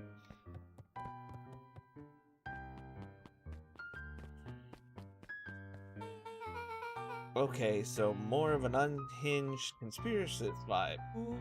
Oh wow. Yeah, this cannot be good. We need to look around before jumping to conclusions. Luca jostled each cabinet drawer in turn. Only one was unlocked. He fingered through the filing cabinet, pausing at a bulging folder labeled Walter. For a long moment, he just stared at it. What do you got there? It's my dad. Looks like some of his old medical files. Your dad was a doctor? Luca nodded and caressed the label with his thumb. Well, are you gonna read it? Here, let me help. Rollo swiped the folder from the drawer and began leafing through the pages. He whistled to himself, barely looking at the text. How about you actually read some of it? One sec. Dense documents such as this are a lot like a cheeseburger. It's best to skip straight to the middle. That's where all the meaty bits live. Wow, I had no idea we were in the presence of the preeminent scholar in dense documents and cheeseburgers. By all means, proceed. He stopped at a page and mimed, holding up a monocle. Ah, here we are. Follow-up examination of Terrence Wilby.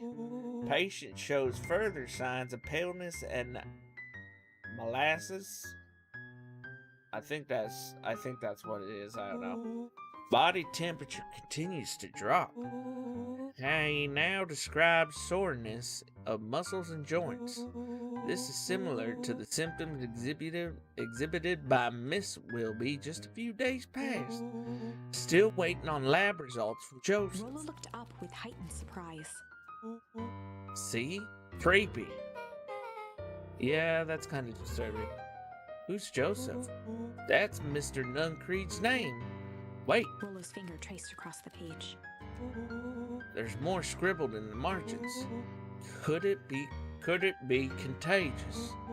Mr. Wilby claims the tap water in his home has been contaminated, perhaps environmental. Lab results only raise more questions. It's like he came back to this report later and made those notes. So it might be related to something Rollo else. scanned through several more pages. Here, the writing looked shaky. I just couldn't help her. This disease, or whatever it is, progresses so fast.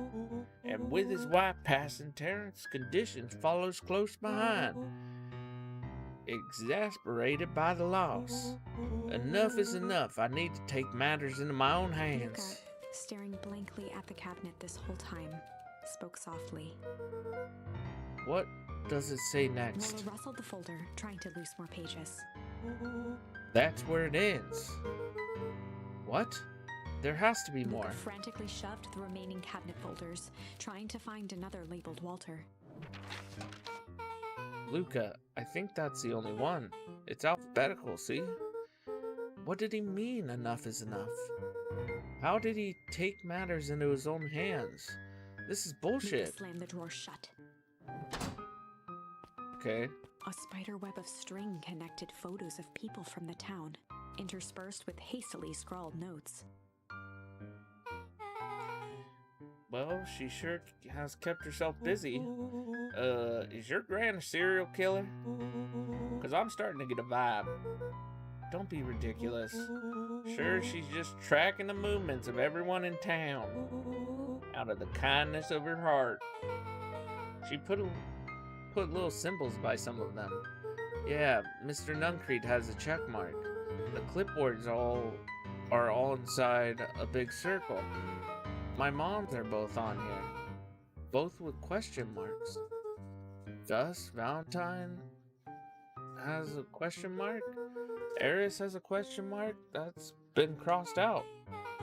Mr. Kerr has a bullseye. The killer has chosen her next victim. We don't know what any of this means. Whatever it means, it's probably not good. Gran's been practicing. Yeah, look at that. Give him the old 1 2 1 2 1 2 1 2 1 2. That's right.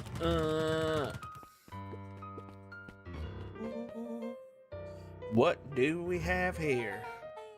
Barrels marked caution explosive and jam jars. That's enough jam to feed the whole town.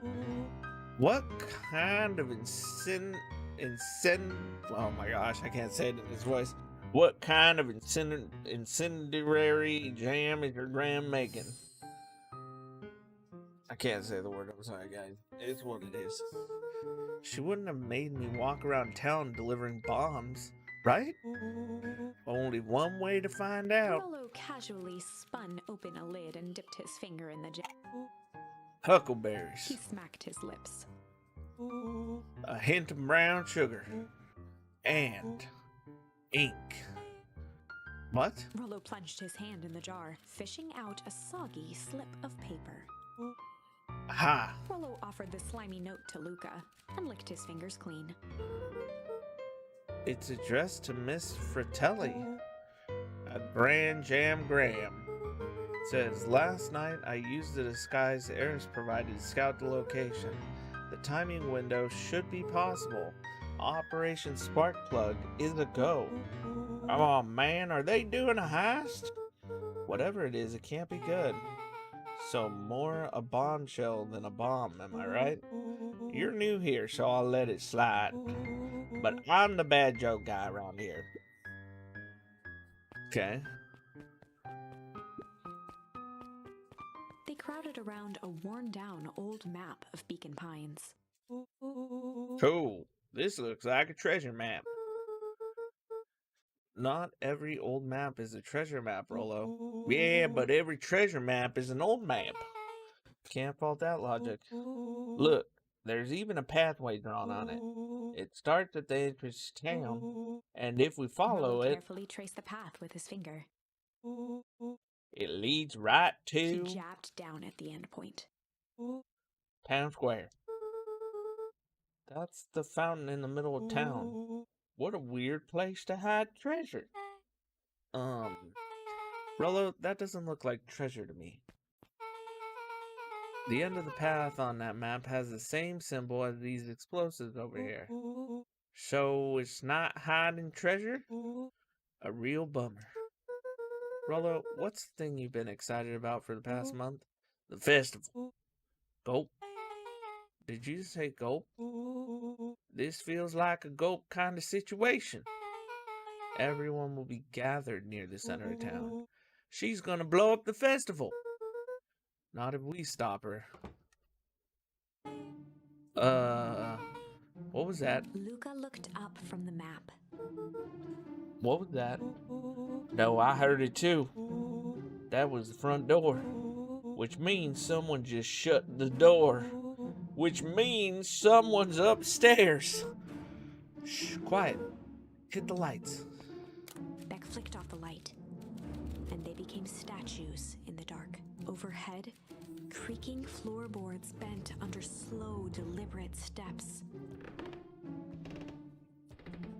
The kids looked up, the tilt of their necks following each footfall.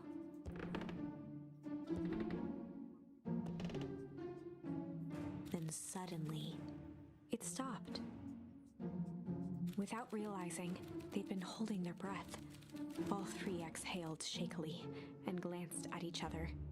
A muffled male voice broke the silence. Hello? The final few footsteps reached the entrance above them, and the voice now echoed down the stairs. Anyone down there? The three kids shuffled to the corners without a peep. As he began to descend the stairs, the man's voice punctuated every new step. Thump, Yahoo! thump. I'm not here to hurt anyone. I'm just here to help. Just... At the bottom step, the man paused, squinting to search the room for signs of life. Huh. Guess it's nothing. Rollo shifted suddenly.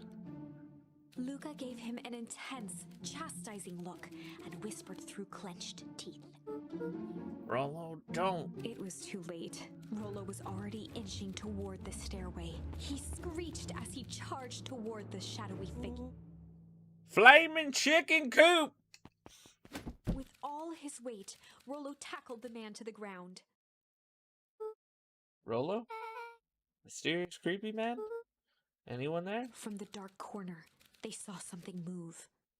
Well, I didn't know if I had it in me, but there was only one way to find out. Holy crap, Rollo. That was awesome. Wait, did you kill that person? Luca scrambled to the hunched figure on the ground. Pressing his fingers to the man's neck, he sighed with relief. You sure clobbered him good, Rollo. He's knocked out As cold. Beck flicked back on the light, Luca and Rollo both gasped in stereo. Mr. Tolliver? Chapter 7. The Interrogation of Hiram Tolliver. Still unconscious, Mr. Tolliver slumped heavily in a shoddy old chair. His hands were bound with rope, his feet tied with some loose string.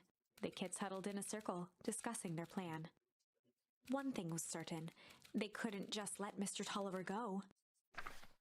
They needed to know what he was doing in Luca's house. After some deliberation, it was decided. They'd run the classic good cop, hard cop. They'd run the classic good cop, hard cop interrogation. Rollo brandished a steely gaze. I've got this. Read about it 100 times. Rollo swaggered past the chair which propped up the slumping Hiram Tolliver. Without even looking at his captive, he began with a long, blustery drawl. Well, well, well, Mr. Tolliver. Mr. Tolliver remained motionless. Rollo spun around to face him. He'd clearly expected to rouse Mr. Tolliver with his booming voice. Mr. Tolliver. Beck and Luca gave each other an unsure glance. Rollo slammed his fist on the table. I said, Mr. Tolliver. He grabbed the table lamp and beamed it onto the unconscious face. Mr. Tolliver groaned and slowly lifted his head. He recoiled with a muddled, weary squint. What in the world? The chair wobbled as he attempted to straighten up. Who's Mr. there? Tolliver could only make out rough shapes through the glaring light. With a gruff tone, Rollo hoped to both conceal his voice and intimidate.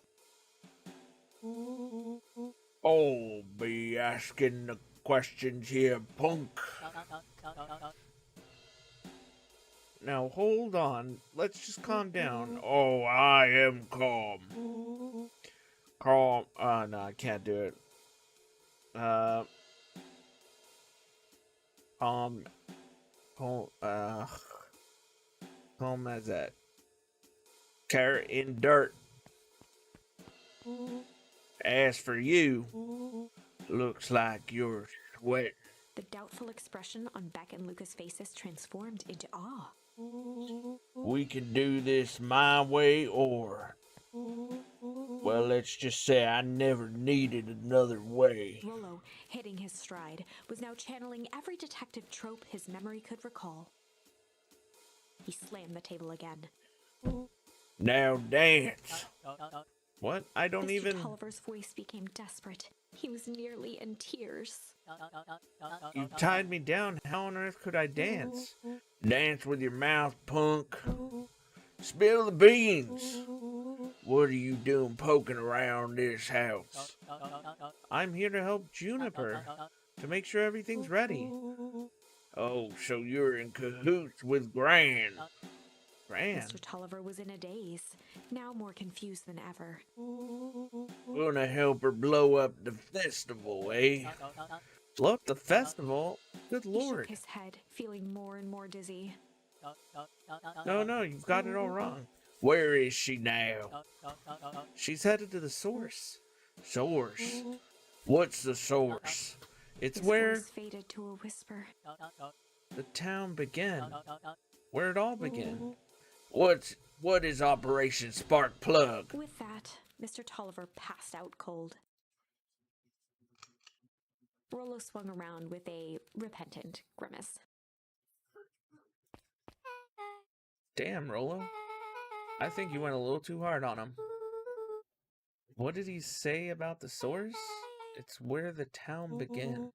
We need more information. Yeah, but we better not push Mr. Tolliver any further. Is there anyone else who might know more? What about the History Museum? It just got set up for the festival. Nah, that tent was put up by the Valentines. Everything they do is just a bunch of fluff to glorify themselves. Is there anything more reliable? The library? Is there any information about this source thing? Kato can help us find it. Let's go get some answers.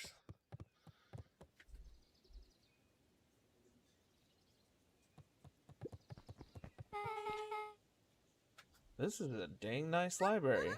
Thanks, we work hard on it. Aren't you a little too adorable to be a librarian? Okay, we've got another one. Now there's going to be even more things for us to go through. Oh, Kato hung out here so much eventually they gave him a set of keys.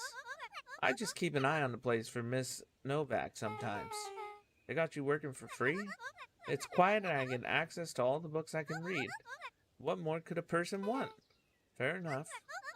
What can I do for y'all? We need a favor. I already told you, Rollo.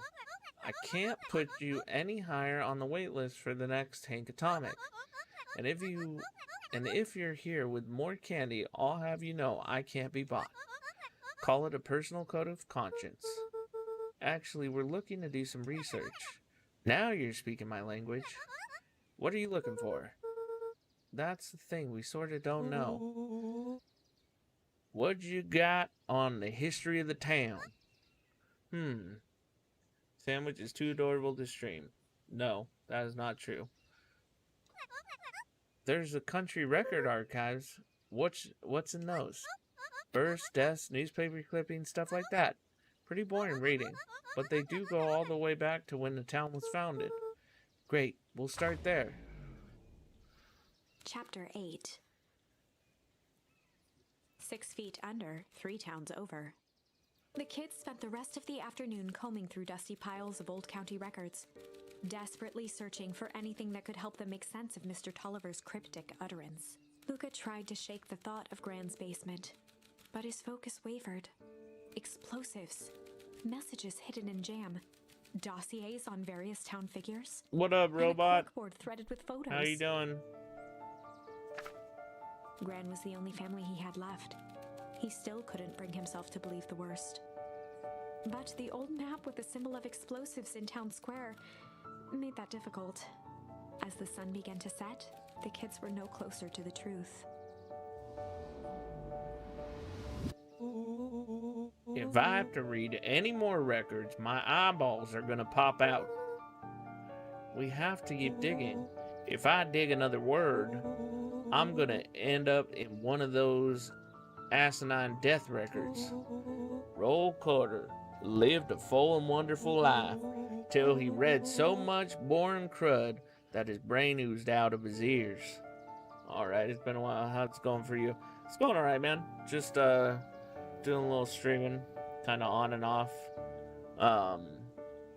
Playing Beaconpines right now. Rollo shut his book with an assertive nod. If you got a better idea, spit it out. You sound like my sister. Keep pushing your luck, pal. And it won't be boring country records that kill you. I'll put you in the obituaries myself. Rollo muttered You been playing under his anything breath. good, robot? You're a country record. Or you're a county record. Really? That's the best you got? When I'm done with you, you'll be the footnote in history. Just Beth like slammed her finger down on the open page before glancing down to read. J. Hartford here. I'd love to see you try. Hey. We're all a little tired here. Let's just take a minute and... Something tickled the back of Luca's mind. Wait, what was that name back? In the obit, J. Hartford. From the Brookville Tribune 8 years ago. That can't be right. What is it? J. Hartford. That's my grand's name, Juniper Hartford. Maybe there were two J. Hartfords? Miss Hartford is survived by her young daughter, E. Hartford. My mom's name is Eleanor. Okay, this is getting creepy. If your grand is 6 feet under 3 towns over, then who am I living with? The question hung in the air. Dude, it's not his grandma. Alright, gang, I gotta close up for the Beth night. rubbed her eyes. How late is it? Almost 10. Oh crap, Pa's gonna kill me. I gotta go. Yeah, my parents will be worried sick. Okay, let's meet up as early as we can at the festival tomorrow. What are you gonna do about the unconscious man in your basement? I'll think of something. Luca's heart was pounding as he approached the house. If he was lucky, Gran, or whoever it was, hadn't gotten back yet. And of course, there was Mr. Tolliver tied up and unconscious in the basement. Who's the lady? Who's... Dealing with him would be the first order of business. Luca shook out his arms to calm his nerves before entering. I decided to try out Nier Automata. Great game. Something from the backlog and some multiplayer simulation game. Yeah, Nier Automata is really good. I was definitely a little too dumb the first time I played it, so I did not understand what was going on. He held perfectly still, tempering his breath, and listened closely. She was asleep. His only hope was that she hadn't found Mr. Tolliver before dozing off. Who is she? And how did she not notice that the door's open? Oh, he's gone. Oh no. Mr. Tolliver was nowhere to be seen. Yeah, because Gran found him. Maybe he woke up, escaped from his bindings, and left without a Maybe trace. Gran knew everything. What do I do? Luca's hungry stomach groaned. Not realizing it, he'd gone the entire day without eating. Oh, I can... Okay, I can figure this out. Just need a little brain food. Luca rushed over to the pile of jam jars, unscrewed one, and shoveled a handful into his mouth. And then he died from poison. I'm afraid your jam delivery will be delayed. He flipped the lid to read the label.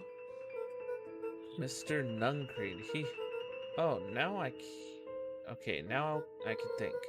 So if Gran knows we tied up Mr. Tolliver, I'm screwed. If she doesn't know, then I need to play cool. I guess the only option is to go to bed and act as if nothing is wrong. Graham will think Mr. Tolliver finished what he was sent to do and left when he was done. Okay.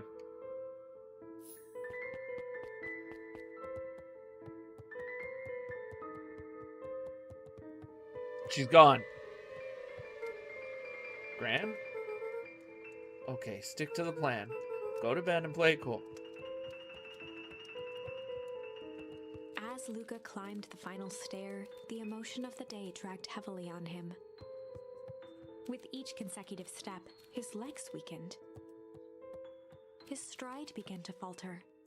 I'm He tried to telling grab you, for it the was railing to poison. steady It himself. was poison. Something was wrong. Come on, legs. Just a few more steps. Luca groaned and tried to move. His limbs might as well have been bolted to the ground. Through numb lips, he mumbled just before falling asleep. The jam. I knew it.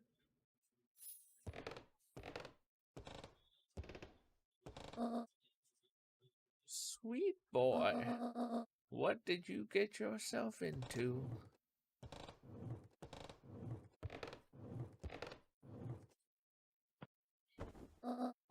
Rest now and let me handle everything.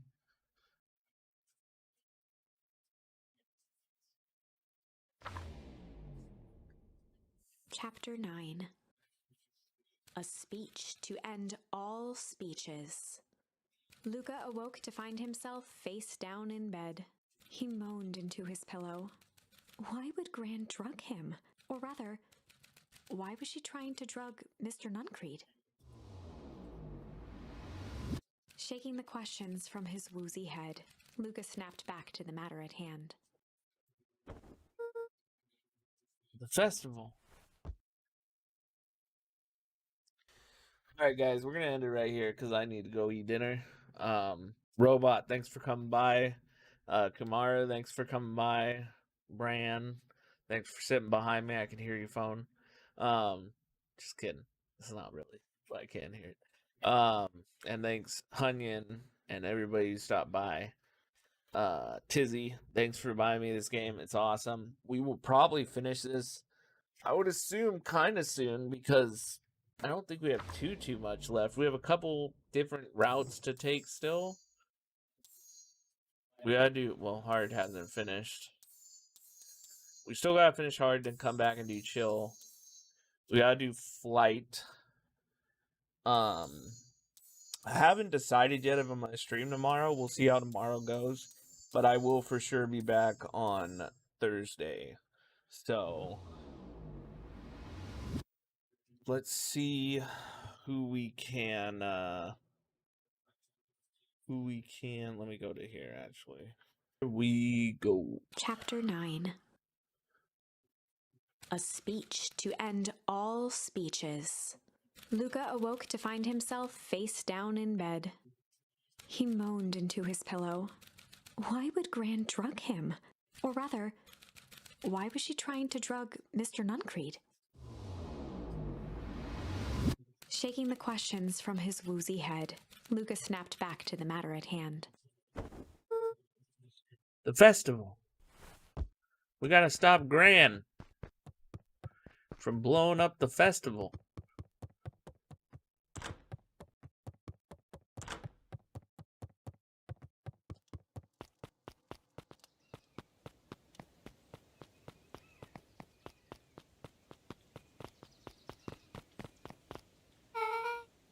Where have you been? Gran put something in the jam. Yeah, we know. Secret messages for secret conspirators. Not this one, the one intended for Mr. Nuncreed. Put me to sleep. Whoa, ho. Oh, dude, I gotta remember his voice. Whoa, Nope. How? Oh, okay, I got Sly. Oh man, I don't got it. Sly Devil. There we go. I think she's trying to remove him from the equation. He might be in danger.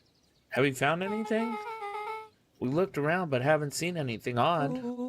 Your Gran is nowhere to be found. But Mr. Nuncreed is just loafing around waiting for the speech.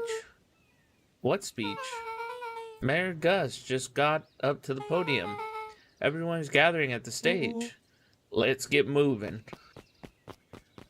Maybe we'll get to see what actually is going on here, because I'm very confused. Augustus Valentine nervously wiped his brow.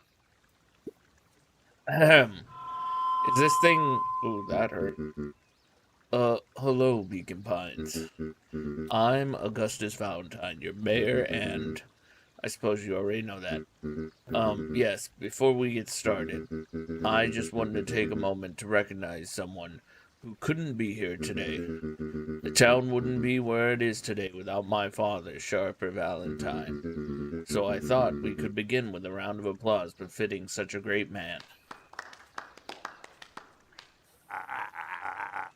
Even that's more than the old codger deserved. Gus cleared his throat and awkwardly loosened his tie. Right. Where was William I? Kerr bounded on the stage with the energy of a preacher at a big tent revival.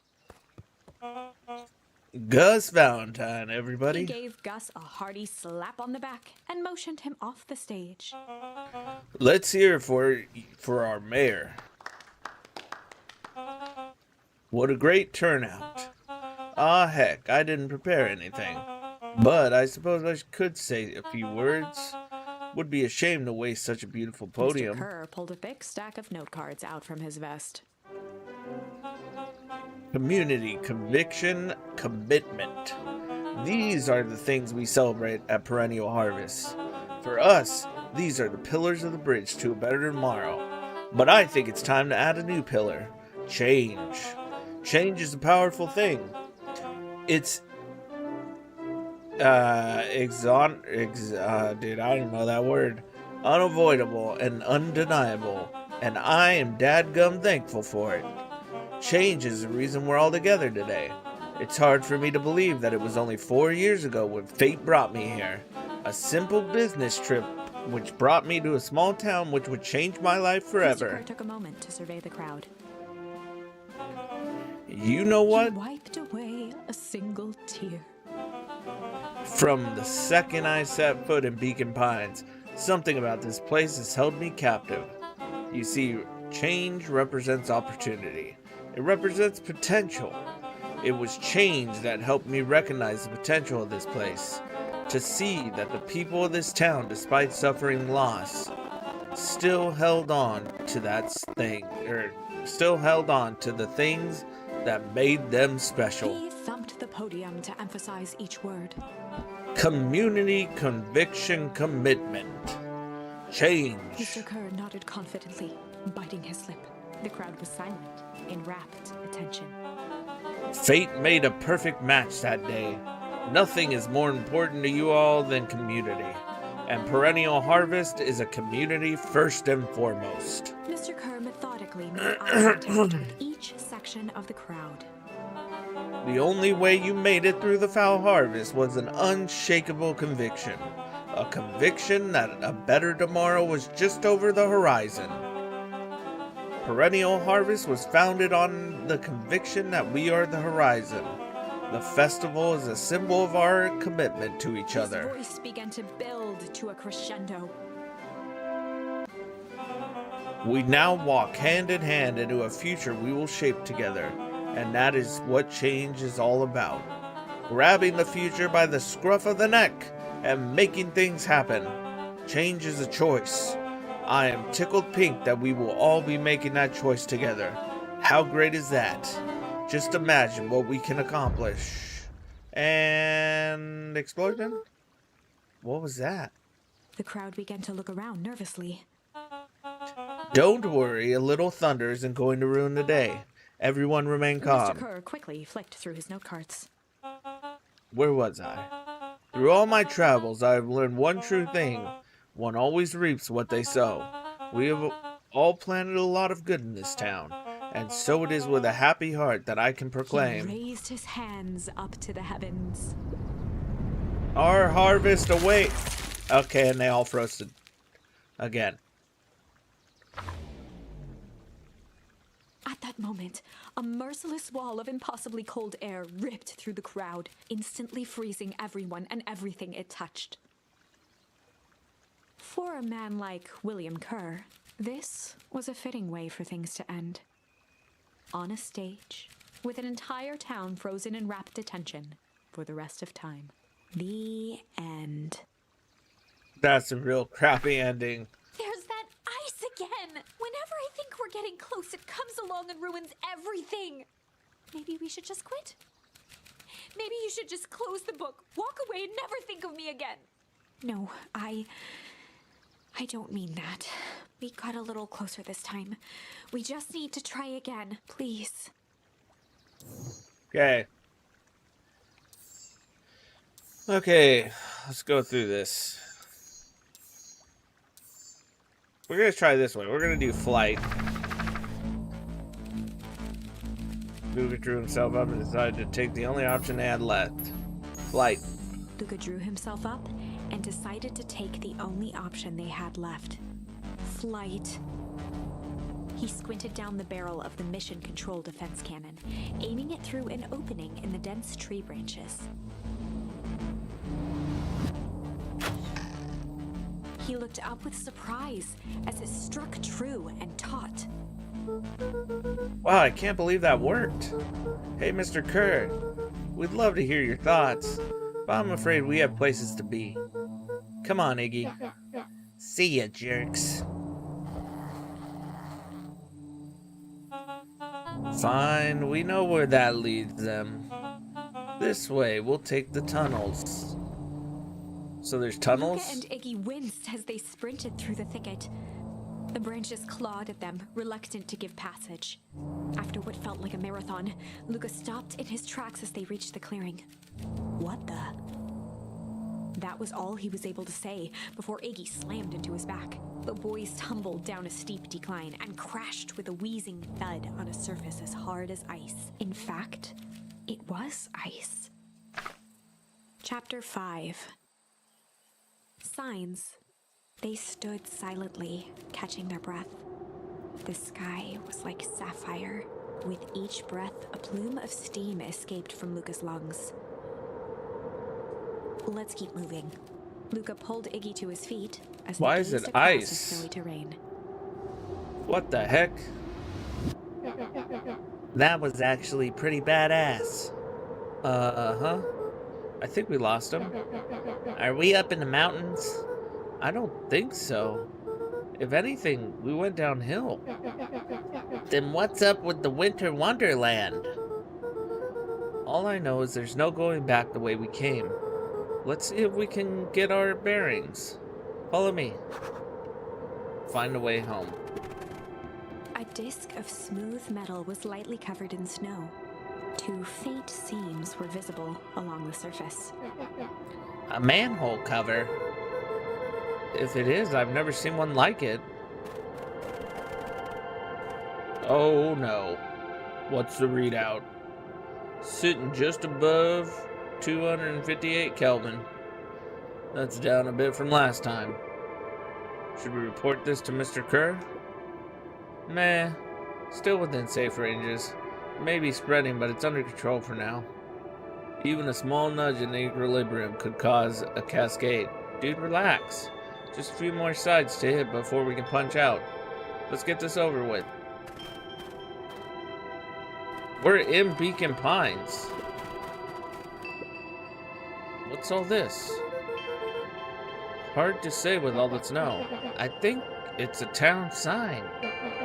I can almost make out the letters under there. What town could it be? There couldn't be another town another town this deep in Weepwood. I'm looking at evidence to the contrary. Let's figure out what we're dealing with here. Step 1, snow's gotta go. I'll see what I can do. Okay, can't do that. Alright, let's go back here. Let's go. What up, Tiz? Luca. Luca, where are you? Luca had almost forgotten the walkie-talkie he was carrying. It's that bozo Kerr. I hope nothing bad has happened to you out in those woods. Luca looked at Iggy with hesitation. No need to be With a resigned rude. sigh, Luca responded. It seems like the only dangerous thing in the woods is you. He speaks, the young man of the hour. Now, how in tarnation did you end up with one of our radios? Just lucky, I guess. Boy, howdy, you Van Horns are full of surprises, aren't you? You knew my parents? I never had the honor of meeting your father, but your mom sure was a handful. Luca winced, shoving the walkie-talkie back into his pocket. We gotta keep moving. Okay. Okay, so it's not this way then. What up, Tizzy?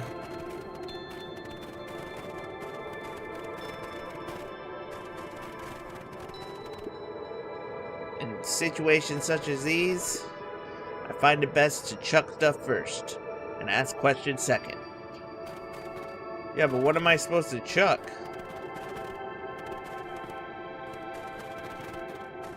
I don't have anything to chuck.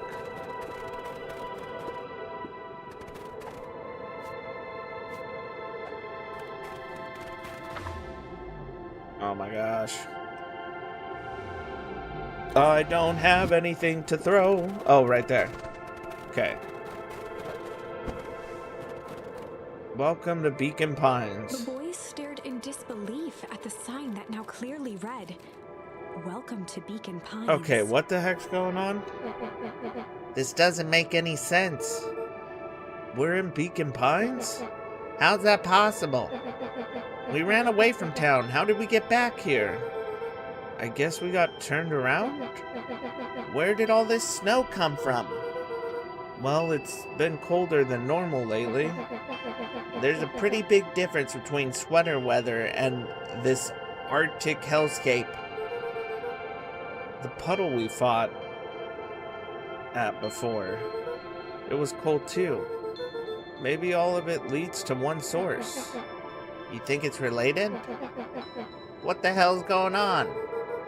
We're gonna get you some answers. Let's keep moving. So they're in Beacon Pines. Yep. The fencing listened, each chain link encapsulated with a translucent layer of ice. I have no idea what's going on.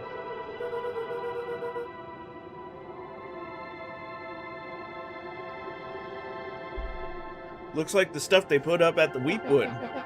The stuff who put up? I don't know.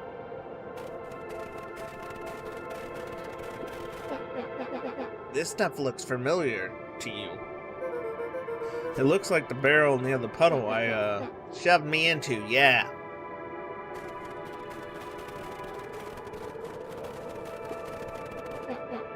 It's all frozen. Looking down at the frozen stream, Luca could faintly see a school of minnows encased in the ice.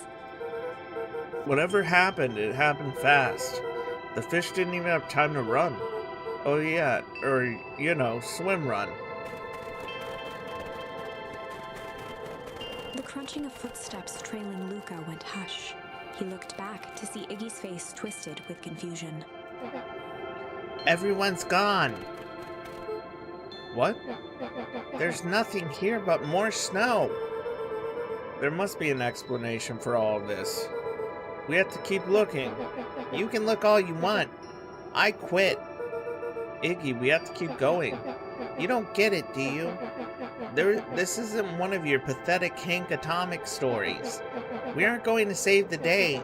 We aren't even going to save ourselves. My face is mangled. The town is destroyed. And everyone we've ever known is gone. We don't know that. You can't just quit. Do whatever you want. I'm done. Iggy, it's gonna be okay. Luca peered upward at the darkening sky. He let out a long, foggy breath. Faintly, Iggy began to cry, Seeing Iggy in such a pathetic state gave Luca a sense of compassion, and more than a little guilt. It is getting pretty late, I think. Probably not a great idea to stumble around in the dark anyway. Luca allowed himself to collapse next to Iggy. Let's just rest for a The bit. boys huddled together for warmth and comfort. If not for exhaustion, their minds would be racing, trying to make sense of the events of the day. Dude, they're gonna As it die. was, all they had energy for was to sit in silence, numb.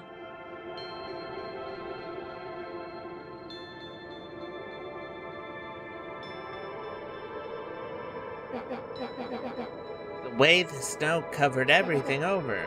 It's kind of calming. Yeah. I haven't had time to say it, but thanks. Huh? For getting us away from those creeps. I sorta froze up back there. Iggy, I should be the one apologizing.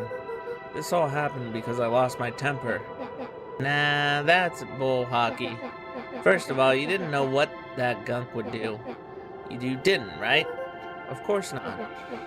And second, stop with this baloney about losing your temper. But I did lose my Iggy temper. motioned sarcastically to his half-deformed face. Obviously. But that's exactly what you should have done. Huh? I was being a horse's ass. You were supposed to be a horse's ass in response. That's how it works. Iggy, I'm having a hard time following. You wanted me to fight you? Of course. Jeez, you goody-goody types take forever to understand this basic point. Why would you go around saying cruel things trying to get into Iggy fights? shrugged. It's something to do. You're an asshole because you're bored? Sometimes I just feel empty. You wouldn't understand. You and Roller are always having a blast together. Laughing and calling that dinky little treehouse mission control. Iggy now wept openly. Perfect little Luca Van Horn. With his perfect little life. My life is not perfect. Everybody in town likes you. Not everybody. Hell, that new girl hasn't even unpacked yet, and even she already likes you. You have Tish. He wiped his nose with a sleeve. I love Tish. Tish is great. But she ain't exactly the world's greatest conversationalist, you know? Luca gave a warm chuckle. I get that impression. Iggy cleared his throat as he wiped his eyes. Oh. It must be raining out here. Definitely. Iggy arched into a wide yawn. We should probably try to get some sleep. Yeah. Let's lay low for now. Tomorrow we'll get to the bottom of all this. Luca's eyelids began to slowly drift shut. Luca? Yeah? I always did want to see the inside of your dinky little treehouse. What do you think? Not bad. I'll give you the full tour when we get back. You know what? That's all Luca could whisper before succumbing to sleep. Iggy snuggled in some more. When it comes to the worst days of my entire life, this one wasn't half bad. And then they froze to death because they decided to sleep The outside. house smelled of warm bread. Luca was playing with toy blocks on the living room rug. He looked up to see his parents on the couch. His mother held his father's head in her lap. She idly stroked his hair while humming a song. A voice behind Luca spoke. "This is how you remember them, huh?" Luca turned to see his own face. The doppelganger from his dreams, still clad in a yellow hazmat suit, still carrying a look of disdain behind empty eyes. Aww, look at this perfectly cozy scene. You know it wasn't really like this. The figure picked up a toy block and inspected it. It's amazing the facades that one can build given the right materials. Not that I blame us. These are a child's memories, all warm and fuzzy. You don't remember, do you? Lucas snatched the block from the figure's yellow-gloved hand. Remember what? The doppelganger pointed to the couch. The last day we saw him alive. The day he chose to abandon us. Luca turned to look at his father, still lounging on the couch. That's not true. He didn't abandon us. The doppelganger waved his hand dismissively. Everything is true here. It's just a matter of what we choose to see. Let me show you. The world flickered and pulsed. Luca was sitting next to his bed, listening to his heartbeat with one of his dad's stethoscopes. The doppelganger limped into the room. No, we both know that's not how this went. He grabbed Luca's hand and guided the stethoscope to the floor. Luca heard muffled shouting, brought close by the stethoscope. It was his parents, fighting. Do you remember what we did next? Luca gave a slow nod and crept down the hall to peek through the banister. He could see the outline of his mother at the bottom of the stairs. Damn it, Walt. We can't afford to get involved in this. She was scared. His father stepped forward. What am I supposed to do? Just watch? There's a sickness in this town, and we both know who's behind it. I swore an oath to help people. I won't turn my back on them. Luca's mother grabbed Walt. She was crying, pleading. I can't lose you. Walt calmly removed Eleanor's hand from his shoulder. What's right is right, and what's wrong is wrong. He's not wrong. I could never live with myself if I let Sharper get away with this. Eleanor raised her voice. Spare me your bullshit platitudes. What about our son? Luca flinched, dropping the stethoscope down the stairs. Walt turned with a panicked smile. Luca? Is that you, buddy? With tears in his eyes, Luca descended the stairs. Mom? Dad? What's going on? Walt dropped to a knee to meet Luca eye to eye. Nothing, buckaroo. Your mom and I just got a little overexcited is all. Luca placed the stethoscope against his father's chest. His heart was racing. It sounded like you were going somewhere? Walt gently removed the device from Luca's ears. Listen to me, Luca. I have some business to take care of. And then he never I'll be returned. back in time to tuck you in. Luca hugged his father tightly. Promise? Walt stood up and walked to the door. He glanced over his shoulder. I promise. With a wink and a grin, he put on his hat and strode out into the evening sun. A figure approached soundlessly from the foggy snowfall. It stood above them, lingering in contemplation. Slowly raising one hand above Iggy, it snapped out 2 brisk raps on his head. From a deep slumber, Iggy sprang up defensively. Get your hands off Whether me. it was the calming presence or the recognition that he was not in danger, Iggy felt his clenched fists lower. Just what do you think you're Luca doing? looked up, gradually remembering his whereabouts. The figure exhaled a cloud of warm vapor. You two certainly have caused a lot of commotion. What's that supposed to mean? Take it easy, Iggy. We were asleep minding our own business. You're the one running around knocking on people's heads. I'm sorry if I hurt you, Iggy. You didn't hurt nobody. Anybody. Huh? Oh, I see. You think you're better than me, you... When it came to complete strangers, Iggy had trouble cobbling together an insult. You big-hatted, scarf-necked furball. Uh-huh. Okay, let's lower the temperature a bit here. Interesting choice of words. I mean, let's all just calm down. Who are you? A friend. An observer. A hitchhiker on an infinite expanse of possibility. Great, how about a name? If you must call me something, you can call me Nat. Iggy huffed with gratification. How about you make it like a gnat and buzz off? Very well. Nat began to turn away indifferently. Wait, do you live here? You might say that. So you know where we are. You might also say that. Look, pal, we just want to find a safe way out of here. You gonna help us or not? Before knowing how to leave, one must know where they are. Ah, alright. That does it.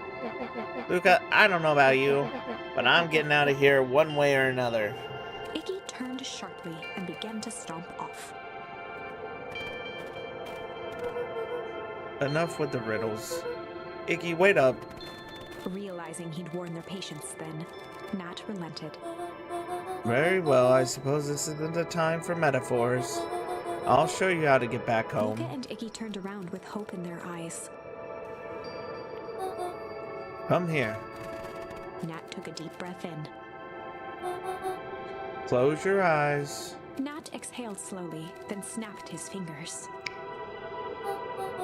Okay, open For them. a brief moment, Luca and Iggy let themselves believe that some great magic was about to unfold, until they opened their eyes and found themselves in the exact same place, cold and disheartened. This is your home. This is Beacon Pines. Look, Nat, we don't know how we got here. Maybe we stumbled through some time travel gate in Weepwood, or we teleported to some alternate universe, or this is just some cool experiment by Kerr and his goons. But this is not our home. You're inching closer to the truth. Alas, the reality is much less fanciful. Just give it to us straight. So be it. As I said, this is Beacon Pines. The original, true Beacon Pines.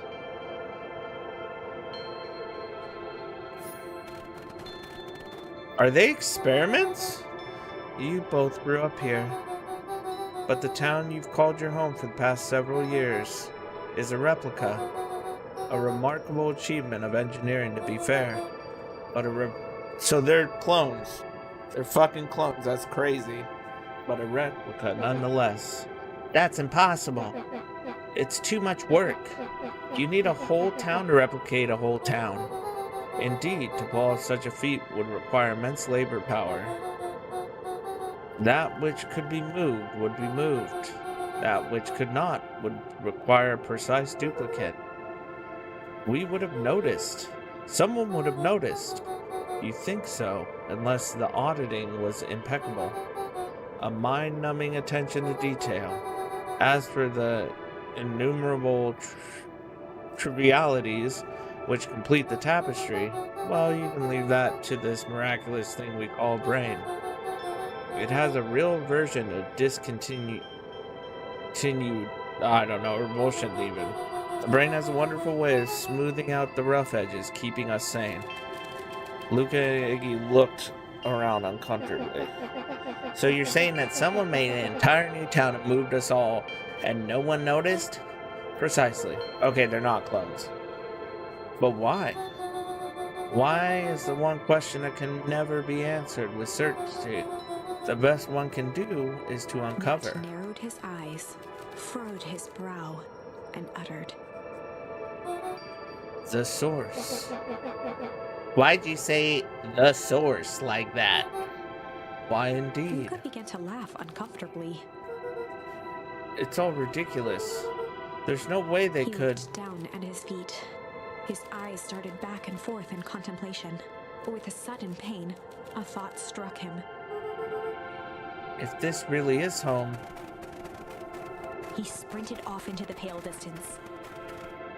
As Iggy turned to follow, Nat called out, Iggy, it's not too late to turn back. Simply head west through the wheatwood.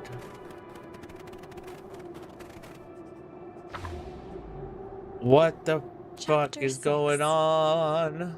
The source. Nat expressed his sympathy with a shrug and sauntered off as unassumingly as he'd arrived. He'd given Luca and Iggy what they needed, and nothing more. As Luca sprinted across the snow, the events of the past few days became clearer, pieces to a larger puzzle. Rollo said he was underground somewhere, captured. Mr. Kerr tried to cover it up with lies. The clipboards were hell-bent on capturing Iggy. It all seemed to point to perennial harvest. But right now, there was one thing that Luca needed to know. Which is... Luca stopped dead in his tracks. The tree was gone, uprooted and moved, leaving a raw gash in the earth. He dropped to his knees and dug wildly at the cold snow. His numb hands hit something hard, a headstone. A dry whisper escaped Luca's lips. You're here. All this time I thought I was visiting you. But you've been here alone in the snow. Dad, I'm so sorry. They ruined your favorite spot in the world. Our favorite spot in the world. Dad, what do I There do? was no reply, just snow-covered silence. It's fucked up. Why'd you give me the slip like that? What if I couldn't find you, you jerk? Iggy finally noticed the tears welling in Luca's eyes and the snow-covered grave. Oh. Iggy, they stole his tree, Iggy. Yikes. Suddenly, they heard the crunch of approaching footsteps in the snow. We gotta hide. 259K. Fall off distance still good. Dude, did you hear me? I said 259. Sorry. You ever think about what we did here? We saved a whole town of people. Doesn't feel like it sometimes. What about everything we left behind? That's the grave of someone with a family. The people who loved them will never know the truth. Truth is He overrated. bent down to scoop up a snowball and lobbed it playfully. Hey, don't be such a downer, dude. We took this job to change the world. Yeah. Come on. It's almost lunchtime. Oh yeah. Oh yeah. Weirdo. Oh yeah. Oh yeah. Here I thought I was a jerk. These dinguses are out here literally dancing on graves. Luca stuttered through heaving sobs. I thought I was visiting him. I thought he was with me. Not gonna lie, that's a bad break.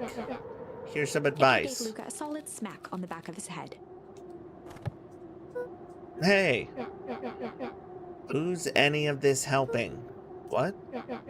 Sitting here in the snow crying like some pushover. Who ya helping? Iggy, look what they did. They lied to everyone. Blah, blah, blah. Luca Van Horn, you're a lot of things, but you ain't no pushover. What did I tell you before? When some jerk comes at you acting like a horse's ass, I should stand up for myself. Hell yeah. Karen and his merry little band of clipboards pulled off this switcheroo for a reason, right? Nat mentioned something about a source. Luca wiped his eyes with a sleeve. Whatever is at the source must be awfully valuable to Perennial Harvest. Sure would be a shame if something unfortunate were to happen to their precious source, wouldn't it? What do you have in mind? If it's small enough to steal, we snatch it. If it's too big to snatch, we smash it. What if it's too big to smash? Iggy flashed a mischievous smile and cracked his knuckles. I'm always up for a challenge. I'm gonna make this right, Dad, I promise. What happened to his mom? Let's do this.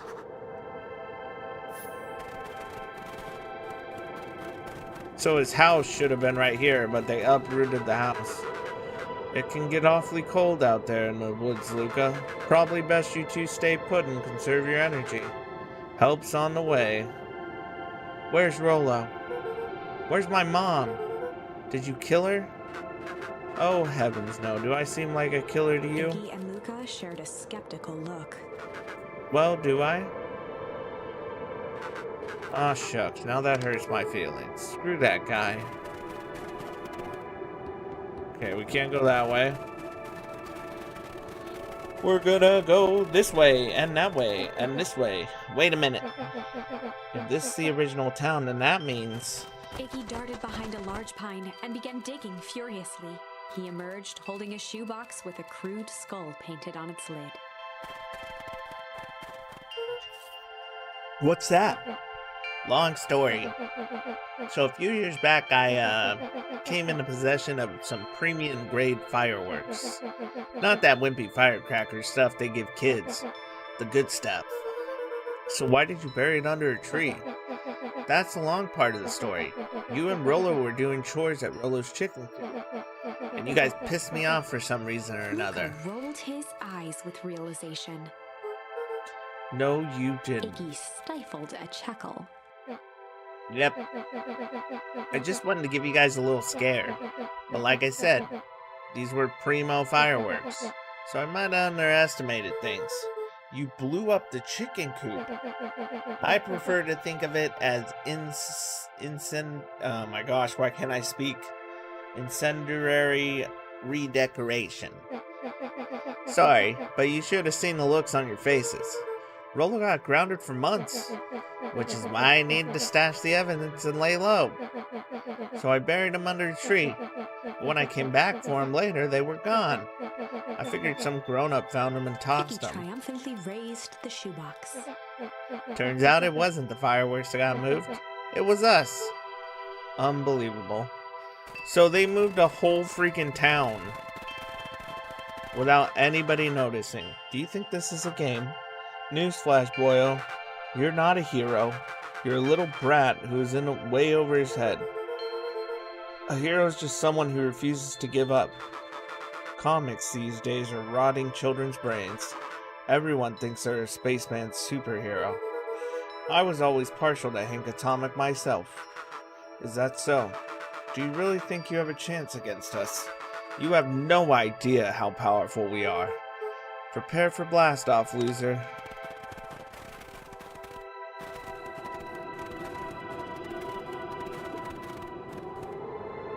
Luca and Iggy inched up to the edge of the hole with bewilderment in their eyes. Arctic air breathed out of the cavern in heaving gusts.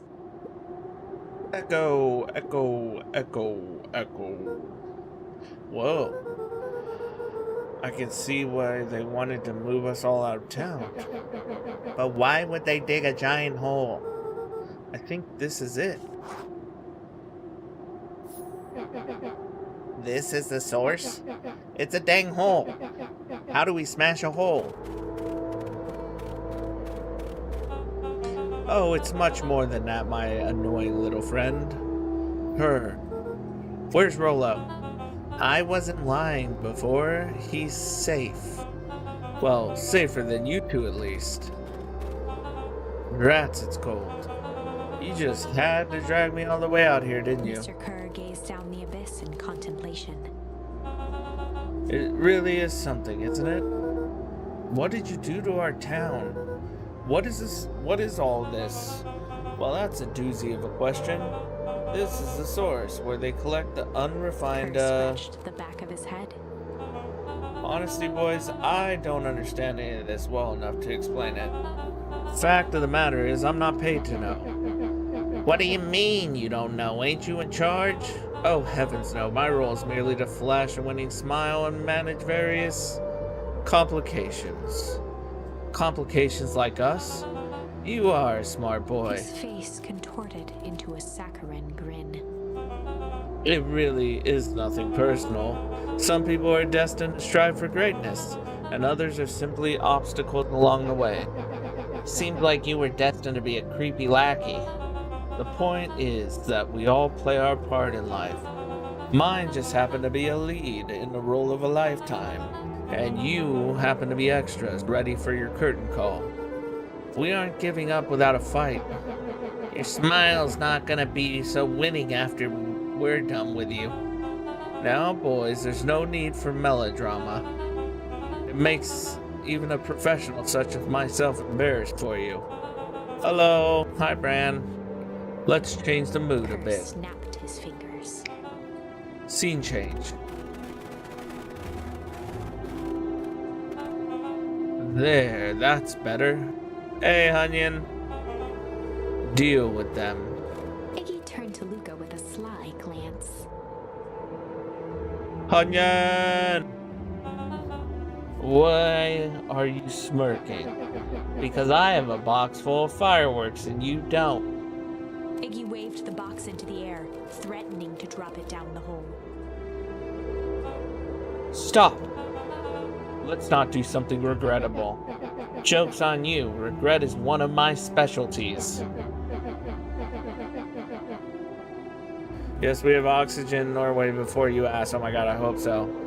Out of curiosity, what would happen if I threw these in your precious hole? Nothing. Nothing at all. You're a terrible liar. I'll have you know, I'm an exceptional liar. But that's far enough. Iggy plucked a single bottle rocket from the box and held it up with reverence. Stop, you fool. Call off your goons. After a long pause, Mr. Kerr flung up his hand with frustration. Very well. You can all head back for the night. It's been a long day. I'll handle these two from here. Mr. Kerr sighed into the frigid air. It's just us now, Iggy. You can put that down. What? Like With this? a nonchalant flick, Iggy tossed the firework into the hole.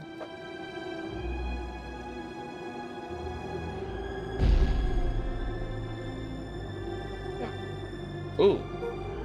Whoa. With a growl, Kerr leapt at Iggy, crashing through Luca. Iggy tried to twist away, but in the struggle they both tumbled over the side. What the heck? Luca dove forward, bracing Iggy's hand just before it slipped. His grip was made precarious by the cold, Oh my wet gosh. snow. I love how when they left, they walked up backwards, yeah. He could see Kerr further down, clinging to Iggy's coat. You reckless child, what have you done? Luca, listen to me. Hold on tight and use the walkie-talkie to call them back. What channel do I use? It doesn't make a damn difference. They're always listening. If you do that, the clipboard will just call us up and snag us both. The only way you get out of this is if Kerr is out of the picture. Just let go and save yourself. If he lets go, we both die. I don't want to die, but seeing that look on your face almost makes it worth it. Mr. Kerr, you had a long life. Why don't you actually do something selfish and selfless and just let go? Mr. Kerr gasped with insult. Long life. I'll have you know I can still play 25. You should have heard me sing the part of Phileas Young. With a wild look in his eye, Mr. Kerr began to hum a proud melody. Rum dum dum, per pitty dum dum. Wow, can you believe this guy? Luca's hand began to cramp. His voice began to crack. Kerr, just let go. No can do. If you want to save your friend, you'll have to save me too. Luca, look at me. It's okay. Luca felt Iggy loosen his grasp. You aren't going to kill your friend like that, are Every you? muscle in Luca's body burned. I'm not his friend. Yes, you are. Nah, I'm just a no-good bully. Like you, Kerr. Iggy, no. Felt his hand slipping. And I told you what you need to do with bullies. I can't. It's your only way out of this mess. 2 birds with 1 stone. It makes sense for us to fall together. Wackadoos travel in packs. Calm settled over Iggy's face. This crazy dark. Luca, let me do Iggy's this. voice was colder than the bitter This air is blowing from the freaking chasm. nuts. Let me do the right thing for once.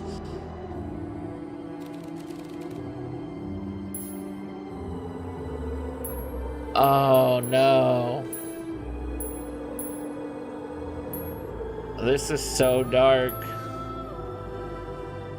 Don't do it, brother. Don't accept. Yeah, this is awful. Oh, what do I do? Refuse or accept?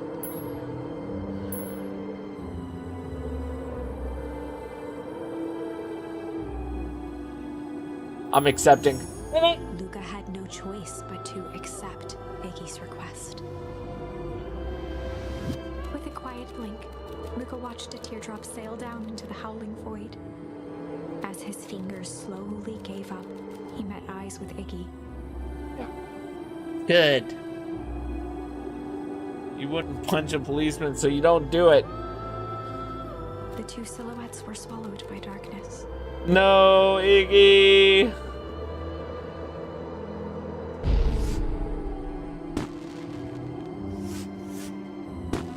Oh my god, I don't even know who Tired Sandwich is anymore. Wow, you're so mean. I know, right? Hey, man.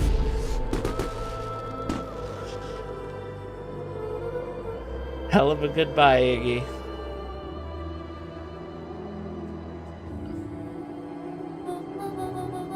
Luca, you should really step back. What? quickly.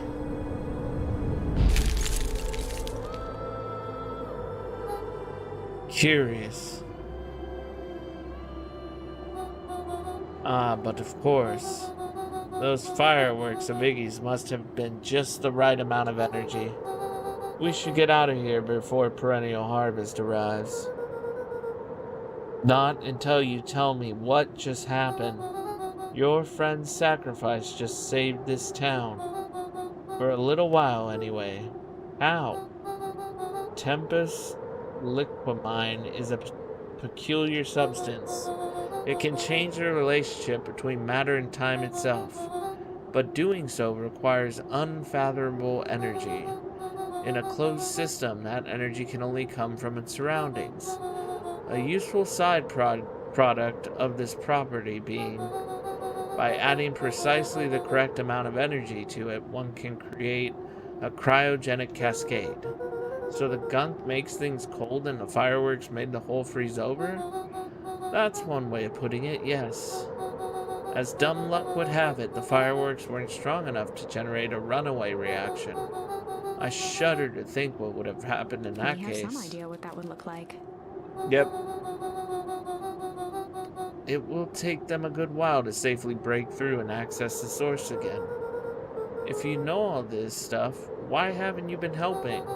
I have been, in my own way. Each of us has our role to play. Iggy's role, it turns out, was to buy us precious time. Mine has been to observe and wait. Wait for what? You.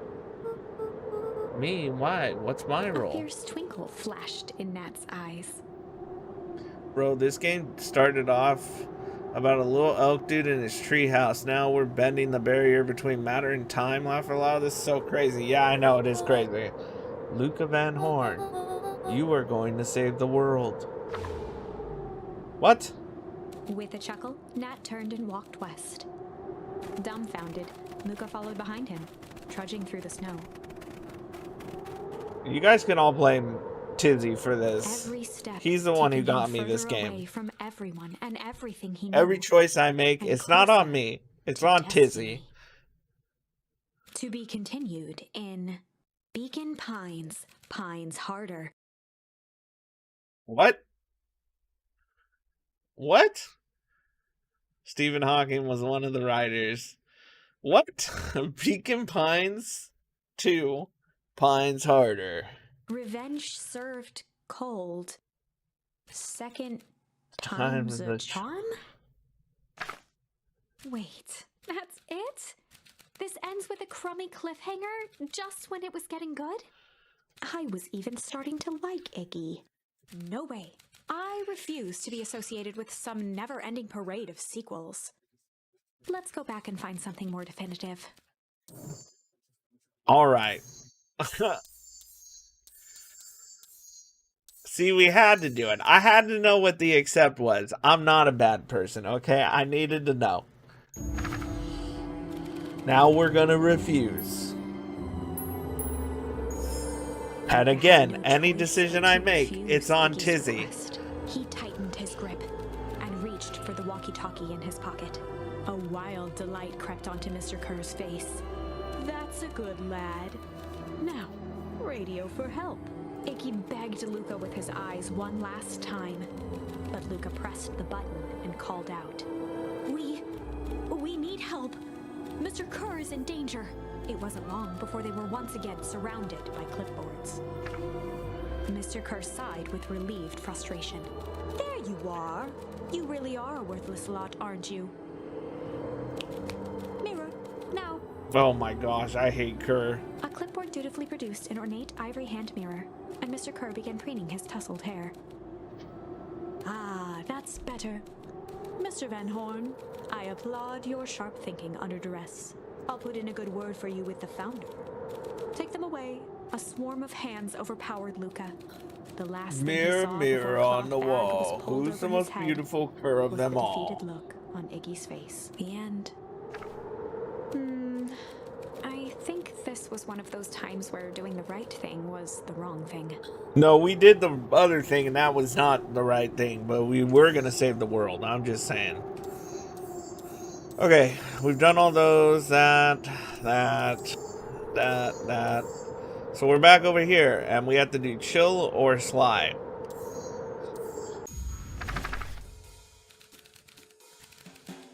They'd run the classic good cop, sly cop. They'd run the classic good cop, sly cop I interrogation. don't know what good cop, sly cop is, so. Luca and Rollo ducked behind a barrel, leaving Beck to her task. With a few crisp snaps, she roused Mr. Tolliver. What? What's going on here? You're that Moldawil girl. Please, call me back. Sorry about all this. Mr. Tolliver looked down and shifted a bit, testing his restraints. It seems there's been a mix-up. You see, I'm down here for the same reasons you are. Juniper sent you here? Beck caught herself before letting the surprise manifest on her face. She'd already gotten him to reveal his relation to Gran. This was going to be easy. You know how Juniper is with her precautions. Operation Sparkplug has us all on edge. I guess she thought you needed some backup. But she sent a child? What better way to avoid prying eyes? Who would suspect a kid?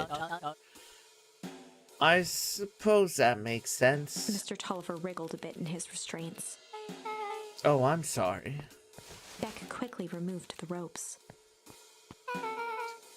That had to be uncomfortable. A little, yeah. But you understand. We never know who to trust in this town. Mr. Tolliver rubbed the growing knot on his forehead. Very true. So it turns out we're both here Beck to twirled her hand, as if to prompt Mr. Tolliver to finish her thought. destroy the evidence. Beck shook her head and clicked her tongue. Yep, the old gal is nothing if not thorough. Mr. Tolliver let out an amused huff in agreement. She sure is. Can't blame her, though. If anyone were to find out that we're going to destroy the source, well, we both know how bad that might be. No one will know anything once I've finished cleaning things up down Beck here. was on a roll now, playing Mr. Tolliver like a fiddle. Are you sure you can finish this up on your own? Juniper trusted me for a reason. You can leave the rest to me. Good. There's one more loose end I'll go work on. Loose end? Oh, it's nothing really. The other day I had the radio on scan while restocking the candy shelf. And wouldn't you know it, I intercepted an odd phrase in a perennial harvest transmission. Underground secrets. That's ominous. I think it might be a password, but Juniper dismissed it. Said it wasn't mission critical. What's the password for? We don't know. So we have a password to know where to put it. It's gotta mean something, right? Good thinking. You should probably go work that out. I've got this under control. That's a relief. Between you and me, this basement gives me the willies. Heading for the stairs, Mr. Tolliver hesitated and turned to Beck with a puzzled look. She grinned and gave him a peppy wave. With a shrug, he continued up the stairs, whistling a jaunty tune. You guys catch that? Sure did. This whole time Mr. Tolliver's had a candy shelf. But all he ever sells us is apples. Beck blinked slowly in disappointment. The password, Rollo. Well, sure, but once things are back to normal, I'll be having a word with Mr. Tolliver about that candy shelf. Fine. In the meantime, I got an idea. She turned to the table and began tearing small scraps of paper. He said he heard a password on the radio. Any good spy transmission is never what it Beck seems. marked each scrap of paper and leaned back.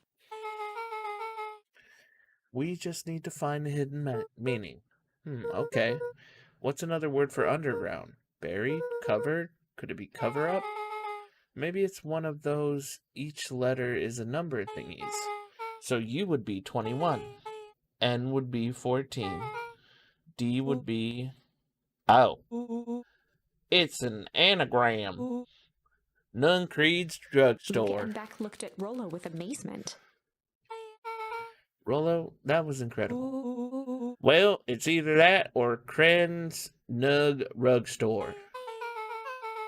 Yeah, I think you were right the first time. How did you do that? What can I say? I love ciphers. Well, I guess we know where to go next. The drugstore. Alright, we're gonna go up. You scared me half to death. Sorry. You kids haven't seen Mr. Tulliver around, have you? Nope. He's got me waiting around like the last slice of pie. I swear that man would be late to his own funeral.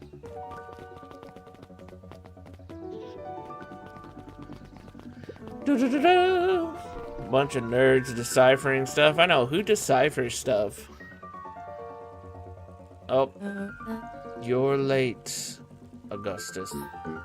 Sorry, sister. Was caught up with work. Work? You? I had a few more details to lock down for the festival. Oh, what do you have to report? What is this insipid town festival really about? I Gus think looked around nervously. Mr. Kerr really does just want to do something good for the town. He's actually a pretty nice guy. You should spend time with him. I didn't pull strings installing you as mayor so that you could make friends.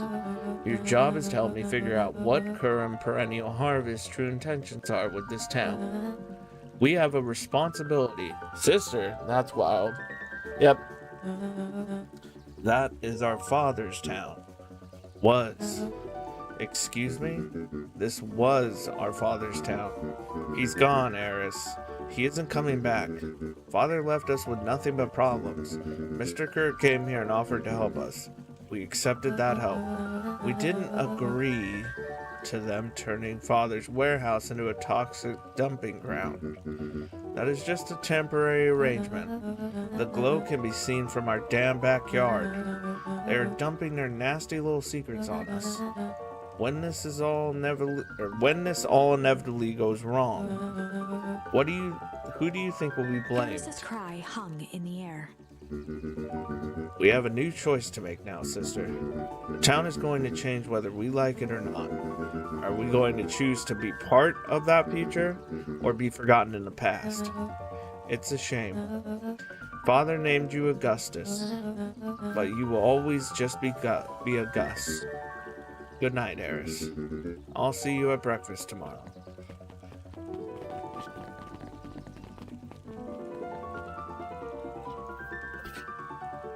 It's getting late, children. This lady has been here reading a book the entire game. The entire game. There exists a gulf between knowing something and being able to do a damn thing. I do hate it when the villain makes a good point. Whole time.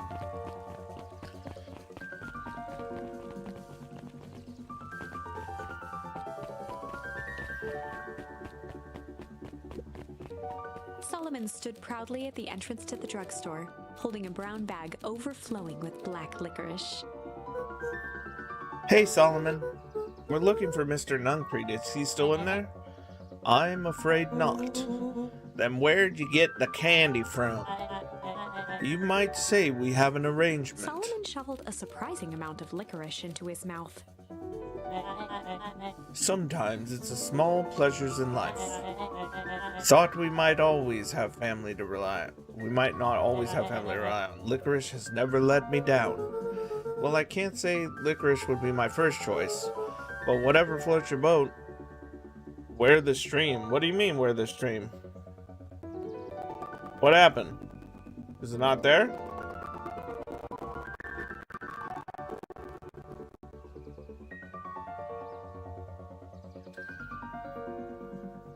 Hold on. Something happened? Looks fine. Okay. Tizzy, you might want to refresh your thing.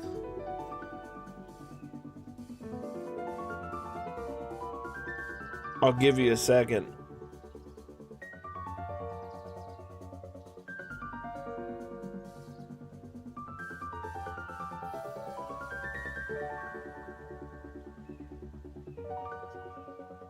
No, it's good for me. Okay. No, it's just Tizzy. It might have been his computer or something. Tizzy, let me know when you're back. Weird. Are you back? Can you see it now? It stopped working. Twitch does that sometimes when you're on its website. It's something with the website. It's probably not you. It's fine now. Okay. But whatever floats your boat. You can tell a lot about a person by their choice of confection. Oh, yeah, I guess. I like sour gobs. I'm certain you do. I always wondered why Mr. Nuncreed kept licorice in stock. You must eat enough of it to make it worthwhile. There are many ways to earn loyalty. For some, it's as easy as cold hard cash. Okay, so he gives them cash. Well, he's right. It's locked. There's gotta be more. There's gotta be more. Oh my gosh, I'm losing voices here. There's gotta be more clues. Clues. Oh. Okay, let's see. Really? That's the let's. Okay, let's see. Door. It's gonna be this. Have you ever seen anyone actually use this thing? Besides Mr. Nuncreed? No. Beck cupped her hands on the glass to peek inside. That is not a normal phone booth. It's got like a blinky keypad. Why would there be a blinky keypad? Kren's nude drugstore. I mean, underground secrets. The Beck password. flung open the door and they all squeezed in.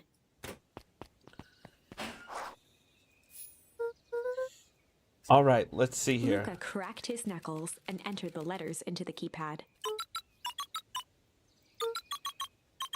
Underground secrets. Sounds like that did something. Great, now what? I guess we... The inside of the phone booth dropped loose from its shell. Without even the space to panic, they closed their eyes, held their breath, and accepted their fate. Suddenly, the chaotic descent slowed to an effortless landing. It was unclear where they ended up, but at least it was solid ground. Oh, there's The air was stagnant and smelled vaguely of chlorine. Knew it. You knew that there was a secret hub full of strange tubes under the phone booth? Of course I did. Didn't I say that? No. I definitely thought it. Luca, do you remember when I said how cool it would be if the transdimensional conduits from Hank Atomic issue number 12 were real? Rollo, at one point or another, you've said that about every technology ever discussed in Hank Atomic. That's why I'm such a good predictor. It looks like each of these has something written on them. Mining Operation Alpha. You guys have mines here? Not that I know of. The town is all farms and fertilizer, and a series of tubes. Pa always said you can only trust a miner up to the point when they hit gold. Not sure how that wisdom applies in this exact situation. That's the thing about Pa. You don't always realize what he means until it's too late. Perennial Harvest main office. That's where my mom works. What does she do? Science stuff? If she's involved in all this, we just moved here. How could she be involved? True. What's the last one say? Valentine Fertilizer Warehouse. Isn't that where you almost got snatched? Yeah. Why would Perennial Harvest have a tube going to the old Valentine place? This is strange to feel like something, or this is starting to feel like something big. Okay, what's over here on this thing? Nothing? This suit has a broken mask. So have we found our mystery warehouse creeper? We've at least found their hazmat suit. If it walks like an uncreed and talks like an uncreed, let's not jump to conclusions. Just saying. That's a lot of buttons. Stand aside, Earthlings. I've read enough Hank Atomic to know my way around sci-fi tech. Frollo's hands hovered over the field of blinking buttons. Eeny, meeny, miny. Rollo, what did you do? Nothing. I didn't even mow yet. What was that? Hide. Where? There's nothing but weird tubes down here. Just get back.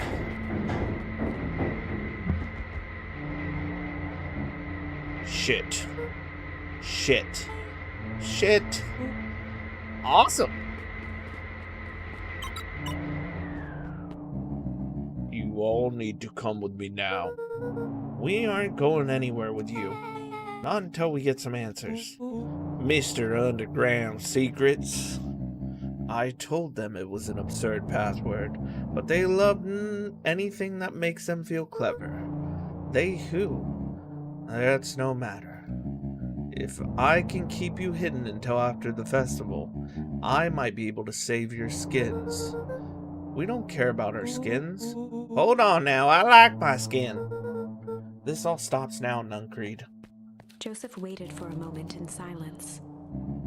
You sound just like him. Who? Walt.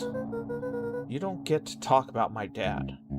You know your father and I were friends back He before. gestured toward the strange tubes. All of this. That's a lie.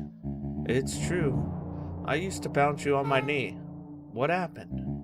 Same thing that always happens. Reality, complications, life. We were a team, Walt and I. An idealistic doctor and a bright-eyed pharmacist. Both hell-bent on helping folks. So you were a sidekick? No. We were partners. He helped the patients and I helped him. Yep, total sidekick. Nuncreed let out a growl of a sigh. Luca, I need you to know this. I need someone to know this. One day Sharper Valentine comes to us. Says he's got an opportunity. He's found something he didn't quite understand. And he was willing to pay us both handsomely to help him understand it. And my dad said no. Your father and I both believed in helping people. But the thing I could never get him to understand was, it's a lot easier to help others if you help yourself now and then. Classic sidekick in the villain plotline. Walt loved being righteous almost more than he loved his family. He was wrong about one thing, though. When he begged me not to take Valentine's offer, he said, Joseph, if a person says yes one time to Sharper Valentine, he'll make sure they keep on saying yes to him until the day he's dead and gone. He shook his head wistfully. Sharper's long gone, but he's still got me saying yes. Is there a point to this sob story?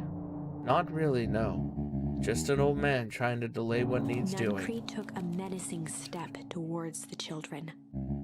I tried to keep you safe.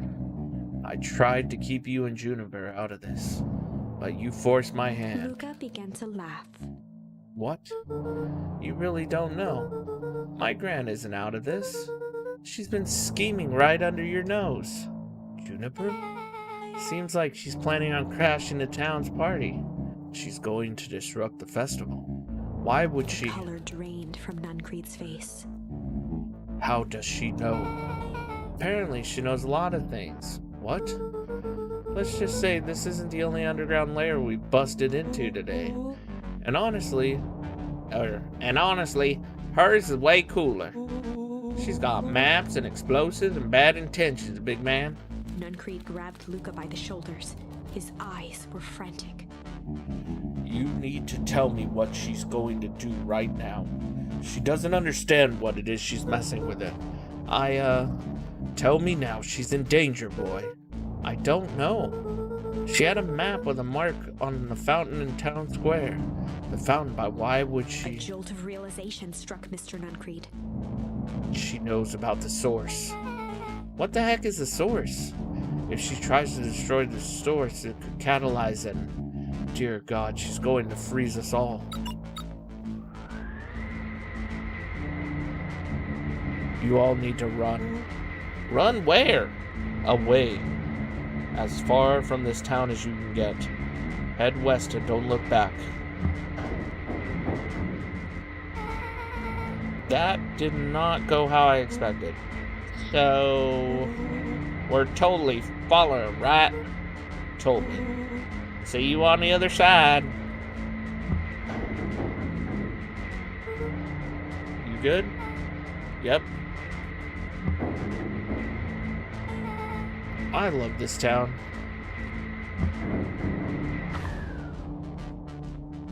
Chapter 8.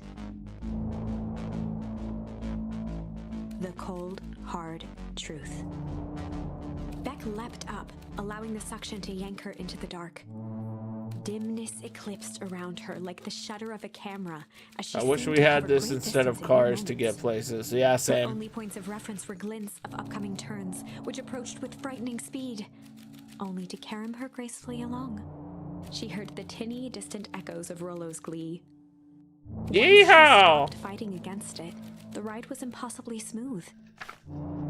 Then, all of a sudden, as if minutes had passed in an instant, light blazed into view. A burst of wintry air snuffed across her face, and she was flung out into the cold. Oh, that's what that was. Okay. That was intense. Yeah. I think I might have parted with some fluids in there. Any idea where we are? Somewhere cold?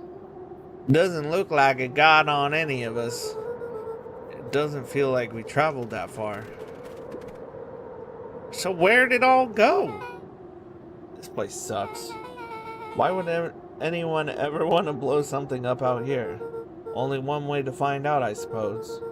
Gotta catch up to Nuncreed. I think he went this way. Freaking... I love how Rollo's like, guys, I'm pretty sure I peed myself. And I don't know why it's not all over you, but I'm pretty sure there's pee in that tube back there.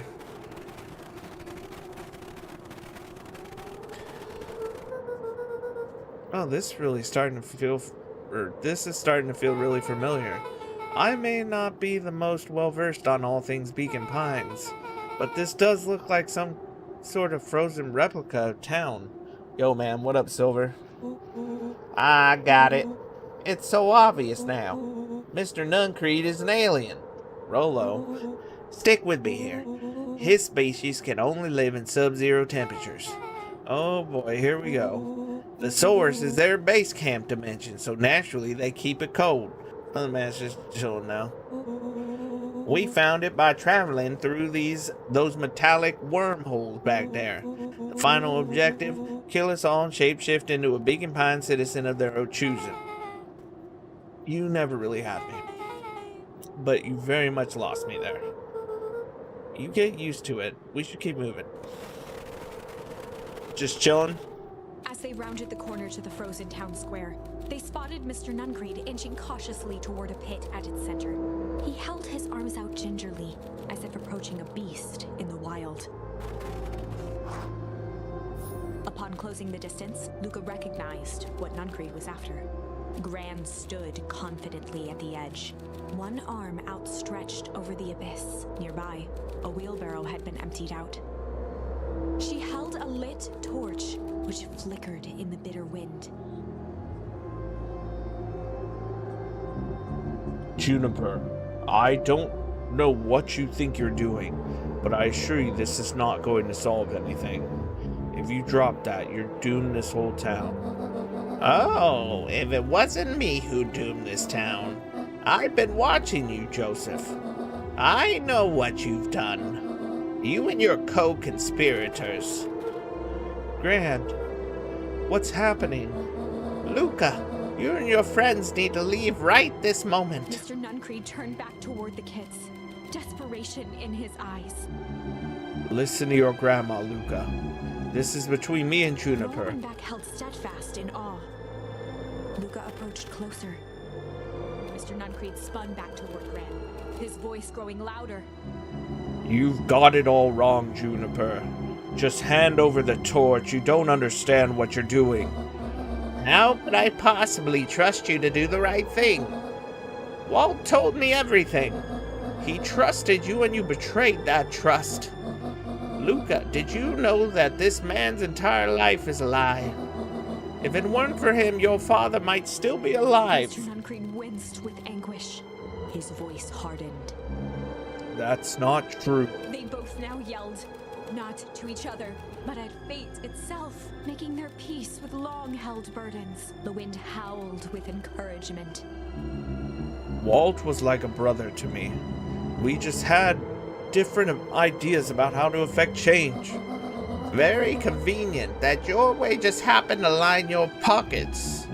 Now that's not fair. They menaced at each other, both catching their breath. The moment balanced on a knife's edge. Amid a blur of emotions and memories, Luca's mind flooded with questions. The wind calmed, as if to give him the stage. And in the stillness, he began to... Oh my gosh, what am I gonna choose? Weep or hum? Oh, this is... Oh, man. Are we gonna cry or are we gonna sing? Hum.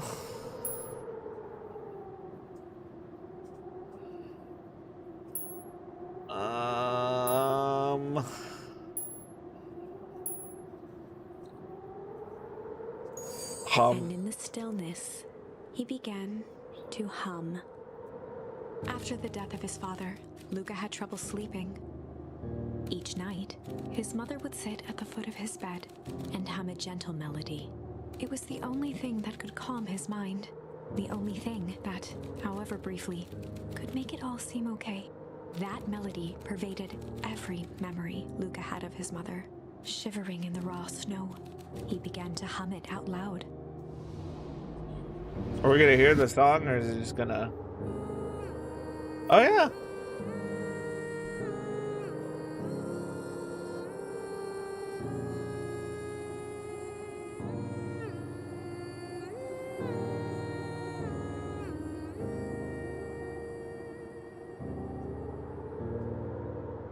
Gran lowered the torch, listening closely. As recognition slowly set in, her heart sank. Those countless nights of consolation, the incomparable loss they shared together. She let the torch fall to the snow and sizzle out. A few steps toward Luca was all she could bear before dropping to the snow herself. Through a flood of tears, she began to hum along, note for note.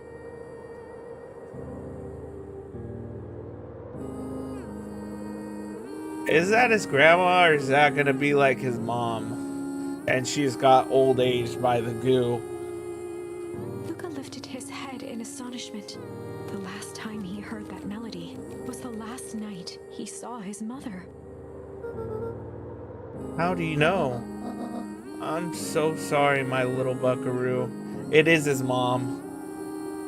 Buckaroo, the only people who call me that are Dad and your mother. Luca blinked through blurry, watery eyes, trying to see more Oh, clearly. this is terrible, guys. What the fuck? Matt! Tizzy, what fucking game did you have me play, dude? What the fuck is He could this? just make out the impression of a familiar face. He peered across the snowscape at the woman on her knees. Oh my gosh. Something about her was undeniably his mother, only smaller, older, changed. Mom? That's right, Buckaroo.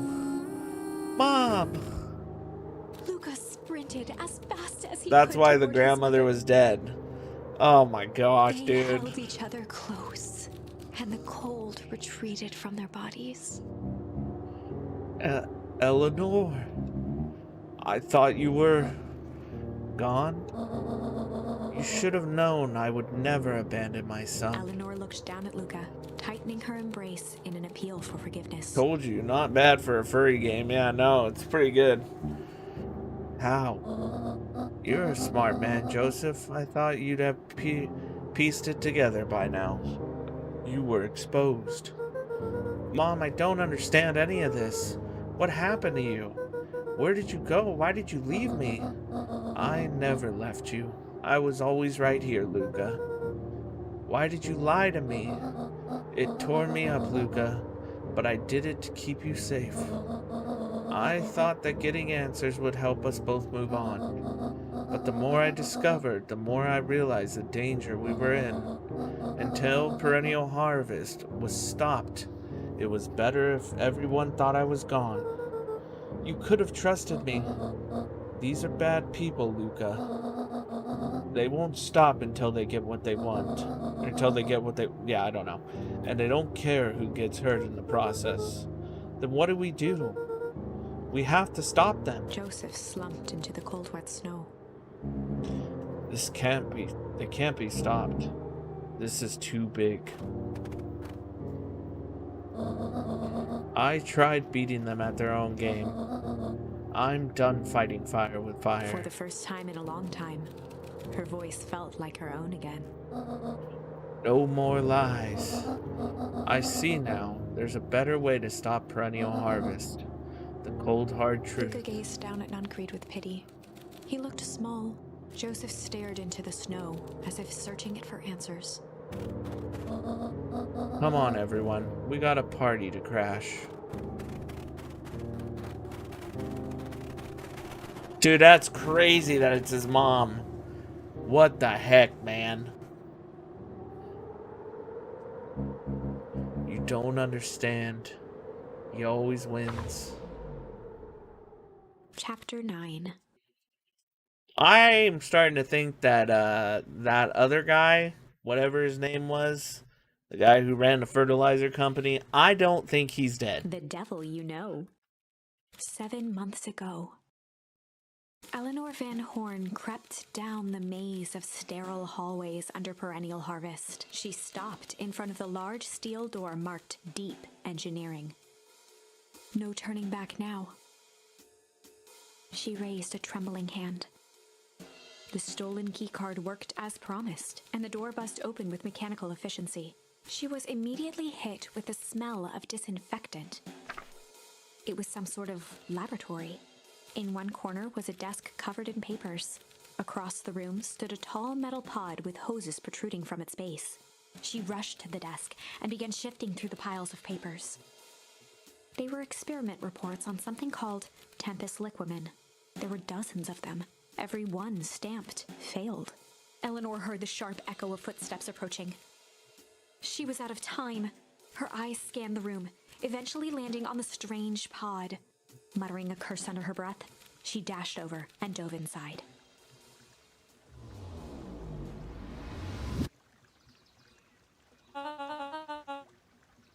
And that is what change is all about. I bet you, man, I don't know. Before this happens, I'm just gonna say that the little kid is actually the guy who owns the place. I bet you it's him, and somehow he figured out how to make himself young. Grabbing the future by the scruff of the neck and making things happen. Change is a choice. I am tickled pink that we will all be making the choice together. How great is that? This man is a liar. Excuse me? I will not. This town has a dangerous secret. and perennial harvests only exist to keep it hidden. Nonsense. They picked up the whole damn town and moved it right under our noses. You aren't making any sense, Mr. dear. Kerr addressed the crowd with a sarcastic tone. Imagine such a thing. It's absurd and just plain impossible. They promised they could fix the foul harvest. They told us they would clean this place up. We just had to leave town for a few days. But while they had us evacuated, Miss Hartford, I'm afraid I'm going to have to ask you to. You're afraid of a lot of things, aren't you? You sniveling little worm. This is growing tiresome. A little help, please. Don't you all see this festival is a sham, an excuse to have the whole town gathered in one place? They're planning something awful. I don't know what, but these people are wicked. Don't listen to her. She has absolutely no proof. I am the proof. I'm Eleanor Van Whispers Horn. filtered through the crowd. Well, aren't you just sneaky as the dickens? We all knew Valentine's fertilizer was too good to be true, and now this whole town is paying the price. Ladies and gentlemen, I am so sorry about this disruption. My associates will take this obviously disturbed woman somewhere comfortable, so that she can get the help she needs. She's not the one who's disturbed. You two-timing clown. You all know there's something wrong with this town. It was just easier to look the other way. The truth is... Yep. That's quite enough, Mr. Nuncreed. Torment dragged on Joseph Nuncreed's face. Yes, sir. Take them away. No, I want them to see this. Ah, the tempestuous, I don't know, Eleanor Van Horn. You've been quite the thorn in my side. Like a weed that's burrowed in where it doesn't belong. I must confess, you look He dreadful. paused for a moment, plucking a piece of fuzz from his sweater and discarding it to the ground. Consider yourself in rare company. You've managed to pull one over on me. It won't happen again. I knew you had some sort of plan to disrupt our little party, but alas, I expected something a bit more impressive than incoherent rambling. No matter, your failures are yours to bear. Mr. Kerr. Yes, sir. It's a shame it was cut short, but I thank you for the rousing oratory. I will take it from here. Yes, sir, of course, sir. You've done quality work for me, William. You can look forward to the recompense we agreed Kerr upon. gave a bow of deference. Founder, you're most gracious. Gasps rippled through the crowd. Thankfully, we can dispense with the formalities from here on out. Solomon pulled a glass vial from his pocket. In one smooth motion, he downed its contents. A triumphant smile grew across Solomon's lips. You can all call me Sharper Valentine. His body and face began to contort and expand as he disappeared into a belching green mist. Yep.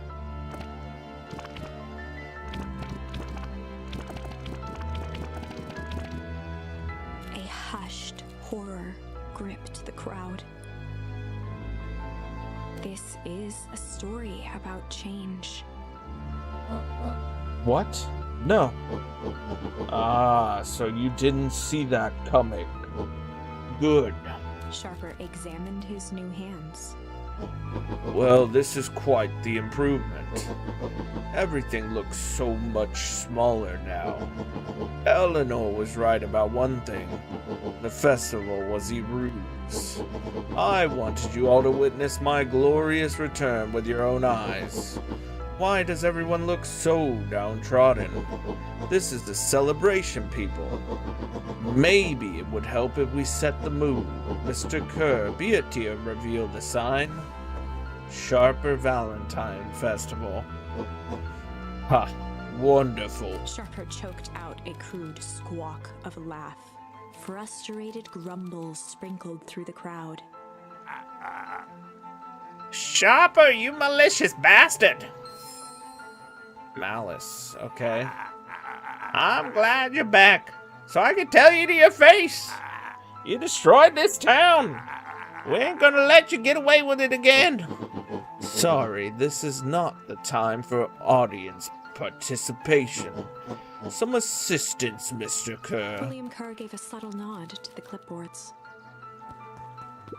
You coward! Does anyone else have something to contribute? A helpless quiet settled over the crowd. I thought so. Did you all truly believe you could be free of me? A town of complete and utter fools. You people should be celebrating my return. You're clearly lost without me. And that leads me nicely to my children. Danny? I gave you both the greatest gift a parent can give, the opportunity to prove yourselves in my absence. Squandered. To say I am disappointed would be an understatement. But silence, Augustus. An adult is speaking. I don't know which is worse, a son who is completely hopeless, or a daughter with such potential who inevitably lets me down. Eris, you fail me with admirable consistency. Thankfully, I was counting on it this time. Father, I have been wasting time, my dear. What have you accomplished? I was focused on cementing our legacy. Legacy? Who needs a legacy when you can just live forever? But what about... It's all right, kiddo. I'm afraid you suffer from a complete lack of imagination. There's just no helping it. Now then, where's Joseph? You didn't take the opportunity to slip off, did you? Ah, here he is. Everyone should give him a hand. None of this would have been possible without Joseph. I think you've said enough. Nonsense. People deserve to know how helpful and loyal you've been. I only did what I did because he left me no choice. You always had a choice, Joseph. You were simply too weak to take it. No matter, cheer up. You are about to be rich beyond your wildest dreams. You should follow Mr. Kerr's example. When I found him, he was in a sorrier state than any of you. An aging actor, desperate to recapture his youth. He played his part, and soon he'll be able to play the leading man again. Forever, in fact, if he remains loyal. That goes for all of you. Well, those who haven't already frittered away my goodwill. Beacon Pines is mine again, and I am willing to share its spoils in exchange for absolute loyalty. Are you saying William Kerr was never in charge of Perennial Harvest? Ha! You think that puffed up blatherskite could have accomplished all of this? Dawn, I suppose it's time for your big exclusive. Sharper addressed the crowd with indignant pride. He'd planned this moment for so long that now, at the deed's fruition, it almost felt frivolous. You see, I needed a figurehead to hold things down while I orchestrated my return. Someone to misdirect, lie, and bilk this town for a spell. So I invented William Kerr. Take your bow. You've earned it. Mr. Kerr flourished a preposterously elaborate bow. Patrick C. Montesquieu, thespian extraordinaire at your service. Founder, I just want to thank you again for this opportunity. It truly was a role of a lifetime. Wait, so this Bill Kerr was a patsy the whole time? Now that your secret is out in the open, what's to stop this town from rising up against you? Oh, that's the delicious part. Fear. Thanks to our clipboards, I know what each and every person in this town fears most, and I will make those fears manifest for anyone who steps out of line. The choice is simple. I'm not afraid of you. Ha, the young hero. I've kept a keen eye on you, boy. You and your friends made a habit of disrupting my plans. What a pity what a pity. If things would have gone a bit differently, you might have had your moment of triumph. But that's fate for you. You can't do this. Oh, but I can. I have won. Never underestimate what a great man can do given time. And now time is my plaything. Perhaps the most expensive thing I've ever bought, but well worth it. Ha! Sharper coughed up one final laugh and cracked his knuckles. Enough chit-chat. Let's get to work, shall we? And so, Sharper set about remaking the town in his own image. The fertilizer factory soon reopened for business. Sales rose steadily as more and more farmers across the countryside began to swear by its miraculous properties. Beacon Pines became famous, a secretive town that, for the right price, shared its gifts with all. Gifts that became more and more necessary in a world where winters grew longer and longer. The end. That was a crappy ending. This is wrong, but things are becoming clearer now. You can feel it, right? We can't let Sharper win. He might just be the key to this whole thing. Let's see. Oh my gosh, there's like 2 different ways I can go still. Oh man. Actually, is there more than that? Hold on. No, we did all that. We did all that. We did that. Malice. We didn't do malice. There's like 4 different ways. Alright. We're gonna change to weep. See what happens.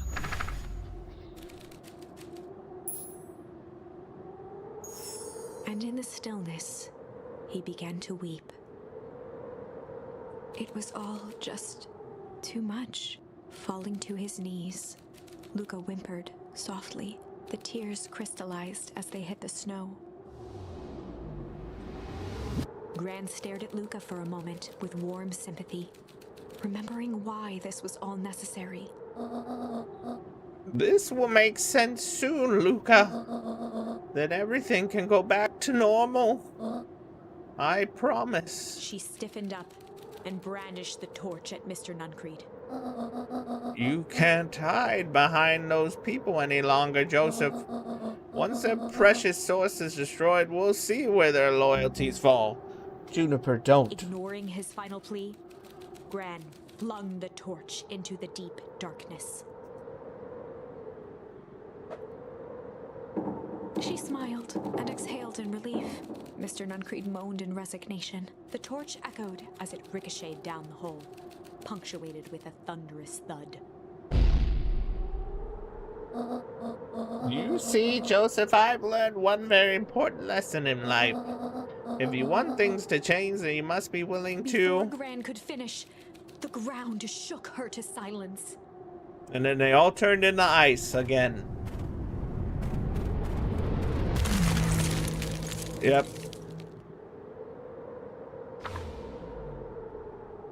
Gran only had time to spin around and run to Luca. Her attempt to shield him, an honorable but trifling act. Unflinching love, pitted against an unthinking horror. There was no contest. Her warm embrace froze in an instant. That is where they remain, fixed in place, forever. And so, our story ends on this melancholy scene. In a town brought low by its secrets, sits the frozen statues of a misguided band of meddlers. The end. Well, that was dire. On the bright side, we finally figured out where all the ice is coming from. Now, we just need to find a way to deal with a mystic, unfathomable force of nature. Oh, we're going straight into this. Okay. Ignoring his final plea, Gran flung the torch. It's where we ended last And time. exhaled in relief. Mr. Nunc, the torch echoed as it ricocheted down the hole, punctuated with a thunderous thud.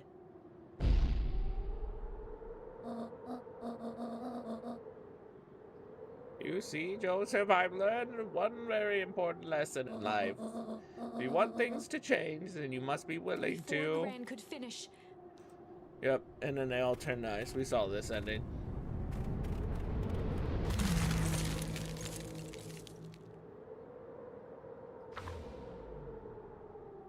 Gran only had time to her attempt to shield him. An honorable but trifling act. Unflinching love, pitted against an unthinking horror.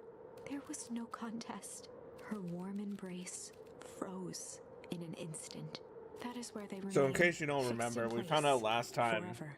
And so, our story that ends on this melancholy scene. In a town brought low by that its Gran secrets, is actually sits the frozen statues his of mother. a misguided band. The end. And yeah, craziness. Well, that was dire. On the bright side, we finally figured out where all the ice is coming from. Now, we just need to find a way to deal with a mystic, unfathomable force of nature. Yeah. Okay, so we done that. We do chill. We've pretty much done everything except Malice and chill. I'm gonna stick with this path. I'm gonna go with chill and see what happens, and then we'll go from there. Classic good cop, chill cop. They'd run the classic good cop, chill cop interrogation. I'll handle this. Just gotta play it cool. Luca walked calmly to the light switch, flicking it off and on a few times. Mr. Tolliver shook his head, gathering his wits. Golly, I sure got my bell He rung. looked over to find Luca, who returned a calming grin. Sorry, Mr. Tolliver. This was all a big mistake. Luca, what's going on here? Why do you have me strapped down? No one's fault, really. Rollo just got a little startled. Rollo's here? Rollo and Beck emerged from hiding to give a timid wave. Well, alright. Mistakes happen.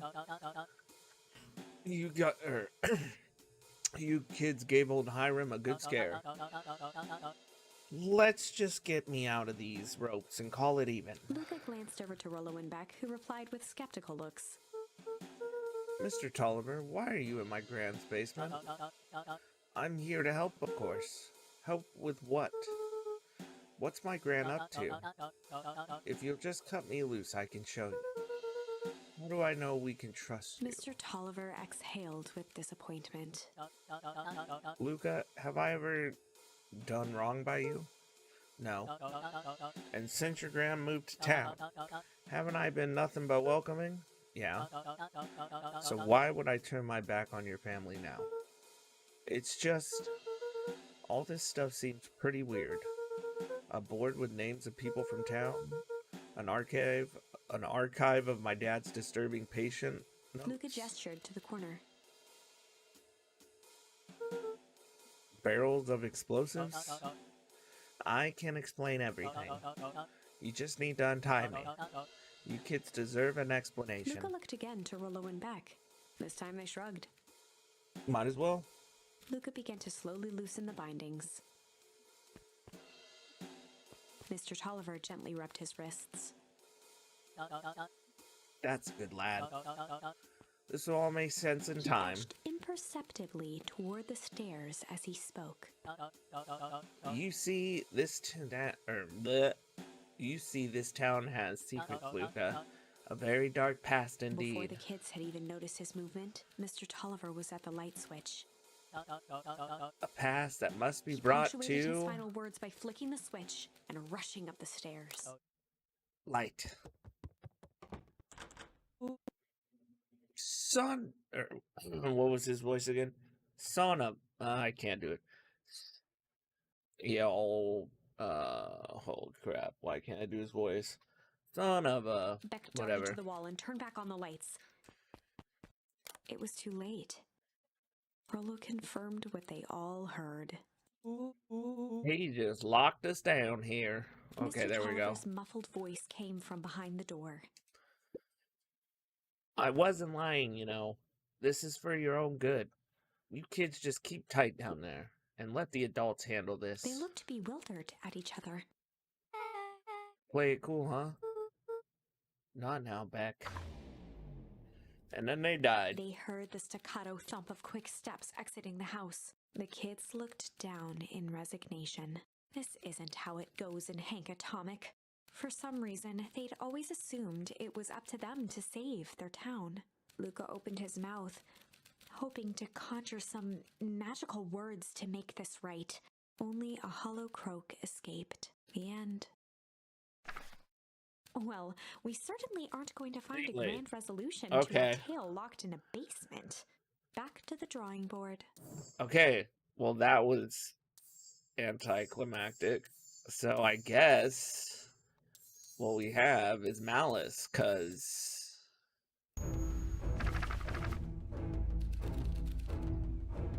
there was a malice. There was a malice lurking behind those eyes. Like a trap ready to spring. Luca felt the weight of Nuncreed's hand on his shoulder. Something wasn't right. He didn't know why, but something was telling Luca to get out of there. I just want this all to be over. Of course, I'm sure it will all work out soon enough. I should get going. I told Roxy I'd check for Rollo at the treehouse. Luca twisted free of Nuncreed's grasp. Of course. Luca, you know your dad and I were good friends back in the day. You can come to me with anything. Anything at all. Nope. Later, psychopath. Freaking psychopath, that dude.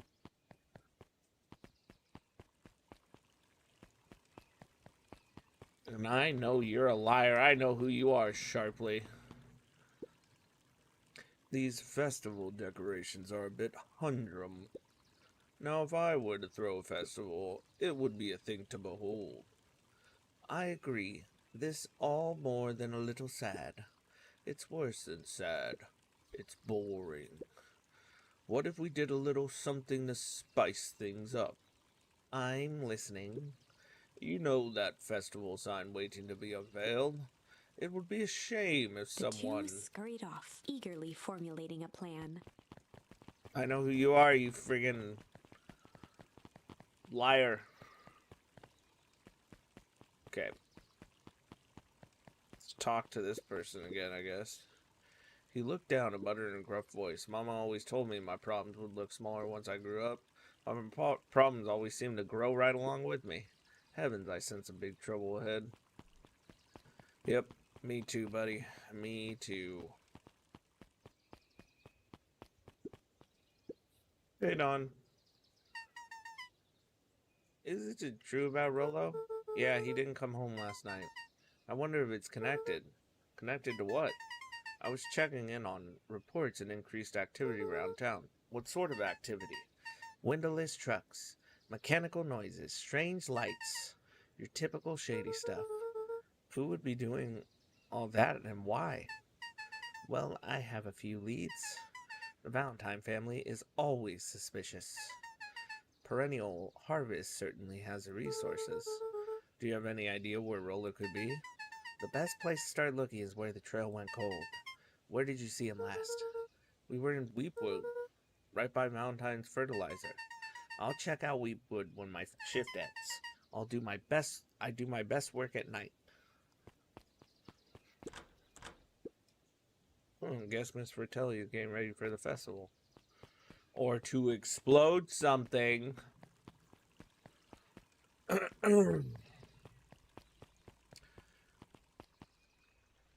Oh. Identify yourself. Nellie Modoyle. I work here now. I am unable to locate you on a staff role. Oh, I don't officially start until tomorrow. Mr. Kerr said I could come in early tonight to get a few things done. Hold, please. Clearance authorized. Thank you. Our harvest awaits.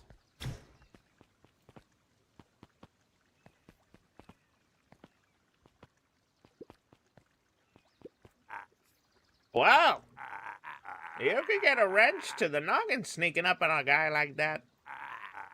Don't scare me while he's junking, Sonny. Don't scare man while he's junking. Evening, Jeff. Isn't it kind of late to be junking?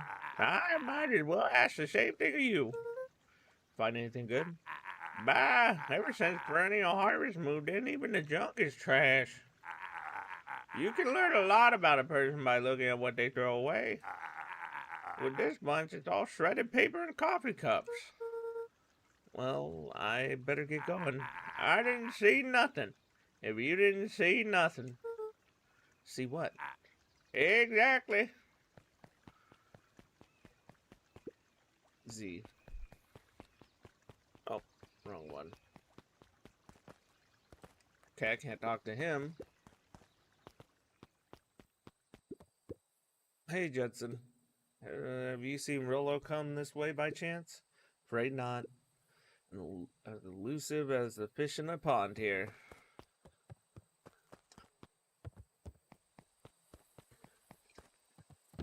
Okay, Rollo. He aired a long holler into the woods. Rollo! Sigh.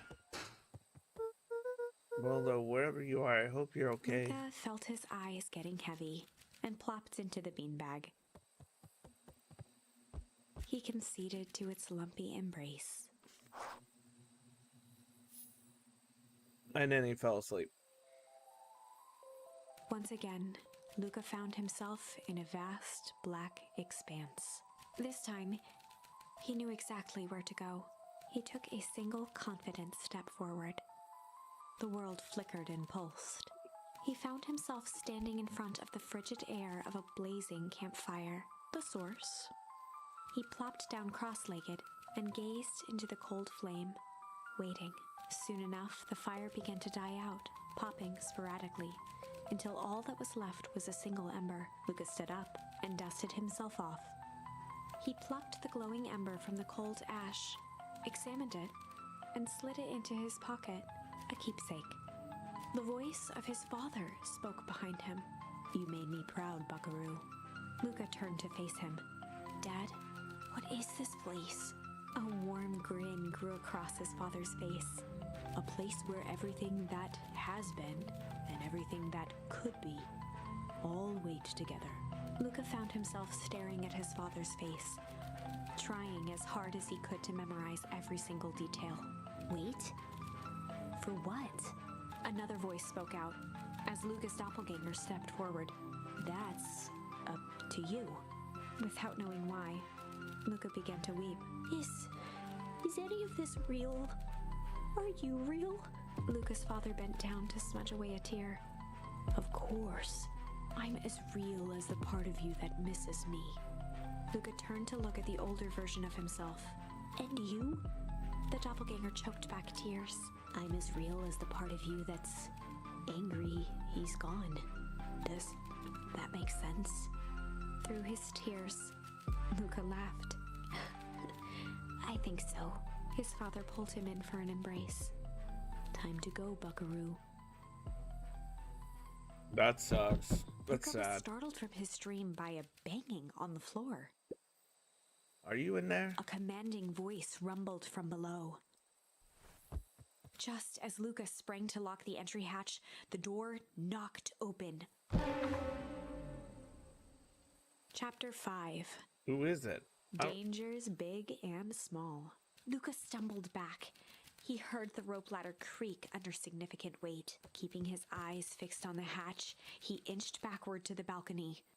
As his hand grasped the door handle, a large figure clumsily wriggled up through the hole. What the heck? Stop right there. Or I'll... Sheesh. I know it's dark and all, but I figured you'd recognize me. Who are you? The large figure cocked its head inquisitively. Stop now or I'll clobber you with a baseball bat. Whoa, whoa, whoa. Take it easy. Luca, you need to get your eyes checked. It's me, Rollo. Nice try, but I know you aren't Rollo. You're like one of his random uncles or something. Where is he? Uncle. Luca, quit messing around. It's me. If it's really you, prove it. Flaming chicken coop, Luca. Luca's jaw dropped. He peered more closely at the man standing in front of him. Something about him was undeniably Rollo, only bigger, older, changed. How? What happened to you? When I was running away, I ran into more people in those yellow suits. They grabbed me and dragged me away. What? Where did they take you? Don't know, they threw a bag over my head. It was cold and smelled like a swimming pool. I think it was an underground lab or something. They made my hands all big, look. Rollo proudly presented his hands to Luca. Pretty sweet, right? I mean, it wouldn't be my first pick for a superpower, but beggars can't be choosers. Rollo, it wasn't just your hands. My feet, too? Dang, Pa just made me new shoes. Wait, Luca, why are you so small? Luca moved to the side and pointed Rollo to his reflection in the balcony window. What His the? hands shot up to his face. Holy Toledo! Rollo, what did they do to you? They made me drink some sort of green crud. Ew. Actually, it wasn't too bad. It kind of tastes like licorice. I passed out and woke up like this. And then I sort of smashed open my cage and escaped. Whoa, you smashed open a cage? Kinda. At least I think I did. It was all a bit of a blur. They had you in a cage? Who are these people? I don't know who did this to you, but we're gonna fix it. Fix it. This is awesome. Well, I'm just glad you're safe now. Luca, you don't need to worry about me. Sure, I got snatched, but look at it this way. I got snatched. I know where snatched people go. We may finally have a lead on what happened to your family. Maybe you're right, but this all seems dangerous. Danger? Ha! Rollo shadowboxed a few jabs. I'll take 'em all on. Hey, fellas, what's up? With a yelp, Rollo dove behind Luca. Ah, take cover. Did I come at a bad time? Who the heck are you? This is Beck. Sorry, something truly bizarre just happened and I need help. I don't know where else to go. So, you're just hanging out here with your large adult friend? No, this is my buddy Rollo. This is your missing friend? One and the same. He seems a little old. I'll have you know this is a recent development. What the heck does that mean? Oh, I'm sorry, you're the one who just showed up out of nowhere, so we'll be asking the questions here. That's fair. How did you find us? Your silly little treehouse? I think you mean our silly little mission control. I hate to break it to you, but your secret path isn't so secret. And I could hear your racket from a mile away. See, Luca, this is why we need to improve security around here. Not now, Rollo. Beck, you said something bizarre happened? Yeah, but She shot a nervous glance at Rollo. anything you can say around me, you can say around Rollo. This has been a weird day all around, hasn't it? Yep. Beck's eyes narrowed. Okay, so it all started when I made it back home. My first order of business was to try to salvage my hair, so I dyed it with some stuff from the chemistry set my mom gave me. Okay, just need to play it cool and hope no one notices. Notices what? Oh, nothing. I was just... Come over here and let me have a look at you. Oh, honey, what in the world did you do to your hair? I just kind of felt like a change. It's going to take forever to grow out. You were the one who said that change was a good thing, right? I was talking about your mother's new job. I was talking about us moving. Well, I guess I just took your lesson to heart. Ilona tried to put on a smile. Before I forget, I came up here to tell you that Nellie had to go into work. Tonight? Her and Mr. Kerr decided it would be good for her to get some things done before tomorrow. That Kerr guy seems like a grade 8 creep. Beck. He is, him and his weird cult of personalities. You are not going to ruin this job for Nellie. It means too much to her. Oh, I know exactly how much it means to her. It means enough to her to exile her daughter to this podunk town. This place sucked. These people are weird. You just don't know them yet. It's always cold. We're in the mountains, you'll get used to it. I can't even pick up a single decent radio station. It's all banjo music and farm reports. You know I grew up in a town not that different from this one. Is that why you're better at talking to plants than people? Okay, so here's what we're gonna do. First of all, you're grounded. What? In the morning, I'll have Nellie come and see what we can do about fixing your hair. You need to look presentable for the festival, but not another peep. She sighed, and after a moment, looked down at Beck sympathetically. I know moving is hard, honey, but that doesn't mean you have to make yourself miserable all the time. Other people seem to have that covered for me. Oh, and if you decide to rebel by dyeing your hair more... She flashed a sly grin and tousled Beck's hair. I'll shave it off for you. Think of how rebellious you'll look then. Very funny. Thank you. Good night, sweetie. Good night, Mom. Wait. First of all, this town does not suck. Second, you need help because you got grounded? No. I'm sorry you got in trouble. It's my fault your hair got screwed up in the first place. Don't worry about it. I actually kind of like this look.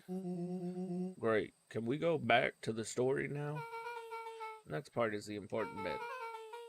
I have this radio I upgraded with my mom, and I was angry to sleep. Too angry to sleep. So I tried to dial in something worth listening to.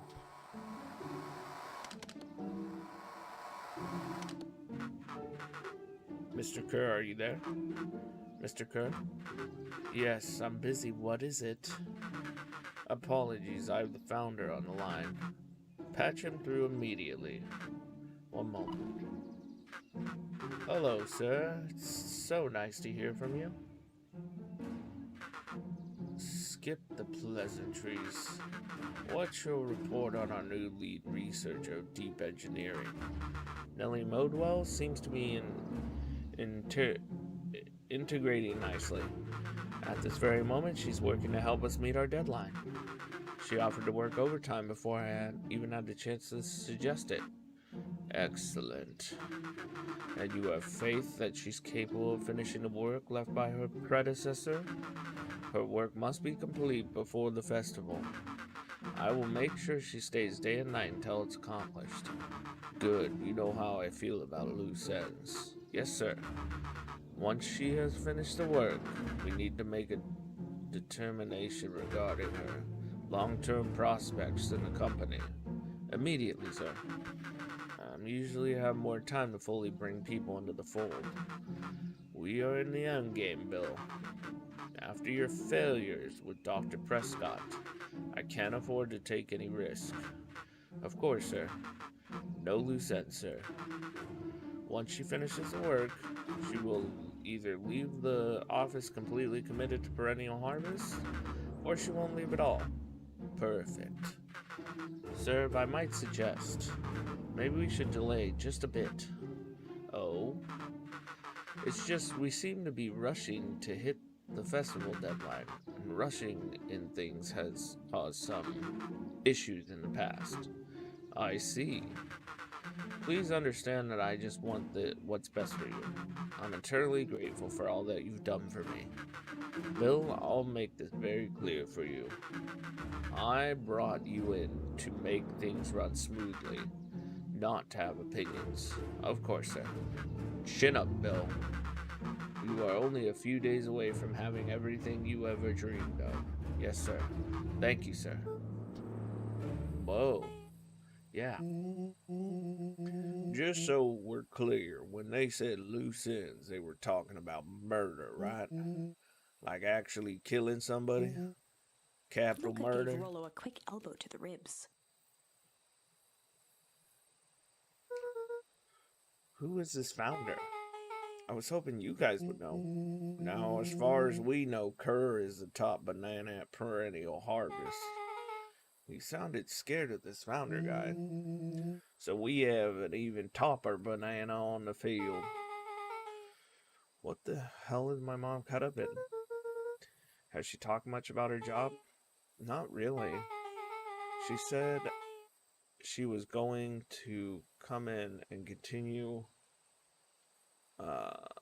the work of someone she respected. Luca. Do you know that body at the warehouse was? The person Beck's mom came to the place? That would make sense. Beck, it seemed like Nellie's predecessor got loose-ended. I'm getting that impression. Oh, so we need to get your mom out of there before the festival happens. That's 2 days away. Won't you just come home after work? Creep on the radio said they were going to hold her there until then.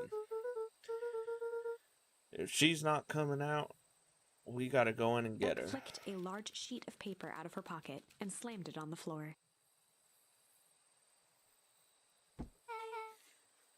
Maybe this will help. You have blueprints? Well, it's really just a welcome map for my mom's PH orientation day, but it shows a layout. Sure looks like blueprints to me. Look, there's a reception area, there's a big room marked founder's office. It even has the exit marked. Guys, we have a deadline, we have an objective, we have blueprints. You realize what this is, Rollo right? started to wiggle with excitement. I think we're heisting. This is officially a heist. Chapter 6. The Heist. They spent the night's end huddled around that small map, formulating a plan to infiltrate the headquarters of Perennial Harvest. It would be no small feat, a modern facility equipped with all manner of technology, not to mention the swarm of clipboards that would most certainly be scattered throughout. By the time the sun began to peek through the car window used as a makeshift balcony door, all were in agreement. This could just work. The final day before the festival would be used to prepare. They'd need to pool every resource at their disposal, pull every favor with a thread, even enlist some unsavory characters around town with important tasks only they were suited for. Luckily, there was enough ill will and mistrust toward Perennial Harvest that alliances could be found at a bargain. Luca, Beck, and Rollo rubbed their eyes as they exited the treehouse. They hadn't slept at all that night. There was no time. The festival was to begin in 1 day, and they each had their assignments. Alright, quick recap. Rollo, you're gonna talk to Roxy. Cordially. Without her and Fit, this whole thing could go bust. Me? Cordial is my middle name. Uh-huh. And how do you plan to explain your He waved vaguely at Rollo's sizable figure. circumstance? Bye, she'll be so happy I'm alive she won't even Beck notice. snorted an involuntary giggle. And Beck, you're sure Iona won't just shoot this whole thing down when she hears that? She'll listen. Once she understands the danger Nellie is in, the danger we're all in, the plan will make sense. Okay, that leaves me with Jeff and then Iggy. How are you going to persuade them? I'll think of something. They each looked at each other with sleepy confidence and nodded. Well, Godspeed. Unless Jeff. Enlist Iggy and Tish.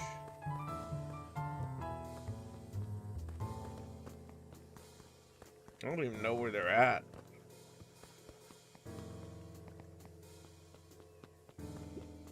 The road leading to Beacon Pines was long and uninspiring, a sort of natural barrier for the impatient.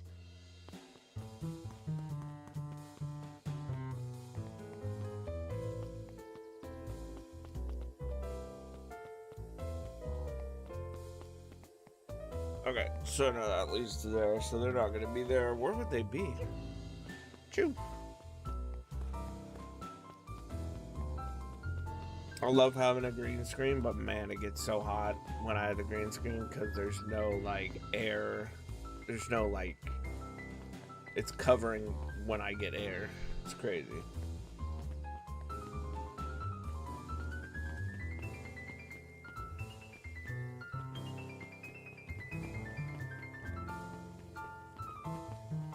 Oh my gosh, where the heck are they?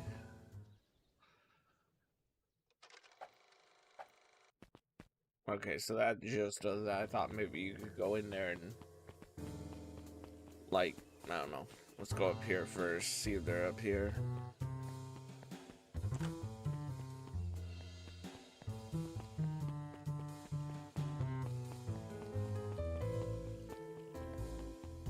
Oh, there's Jeff. Hey, Jeff. What can I do for you? Well, I know how much you hate perennial harvest. Hate's a strong word. Oh, sorry, I didn't say it was a wrong word. Gotcha. So we're gonna break into their headquarters, and I thought you might be able to help. Jeff wheezed out a long snicker. Hey, you see, I knew you kids were all right.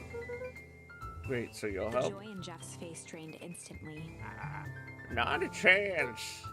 But give me one good reason I should risk my hide aiding and abetting you rascals. Looking into the sullen eyes of his would-be accomplice, Luca blurted out the first word that came to mind.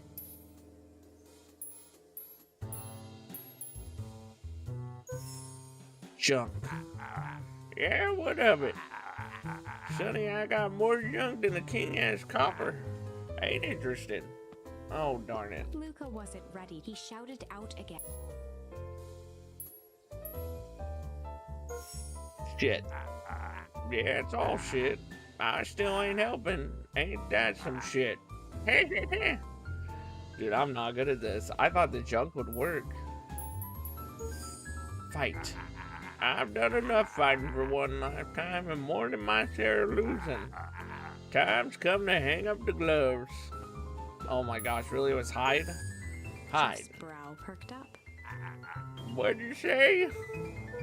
Go ahead and hide Sensing then. some traction, Luca carried on with vigor. Let a bunch of kids do what needs to be done. We're not afraid. Jeff's scowl faded with a sigh. Say what you will about old Jeff, and they all do. But you'll never hear him say I hid from nothing. One good stomp of the foot was all Jeff needed to drive his point home. What was it you kids needed? Some sort of disguise. I've got just the thing. And while we're at it, that crate should come in handy. This ain't gonna be free, you know. I'm thinking 5 bags of sour gobs could cover it. Put it on my tab. Luca offered out his open hand to seal the deal. With a firm and dusty grip, Jeff reciprocated. Done. Swing by first thing in the morning. Okay, we enlisted Jeff.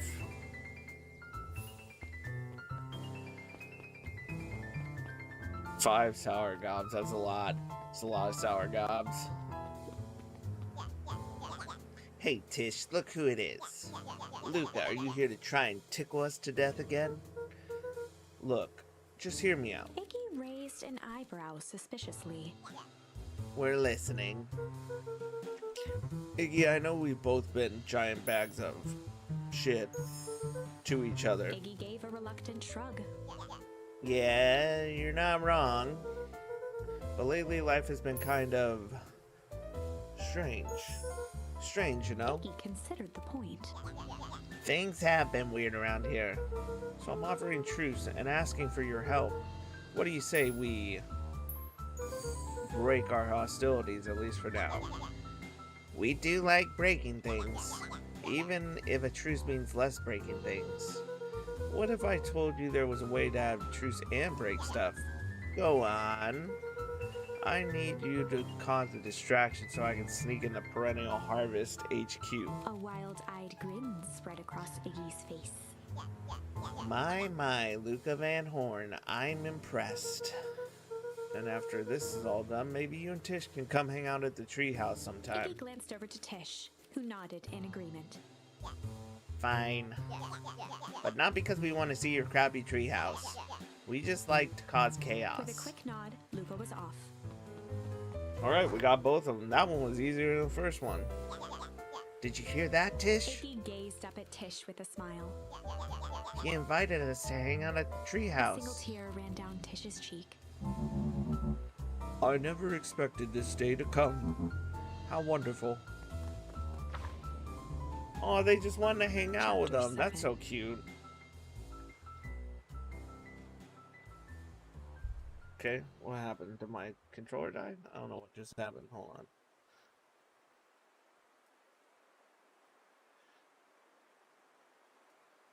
on. Time now, controller. Into the hive. Okay, then.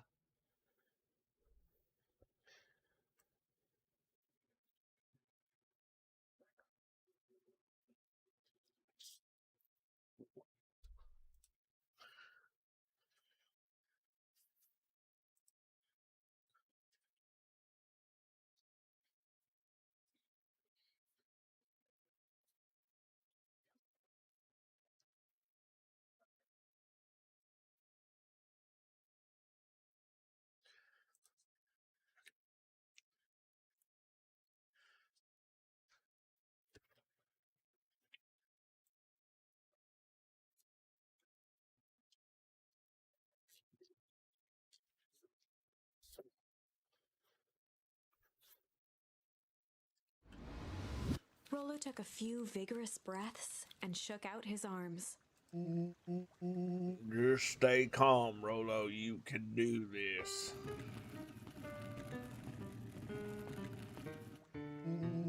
Got your delivery here.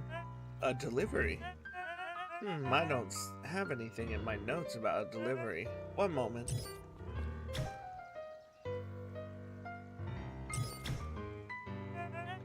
I'm so sorry, but there's no delivery scheduled for this morning. Right. He had to think quick. That's because this goes directly to the founder. He asked that it be kept secret. Rollo sighed, adjusting his tool belt. You know how the founder can be. I suppose we can just leave this one off the records. Like you... Our harvest awaits and such. With a stroke of his mustache, Rollo proceeded into the Perennial Harvest headquarters. Heck yeah, dude. Our harvest awaits. Package here for the founder. Oh, I didn't hear anything about... Yeah, this a need-to-know kind of thing. I'll just He check. stammered and flipped through the pages of his clipboard. This goes directly to the founder. I don't have time to fill you in. Oh, I see. If you could just complete Rollo this interrupted with urgency in his voice. every time with the forms. Look, if you want to explain to the founder why I'm late, well, it's your funeral. I'm sorry. What did you say your name was again? Rollo panicked. Our harvest awaits, sir. That's a restricted area. Excuse me, sir. Our harvest awaits. Ready to light this candle, Tish? Yep. Stuck on this perennial ham fist.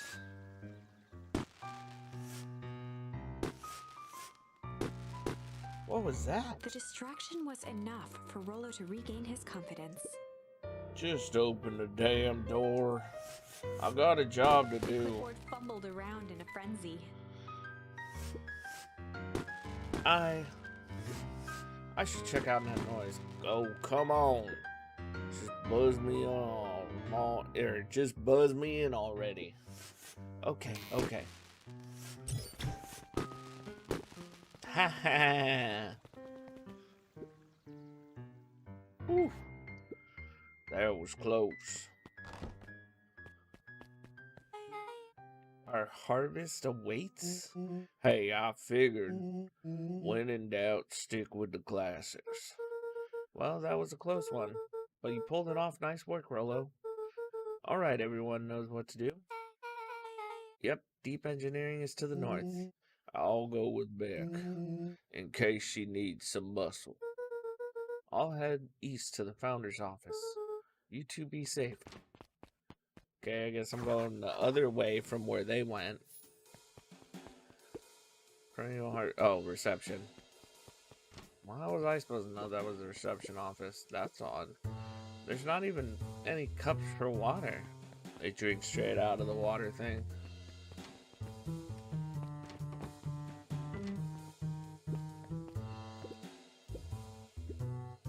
Fake plant? What is going on here, dude? This place is weird. Solomon stopped in his tracks. Luca? What are you doing here? It's a long story. Are you okay? A veneer of confusion flashed across Solomon's face. His words rushed out dramatically. No, I'm most certainly not okay. Some strange people grabbed me and... Were they in hazmat suits? Yes, how did you know? They brought me here and locked me up, and when they were distracted, I ran. Dang, okay, you should stick with me. We've got a plan. Solomon's facade briefly faltered. We? Yeah, Rollo and Becker headed to deep engineering. Thank heavens you found me. We've got to get out of here. We can't just leave yet, but they'll catch us again. I gotta do something first. When you were running, did you happen to see a door marked Founder? Founder? Why are you looking for him? I'm not. I just need to get into his office. Now that you mention it, I do. I think I saw a door that said Founder. It's just down this way. Luca happened to notice a plaque above the door. Office of the Founder. Knocking comes with consequences. Oh, here it is.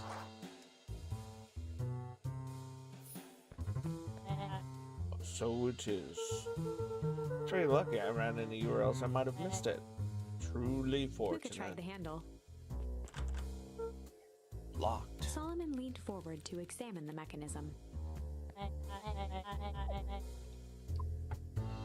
Regrettably, it seems to be some sort of electronic lock. I don't see how we could possibly defeat a lock Luca like... smiled and looked at his watch. Let's just wait a minute.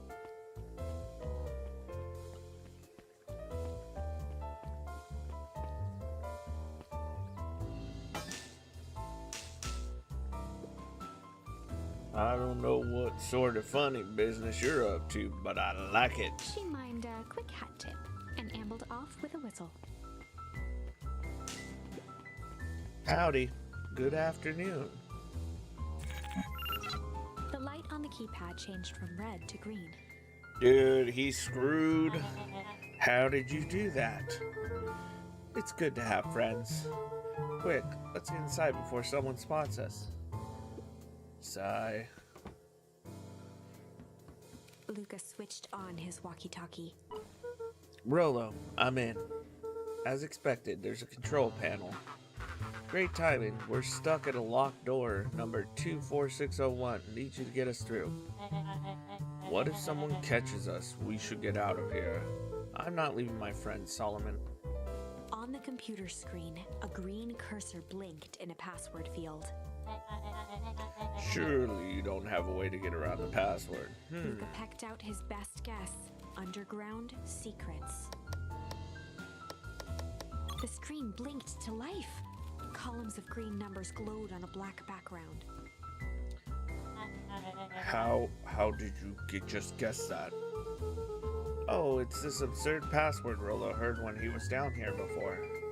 It's funny how someone arrogant enough to call themselves the founder uses such a basic password. Or they were thinking several moves ahead, not expecting anyone to guess something so simple. These Valentines always end up outsmarting themselves. Solomon's jaw clenched into a half smile. Your powers of deduction aren't impressive as your luck. Luca quickly scanned the columns for number 24601. Rollo, I think that should do it. Bingo, bango, the door's open, Luca. You never fail to impress. What is that slippery loud even doing down here? We have a friend whose mom is in trouble. We're here to get her out. I see. Oh, Luca, I think we're close. Next door is marked 13806. Once again, What Luca up? What are you scrutinized doing the off numbers on today? the screen. It's my day off. I just got out of a meeting at work. Nice. Yeah, no, it's my day off, so I'm streaming. In that moment of distraction, Solomon reached forward and pressed a large red button. Maybe this one opens the lock. Nope. We got caught thanks to Solomon. Crap. We've got company. Luca, must go faster. 1 sec, I can't think with all the noise. Quickly skimmed the screen with his finger. Here it is, 13806. Go, go, go, go. Curse these fumbling hands. My apologies, Luca. Don't beat yourself up. I know you were just trying to help.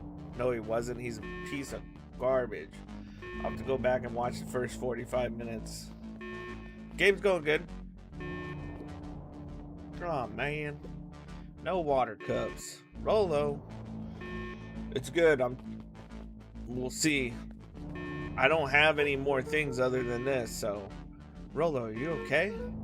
Rollo, come in. Mr. Kerr approached with a sneer and spoke into his walkie-talkie. You can turn off the alarms. They're With trapped. self-satisfaction, he called into the hallway. It will be up on YouTube probably by tonight, since I have time. Nowhere to run. Rollo, where are you? Are you okay? Yeah, I think we lost him. Making our way back to Nellie's office. Okay, you two rabble-rousers are coming with us. Nope. Yep, kick him the balls. Make a break for it. Did that little shit just kick me? Don't just stand there. After them.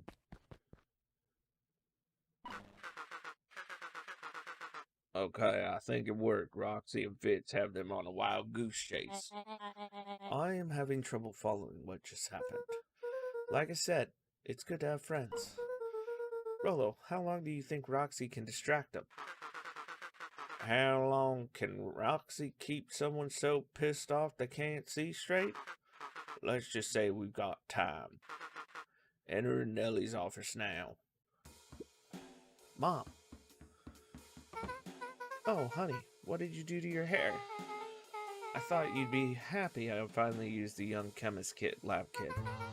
You sure have a knack for making me incredibly proud in the most frustrating ways. We need to get you out of here. Who's your adult friend? Oh, I'm not an adult. Ever heard of a growth spurt? I had more of a growth spew. No, that's not possible. Nellie leaned over to examine his teeth. Substantial banding on the enamel of the molars consistent with Tempest liquidamine exposure. Is that what you call the gunk they forced me to drink? You drank it? Oh no. They told me it was only being tested on plant. Oh, Beck, sweetie, I promise I didn't know. Mom, what the hell is going on in this place? I was brought here to work on the discovery of a lifetime. A novel chemical compound was discovered under Beacon Pines. It's a wellspring they called the Source. They named it Tempest Liquidamine. It pulls energy from its surroundings in order to fundamentally alter matters. relationship to time. It was the secret to Valentine's fertilizer. The harvest sourced infusing small amounts of Tempest liquid into the product. It worked wonders, drastically accelerating plant growth.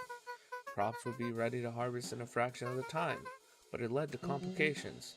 The foul harvest. Perennial harvest came in to clean up the mess, to succeed where Valentine failed. But Tempest liquid is rebellious. Rebellious. You can think of it as a manifestation of change itself. It's volatile, but by its very nature. So the more you try to force it to do a specific thing, the more it resists. Yes, I can relate to that. My role was to finish the work of my predecessor, Dr. Prescott, harnessing Tempest liquid to reliably manipulate an organism's age. Just imagine how many people we could feed. Mr. Kerr was very insistent that we achieve successful results before today's festival. But you didn't, right? Millie sighed. You know how much I love a good puzzle. I poured myself into the problem. It wasn't long until I discovered oddities in Dr. Prescott's notes. Oddities? They contained obvious errors, mistakes that someone of his reputation would never make. So I fixed them and now I get to replace my entire wardrobe. I really am truly sorry. Meh. Those clothes were all hand-me-downs anyways. Sounds like Dr. Prescott figured it out, got cold feet, and intentionally sabotaged his own work. I had considered that possibility. I sent a letter asking him to clarify his thinking. Mom, Dr. Prescott is dead. Kerr had him killed. What? I overheard them talking about it on the radio. It's why we gotta get you out of here. Like now. Wait, the bile. I finally solved the chemical equation allowing direct control of aging. Mr. Kerr picked it up just before you came. All the more reason we gotta hightail it. Luca, we got Dr. Modell headed your way right now. Roger that, be careful. Alright, everything's on track. And what is your plan for escape? We'll go over everything when they get here. In the meantime, maybe we can dig up more info. Malice 80 proof whiskey? A hard drink for a hard man. Oh, even his alcohol is arrogant. Solomon muttered inaudibly. I should just smother you right now. What's that? I said I shouldn't bother you right now. Don't be silly, you're no bother at all. Luca tugged on each of the cabinets. You would drink that 80 proof whiskey, I bet. Dang, this must be good stuff. They're all locked. Perhaps he's not as careless as you suspected. I'm pretty sure he is, and he sits on books. Anybody notice that? I'm just saying. Looks like the founder was helping Kerr plan the festival. Why would such a secretive leader be obsessed with a party? Only time will tell. Luca held his hand up to the ashtray. Still warm. He must have been here recently. Is that really it?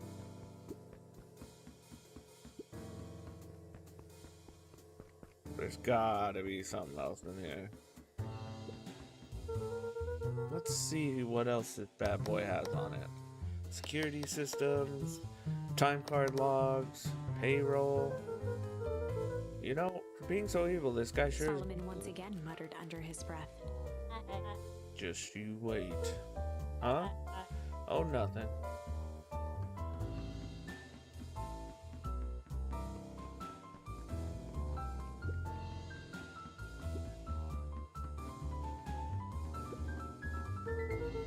I'm really sorry you got dragged into this, Solomon. You needn't worry about me. Well, I feel bad either way. We're gonna get you out of this, With I a promise. subtle, quivering lip, a smile crawled across Solomon's face. They heard the trampling of frantic footsteps from the hallway. Lock it. Locked. That was close. When we left Nellie's office, it was swarming with clipboards. We barely got away. Did they follow you? Yep. Rolo, before we start tossing blame around, it is possible someone ordered a pizza. We'd love to hear your thoughts. Definitely not a pizza. What now? Don't look at me. I'm officially retiring from the heisting business. We're so sorry for the inconvenience. We just have a few questions. Just let me think. Can someone watch the door? Of course. He's gonna open it. Everyone else, huddle up. Oops. I think this little caper has gone on long enough. Solomon? No. Hush now, child. The adults are speaking. Dr. Modewell, a brief reintroduction is in order. We never met in person, but we have corresponded. You see, it was I who hired you. Solomon, the pathetic orphan child. The powerful, enigmatic founder. Sharper, the fallen progenitor who created this town. Perennial harvest, Valentine fertilizer. All connected by a single thread. Yours truly. But Her that's... eyes searched the floor in thought.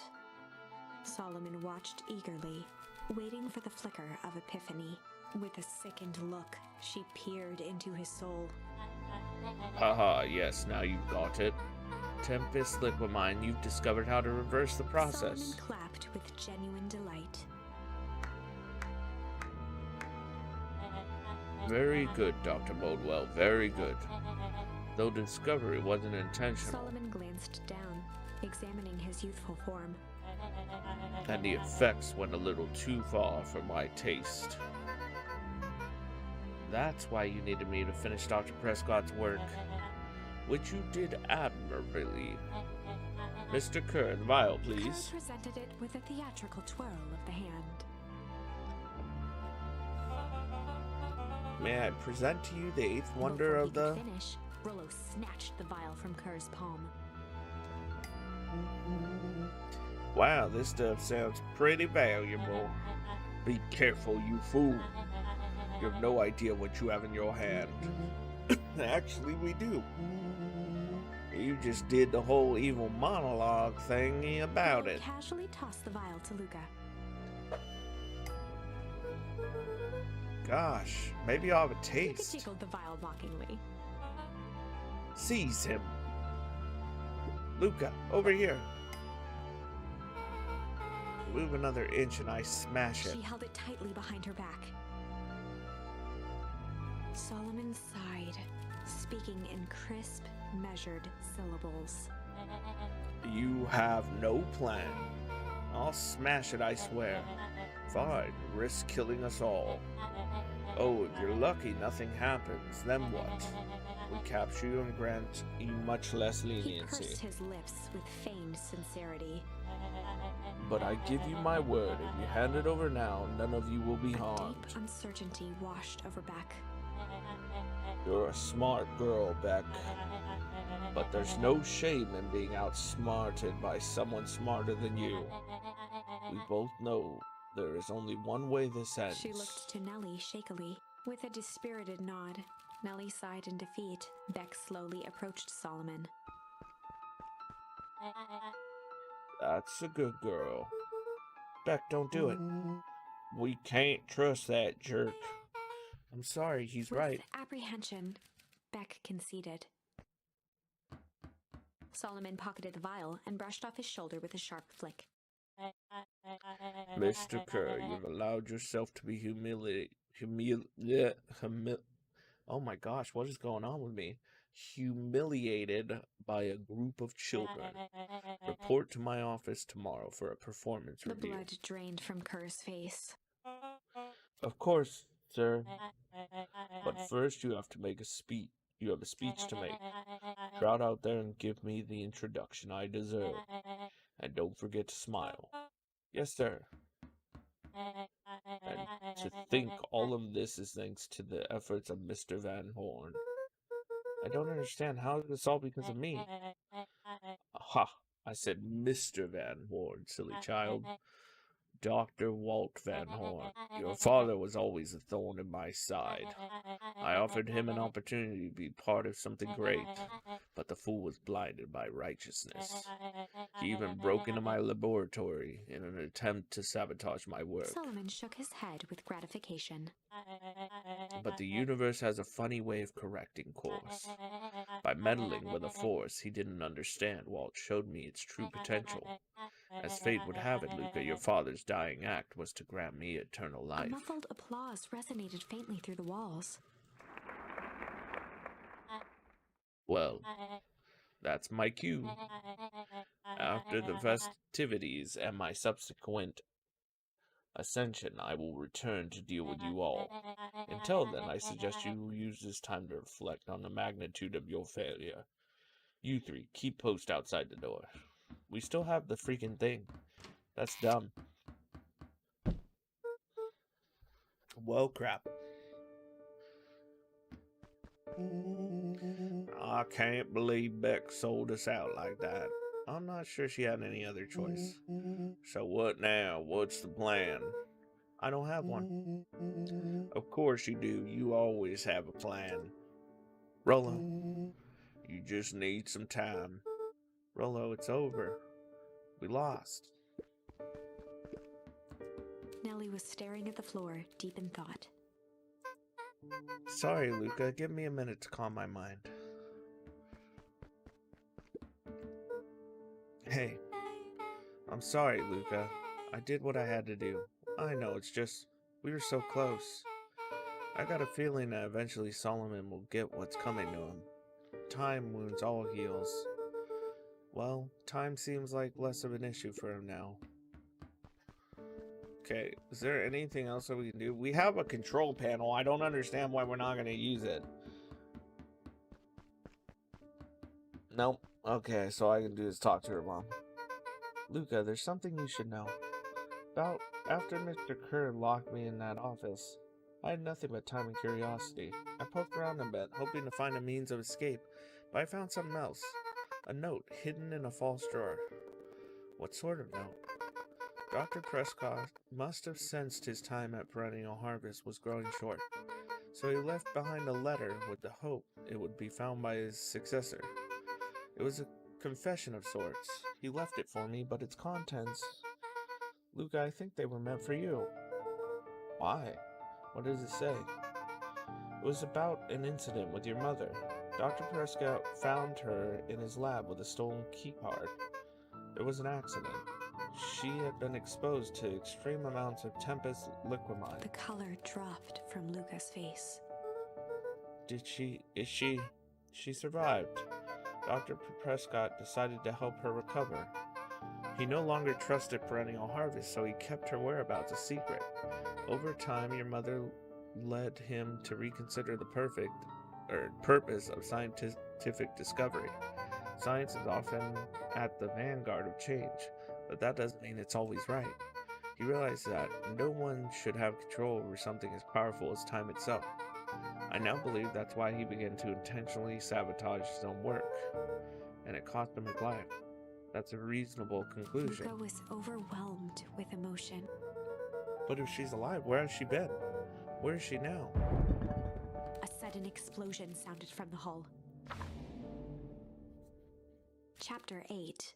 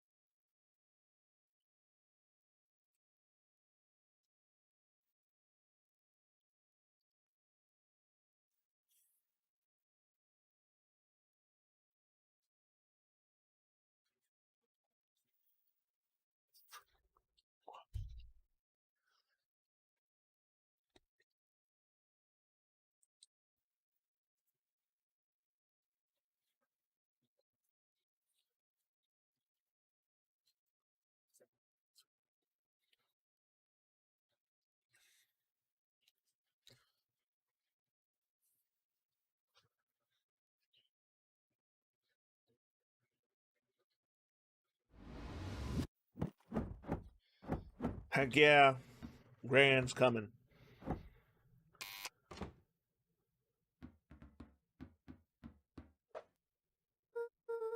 Gran, what are you doing here? Luca, what are you doing here? We're here to save Nellie. We're here to save Rolo. Hey, hey, Miss Lucas Gran. That's awfully nice of you. But I'm fine. Oh, no. What did they... Gran, there's no time to explain. We have to go now. Come on, everyone. We've got a party to crash. They made their way out from deep within Perennial Harvest, just as Solomon finished up his speech. Thankfully, we can dispense with the formalities from here on Solomon out. pulled a glass vial from his pocket. We've got to stop him. In one smooth motion, he downed its contents. A triumphant smile grew across Solomon's lips. No. Well, I guess that's it. We lost. I wouldn't be so sure about that. With a mischievous look, Beck elbowed Luca. Oh my gosh, he didn't give it to him. Remember when I had the vial behind my back? I might have tweaked his Wonder Potion with a little change. I might have tweaked his Wonder Potion with a little change. Oh my gosh, what'd she do? Like pocket change? You're unlucky penny. Yep, I plopped it in the vial when no one was looking. What's that going to do?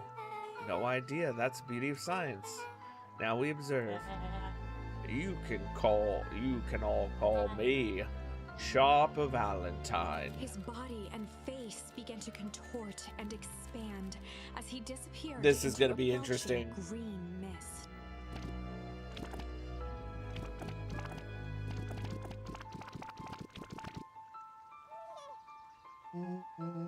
Holy crap. He's a baby. Yeah, but he's still Sharper, right? What he was no longer matters. This is an innocent child. I apologize for all the harm my father has caused Eris you. awkwardly cradled the squirming child. She looked to her brother, her voice shaking with uncertainty. Augustus, what do we do what Valentines always do. What must be done? I'll hurry home and prepare a crib for young Sharper. That would be a great help, thank She you. looked back down at the infant with equal parts kindness and terror in her eyes. With a shake of her head, Eris addressed the crowd with a stern scowl. Okay, everyone, the show is over. You may leave now. Epilogue. Oh, we got an ending? Beacon Pines' coldest summer on record came and went without much fanfare.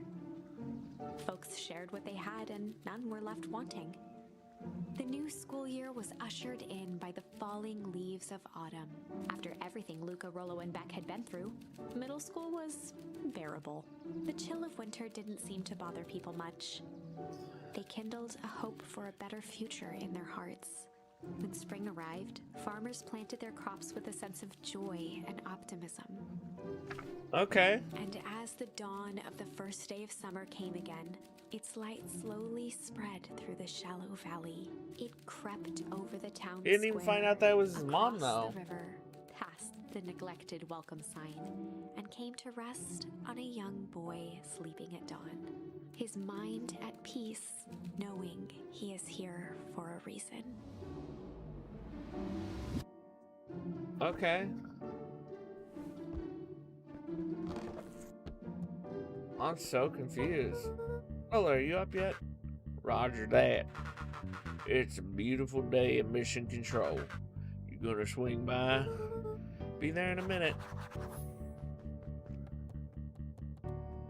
I wonder if there's different endings, Over though. time, Eleanor began moving Walt's old things out of the closet and into storage. Eleanor had moved back into her bedroom, and now that she wasn't sneaking out late, she even slept there most nights. Okay.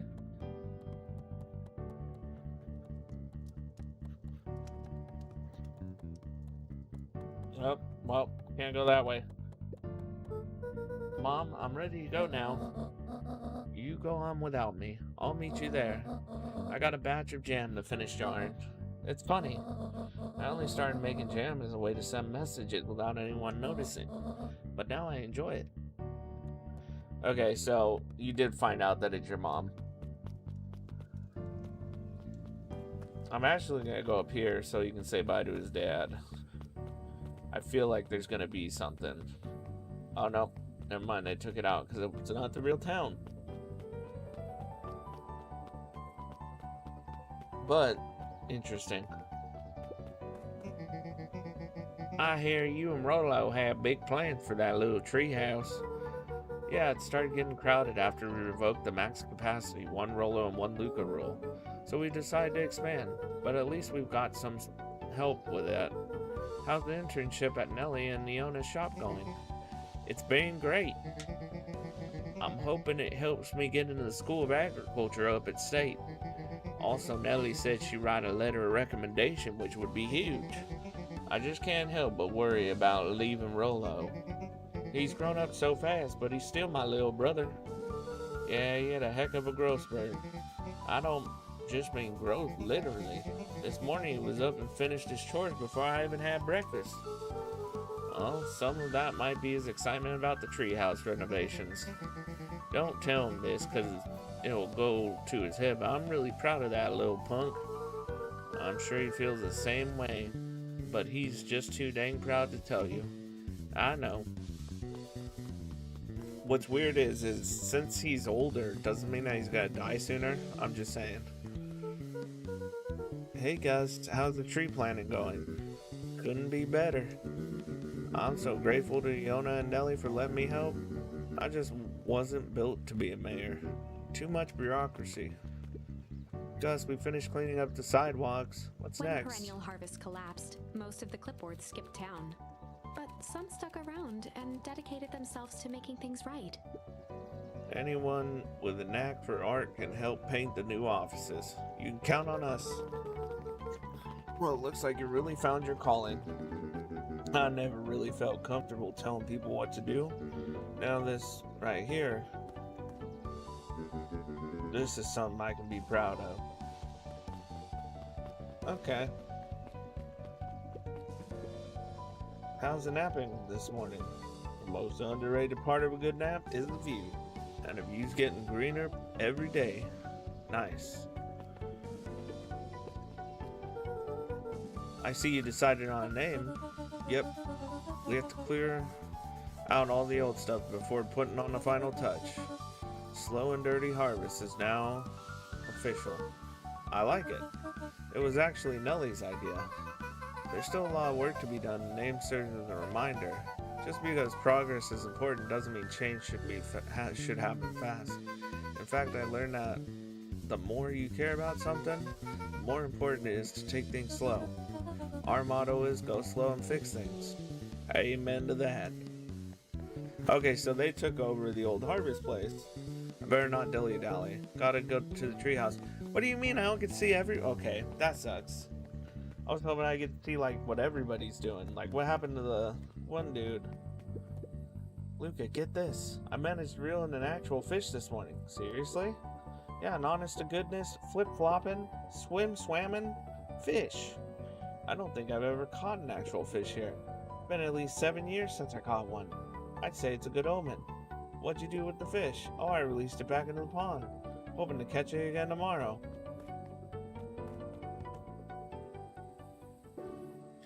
A little higher. Yep. Little lower. Yep.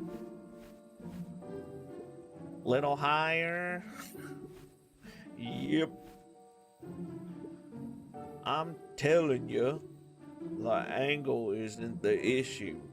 We need more power to the radio. Luca, there you are. Will you tell him it's not the angle? Hey, I'm not in charge of antenna redesign. Fine, Iggy, just don't do anything drastic until we get back. Who, me? Tish, you're in charge while I'm gone. Yep. They'll be fine, right? It'll be fine. If we really want mission control to turn into something bigger and better, we have to loosen our grip a bit. You're right. Lead the way. Alright, now we get to go to the other one.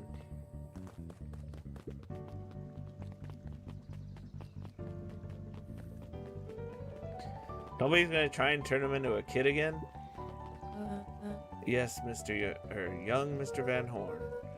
How's little Solomon, or Sharper, doing? Young Sharper seems to enjoy nature more than I. So we do a lot of strolling these days. Has he, attempted to crawl out of his crib and plot world domination? Yeah. Thankfully, no. I spoke at length with Dr. Modewell, and she feels that Sharper's infant mind was not developed enough to retain his previous memories. For all intents and purposes, this child is unmolded clay. Let's hope he's a little nicer the second time around. That is the objective, yes. But really, all I can do is try and hope. 2 activities I am endeavoring to find less distasteful. Well, I think you're doing a great job, and the whole town is ready to help out however we can.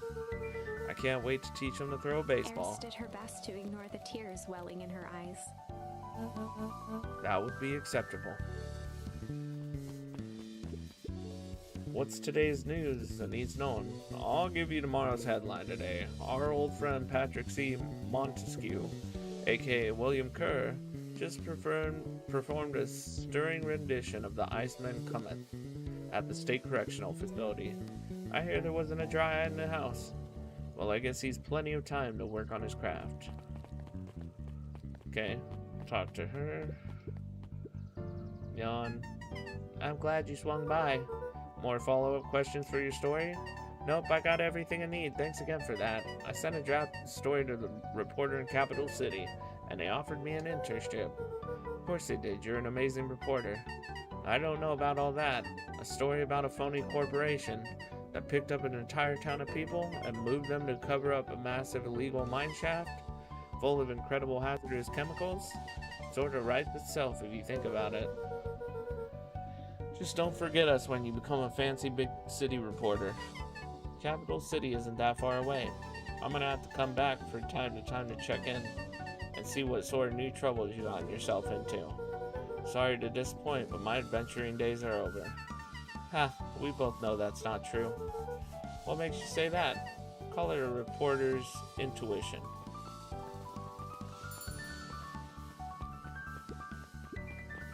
Luca squinted at the faded photo of him and his mom at the diner. Memories of that day came flooding back. Oh, is it really back to that? I thought we already did this. I guess not. Good afternoon, Mr. Tolliver. Oh, shoot. Sorry, these allergies have been killing me. Haven't been able to smell a thing all day. I almost sold Miss Hatch a gallon of spoiled milk this morning. Got anything to help clear out these darn sinuses? Whatever it takes, I'll just want to be able to smell again. Oh, what's this? Okay. Oh. Okay, hold on.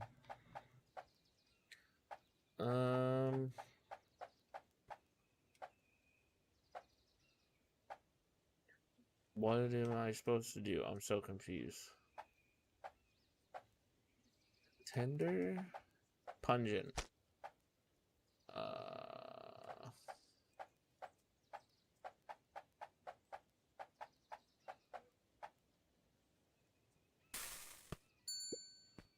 Okay.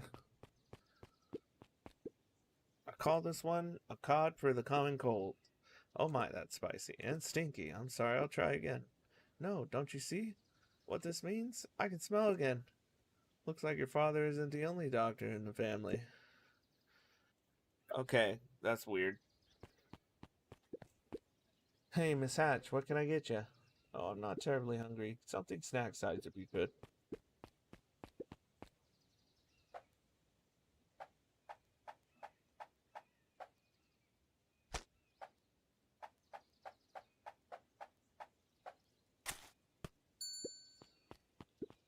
Maybe? Oh dear. Couldn't possibly eat all that. Do you have anything smaller? Okay. Smaller? I don't think so. Yeah, that.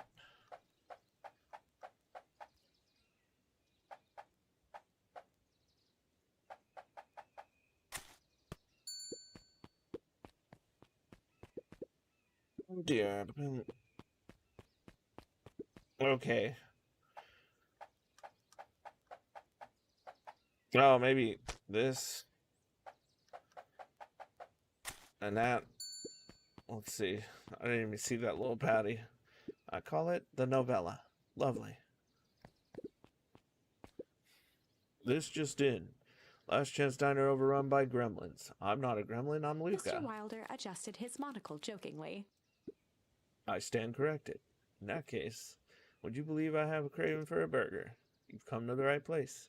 Indeed, I'll have a nice juicy burger topped with onion. Okay, that's easy enough.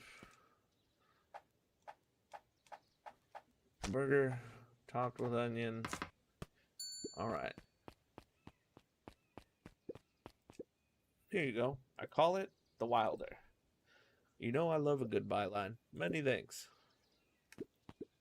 Listen well, child. I am only going to say this once. I require a well-done burger. Got it? Well, I say well done, I meant well done, no problem. I fear you aren't grasping my request. I want the burger charred beyond recognition. I want it bitter and black. One burnt burger coming up. And top it with the most expensive thing you have. Okay. Char burger with lavish.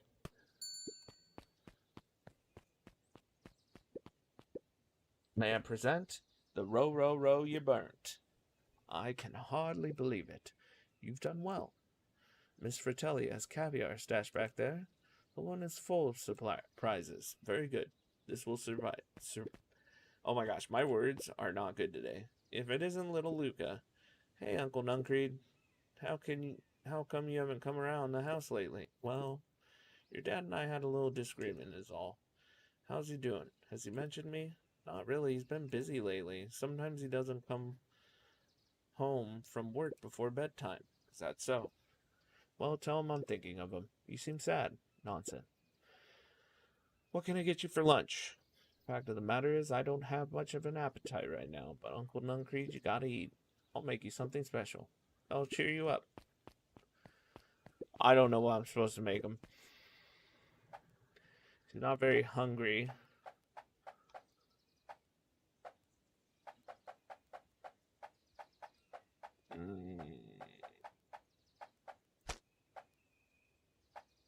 Something to cheer him up. You're not very hungry, so a small burger I think works. I call it the cheers looking at you, kid.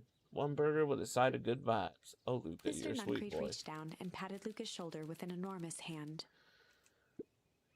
You got a lot of your daddy in you. Don't you? I guess so. Run along, I'll do my best to clean my plate. I have a coupon here for a free burger. What it will be? I have a lot of mouths to feed, so give me the biggest burger you have. They must eat a lot, huh? You have no idea. Oh, and throw some lettuce on top. That's easy. That's at 4. That's a 4 burger. 4 burgers with lettuce.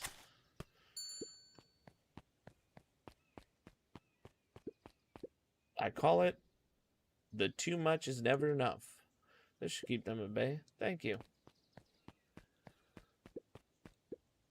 Alrighty, it looks like we've got everything we need. Let's get to feeding these folks. Oh, I already fed everyone. You made all the food yourself? What on earth did you put on the burgers? I just used what was lying around. Oh dear, that can't be good. Thanks again, Luca. Best burger I ever ate. Surprisingly competent. Everyone seems happy. You really are a remarkable boy, aren't you? Okay. Well, I guess we leave. Oh my gosh, I was trying to talk to this guy, whatever. Mrs. Fratelli glowed with a carefree smile. Is that your suitcase? That in 2 weeks of unencumbered tranquility. Excuse me? Would you be so kind to take my order? 2 weeks of sand margaritas and forgotten obligation. Excuse me, I'd love to place an Mrs. order. Fratelli sighed with a zen-like calm. Just as soon as lunch rush ends, I'll be a feather on the wind. You're going on vacation for the first time in years, and I've got you and your mom to thank. Why's that? She didn't tell you yet?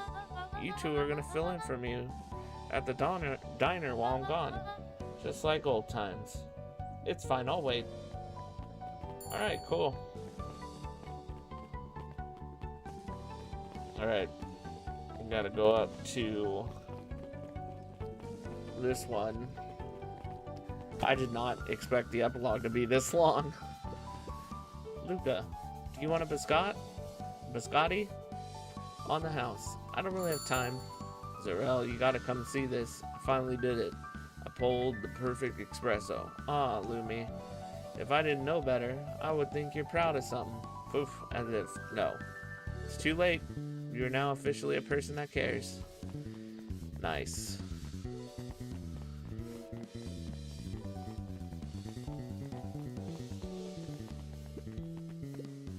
Wow, back for seconds. If it's not too much trouble. For the longest time, I didn't understand the appeal of ice cream. It serves no purpose, other than to be briefly enjoyed and then it's gone. But it's pretty tasty while it lasts. I'm inclined to agree.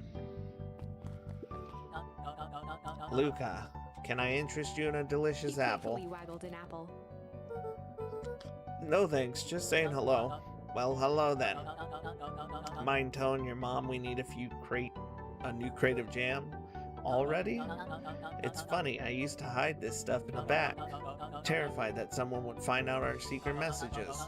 Now everybody wants to get their hands on Eleanor Van Horn's famous spy jam. Hey Luca, can you tell Roxy I'll be free in an hour? Sure thing. My dad's making me stock the shelves for the summer.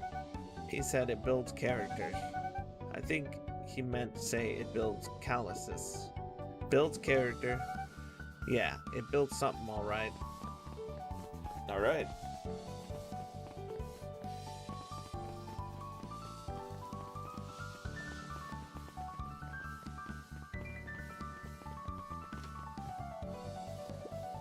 Over the school year, Kato and Bert had become close friends.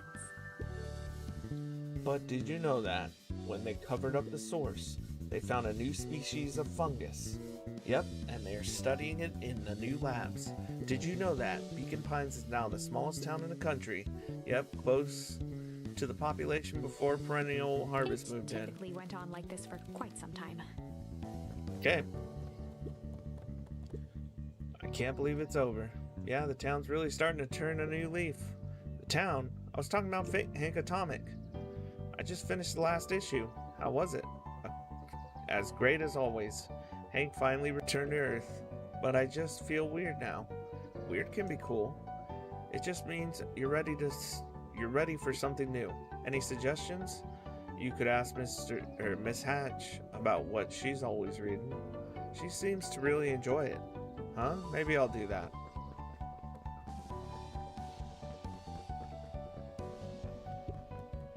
Luca peeked over Piper's shoulder. Laid stealthily inside a large volume of mathematics was the first issue of Hank Atomic.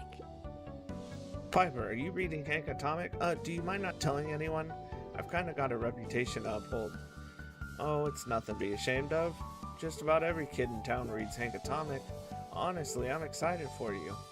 What I'd give to start over fresh, to experience it again for the first time. I guess that's the downside of finishing something nice. At least now I can enjoy it again through you. Promise to tell me about it as you go. Sure thing. Dun, dun, dun, dun, dun, dun, dun, dun, dun, dun. Hey, Mr. Nuncreed. I'm gonna go see my dad in a bit. Did you want to come with? Even after everything I did, you'd Mr. still... Nuncreed shook his head. You really are your father's son, aren't you? I don't think I'm ready for that yet. Well, you're always invited. I bet he'd love to hear from you. I'll visit Walt in my own time. You run along now. Hey, look, it's all the bunny kids. With perennial harvest gone, the transportation tubes were left unused. Come one, come all. No one is too big, no one is too small for just wild ride. Well, maybe not completely unused. Just one piece of candy for the ride of your life. Who's next? Me. That's funny. He turned it into a theme park, basically. Guess what? Yesterday I saw a Dinostus Tychus, and that's good. It's great. I haven't spawned one of those in years. At this rate, Beacon Pines is going to become the bug capital of the country.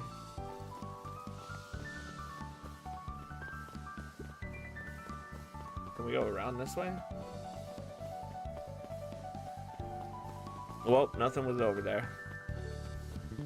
Tizzy, was this the same ending you got, or did you get a different one?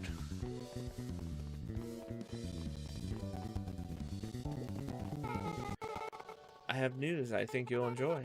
The morning I unpacked my last box, you're officially moved in. It's just a box. Let's not blow this out of proportion. Sounds an awful lot like putting down roots.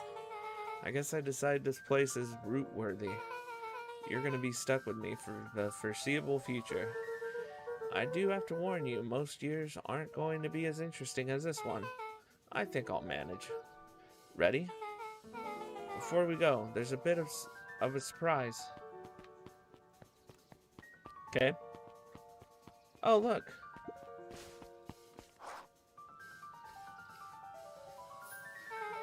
My mom's prepared this tree, especially for you.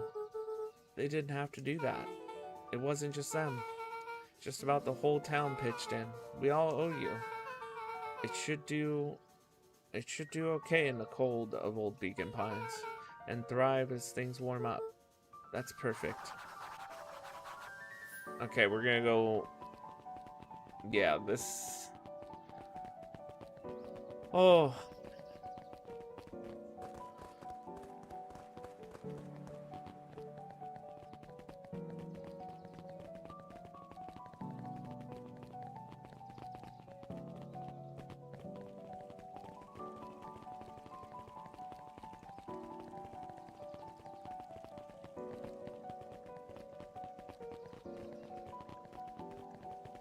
I'm pretty sure I'm going the right way.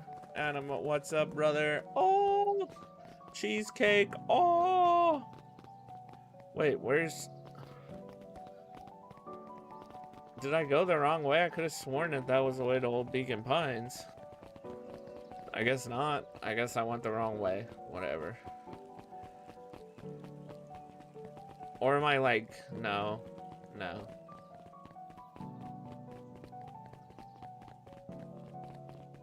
Okay. Strawberry cheesecake. Oh. Okay, where am I supposed to go from here? What the?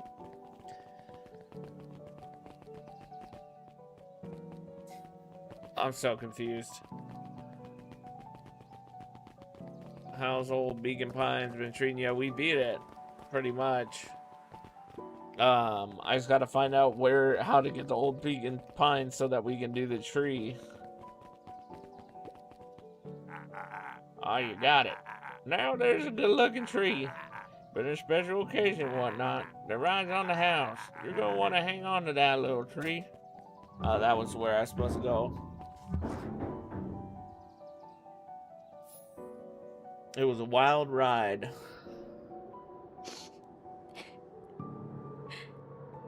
I think this Nice. is it. The end I've been waiting for. Honestly, I began to lose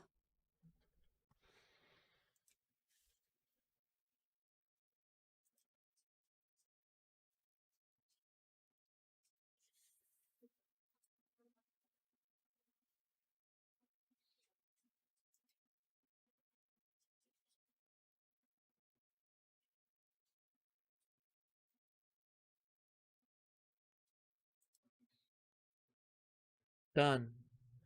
A good little tree. The best little tree. Thank you, children. This means a lot. Yeah, thanks for everything. Shucks, I only did what any super awesome buddy would have done. We should probably give you some time alone now. You good? Yeah, I am. It's been a wild year. How are you feeling? Everyone keeps asking me that. I'm fine, really. Paul always says the only thing fitter than a fiddle is a cello. I feel like a dang cello. Well, if you ever stop feeling like a cello, I'm here for you. I know, you didn't even have to say it. You two make an awesome pair. Excuse me, what about a trio now? Yep, I. Thanks. There's just one thing missing now that you're a part of the group. Missing? Let me tell you a little story about a man named Hank Atomic. Oh, God. It won't be long. We'll be waiting for you back at the phone booth. I found the perfect way to start our summer. You've got some good friends. I'm so proud of you. Your father would be so proud. I know. Mom, can I ask you a question? Do you ever dream about Dad? Not a night goes by that I don't. Are you ever afraid that you're going to forget him? Forget what he looks like? Forget his voice? No, because so much of him lives on in you. He loved that old tree, but I know he would have loved this one more, because his two favorite people planted it.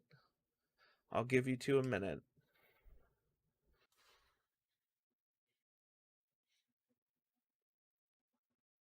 Hey, Dad. Dr. Modell says that over the next few years this place should warm up, so you won't have to be so cold for much longer. I think I finally understand why you left that night. There were things you believed in, big things. Those beliefs were the things that made you you. If you wouldn't have stood up sharper, stood up for what you believed in, you wouldn't have been the same person anymore. You had to go, but that didn't mean you loved us any less. I might not visit you as much as I used to. I know you understand.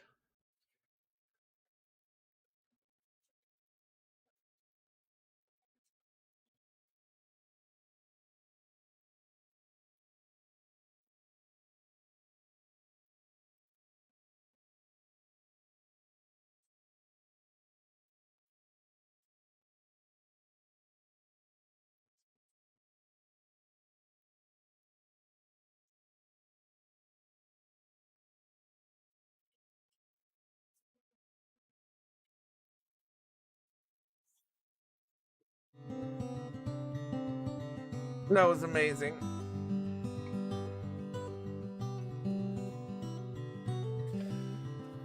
Oh, it's a good game. Thank you, Tizzy, for buying it for me. And thank you all for being here through to the end.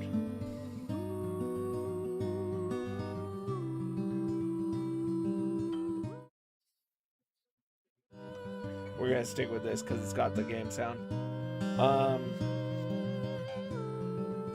Yeah. I don't know what game we're going to do next. Or, I'll be honest. What, Tizzy?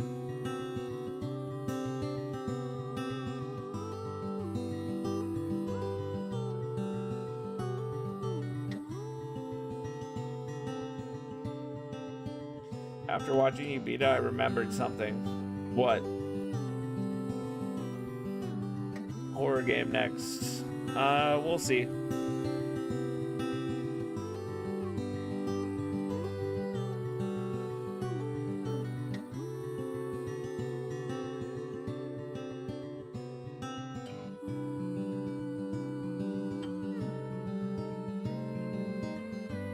What'd you remember, Tizzy?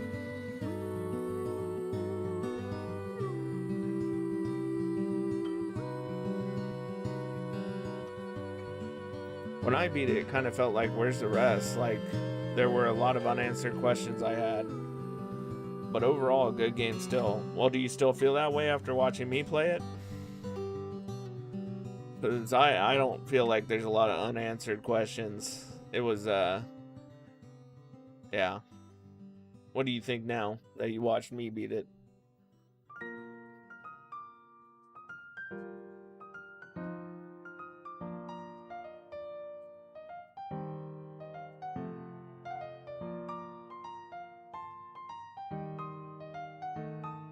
Yeah, somewhat.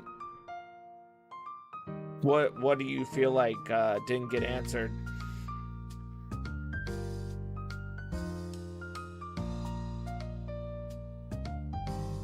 Like the time traveler dude, still don't know about him. Oh yeah, that's true.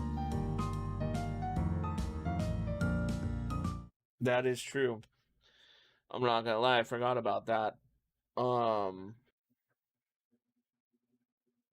That is weird. I wonder, well, there wasn't any more. I did everything that you could. So I don't know. And I wanted more information about the hole in the ground and how they actually moved everyone and built a town. I mean, they did it. They explained that. You might have missed it. They said that they told them that they needed to clean the grounds and everybody left the town and they built a new one exactly like the old one.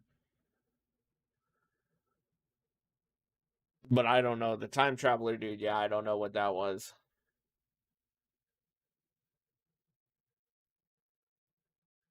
Maybe I missed something, but I didn't think I did. I did literally everyone I could.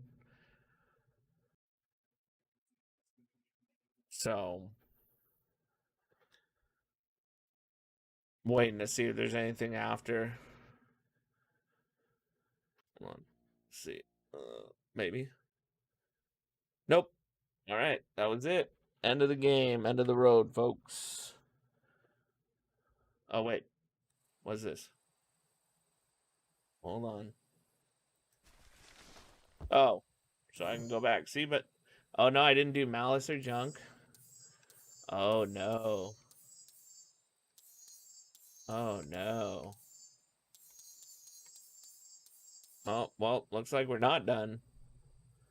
I remember going on Reddit after people had some of the same questions. They were charms that you get that couldn't be used anywhere in a story.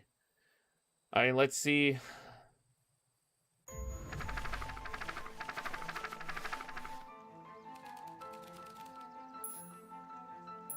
Looks like we have a couple more. I might have tweaked his wonder potion with a little junk. Can't wait to see the look on his face when he realizes he drank his own cigar ash. How did ashes get into the vial? It was pretty easy to mess with the vial when it was behind my back.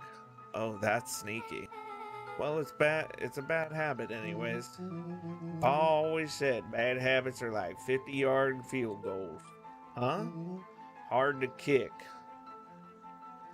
Yeah, no, I give this one a 9 out of 10. I really like this game. It was a really good story.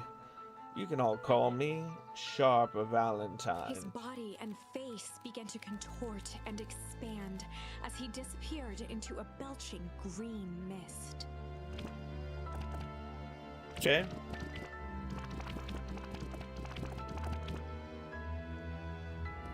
Did he turn into ash?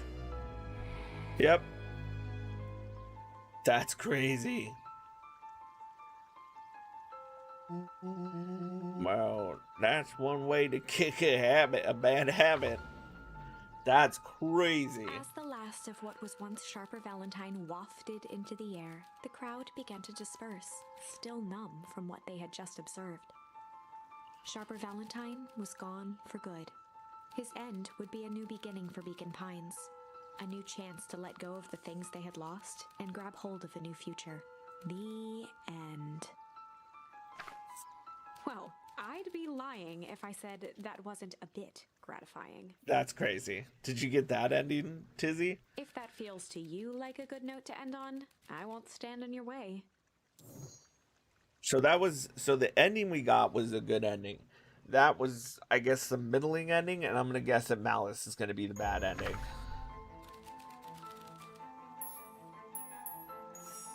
I might have tweaked his wonder potion with a little malice.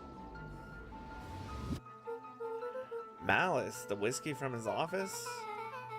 Yep, dude had an unfinished glass on his desk. Figured his grow juice could use a little hair on the hair of the dog. You can all call me Shop of Valentine. His body and face began to contort and expand as he disappeared into a belching green mist.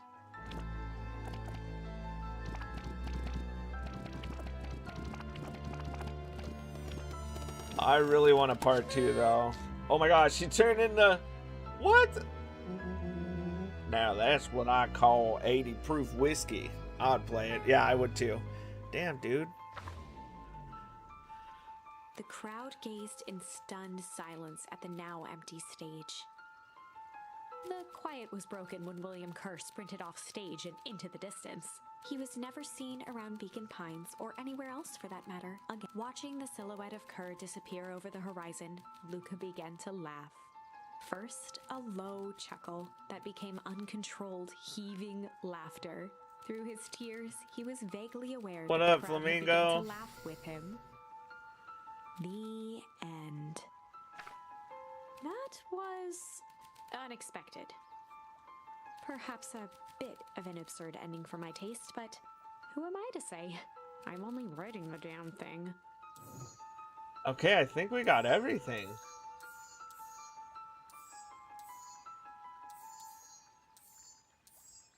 Yeah. We did it all, guys. Nothing else left. Come on, let's go on an adventure. Come on, let's go on an adventure.